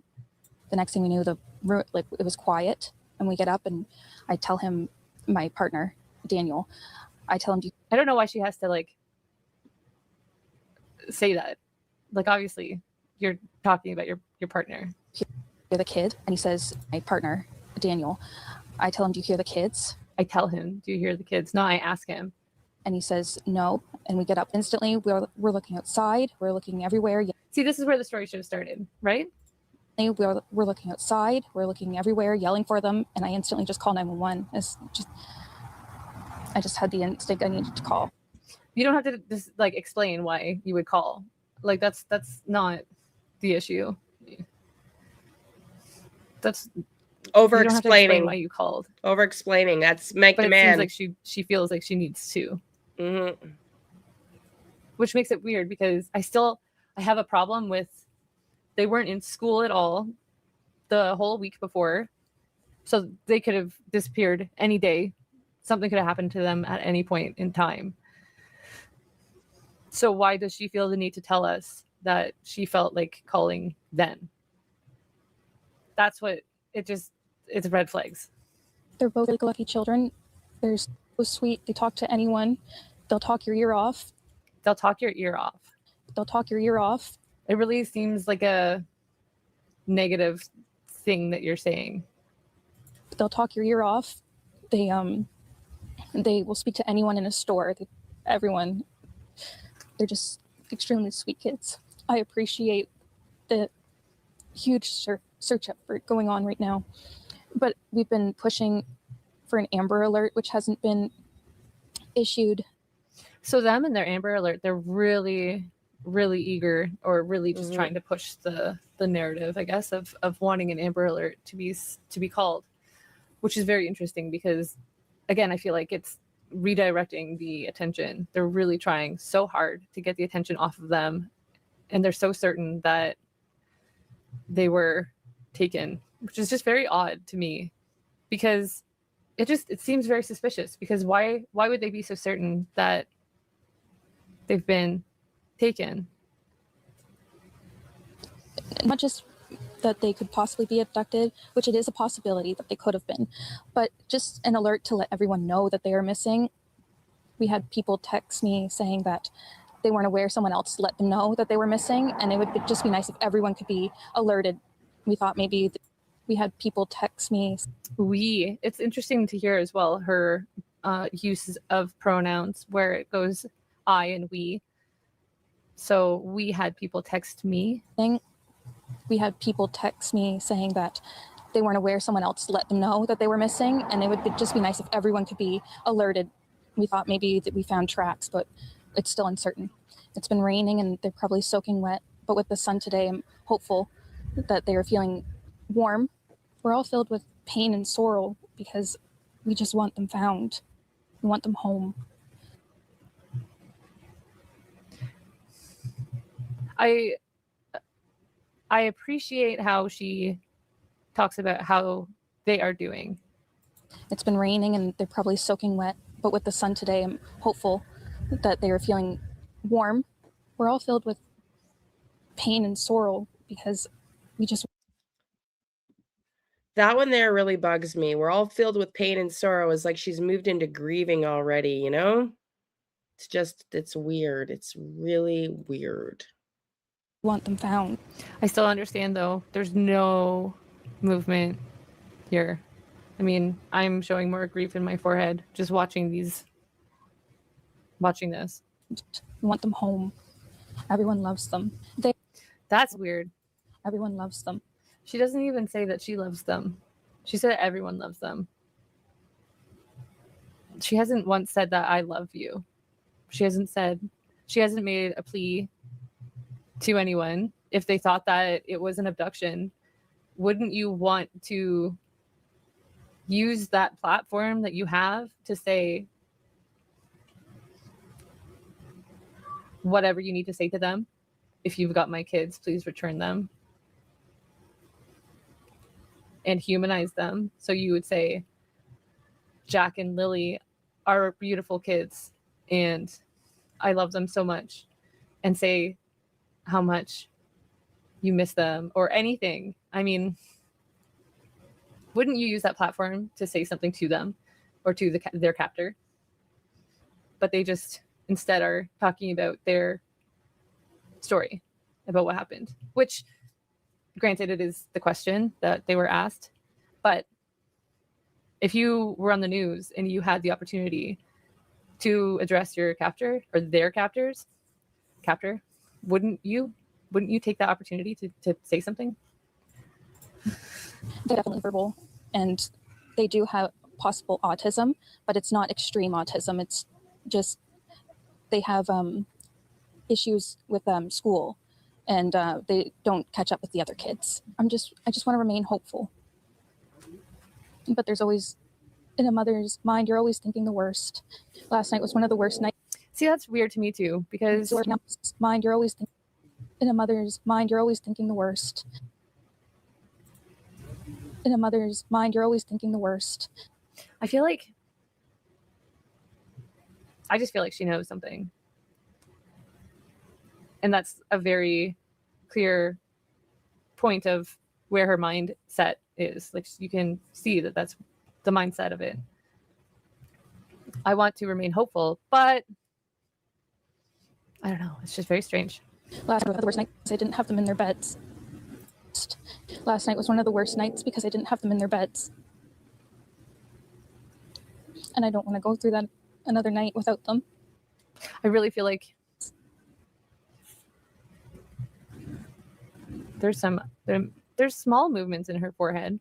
There's chin boss-ish.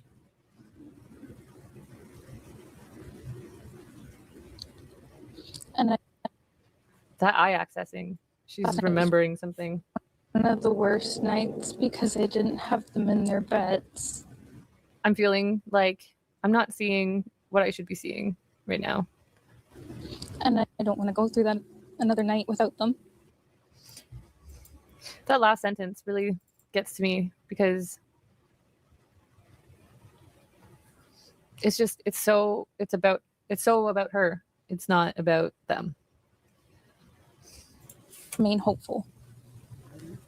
But there's always, in a mother's mind, you're always thinking the worst. Last night was one of the worst nights because I didn't have them in their beds. And I don't want to go through that another night without them. I can't help but feel like there's just so much wrong here, and I don't know. There's so many things that I'm like it's, I don't know.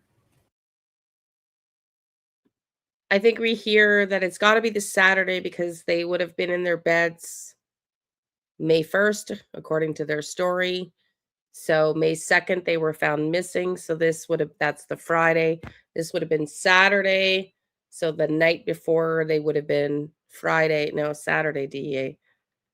Is it Thursday, May 1st? Was it a Thursday? Hang on, let me check.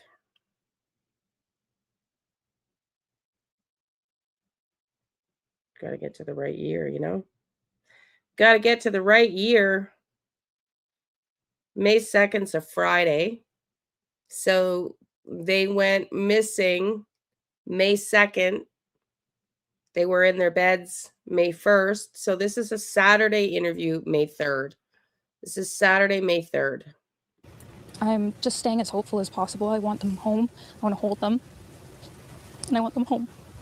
What happened was we woke up, I heard them playing in the next room beside us, and I was drifting in and out of sleep. And they're not the type of kids that we tell them not to go outside on their own. We always make sure that we're out there with them, watching them. And they happened to just get out that sliding door, and we can't hear it when it opens. And they were outside playing, but we weren't aware of it at the time. And they were outside playing, but we weren't aware of it at the time. How are they outside playing, but we weren't aware of it at the time? How does that make sense? How does that make sense?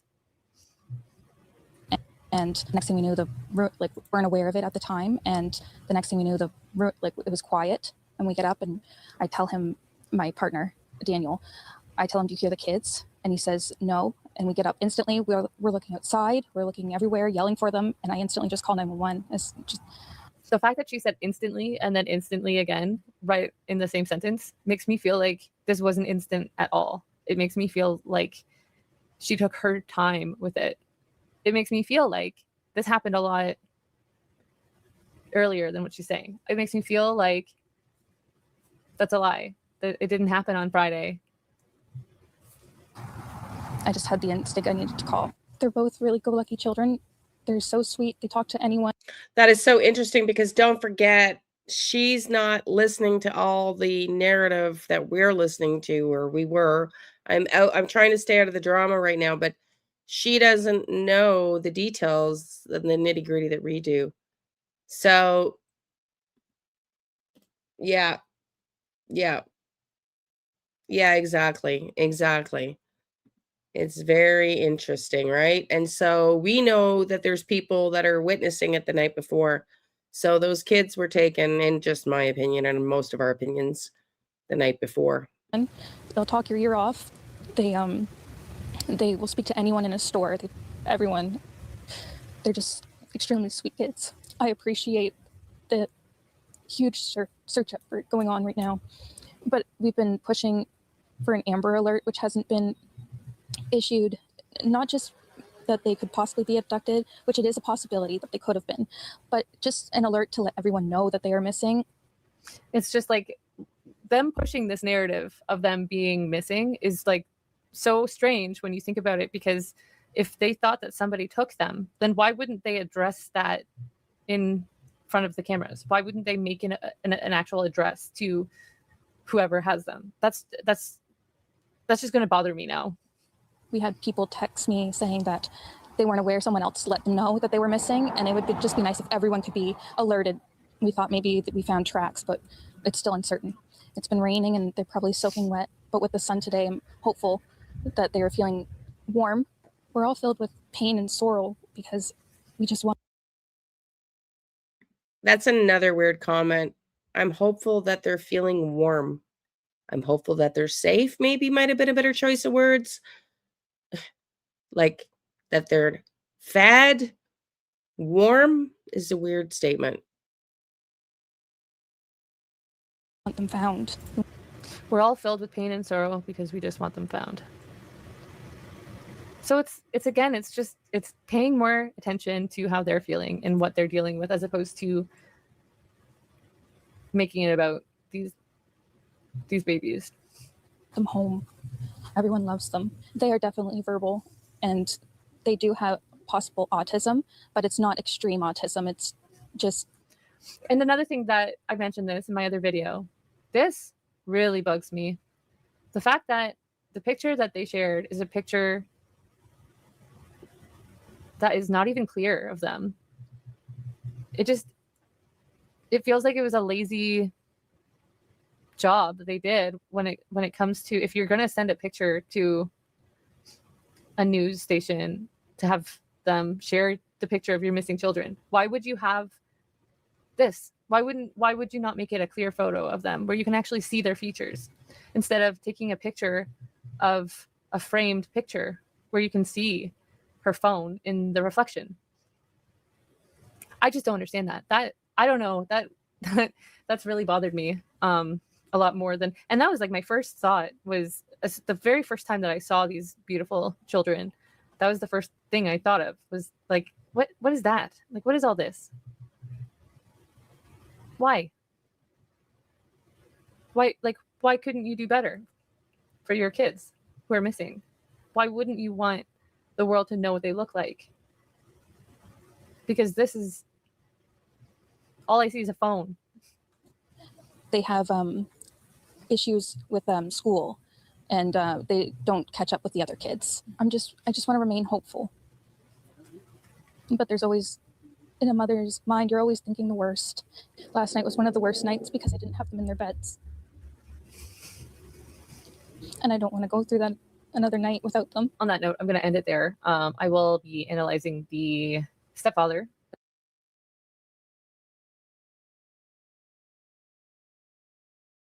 Okay, everybody, we've been here for 4 hours and 11 minutes. As I said at the beginning and a couple times throughout, I'm going to skip the members live tomorrow because I need to rest, but we will continue members lives on Saturdays going forward. But I will see you Sunday at 4 p.m. Eastern, Monday to Friday, 11 a.m. Eastern, Sunday night at 4 p.m. Eastern to cover what's happened over the weekend in the cases. Kim says, yeah, for sure. Speculation only. In another podcast, Malaya friend said that Malaya said that she saw Daniel around 4 a.m. Yeah, I heard that too. Trying to stay out of the speculation zone with this case because there's a lot of he said, she said.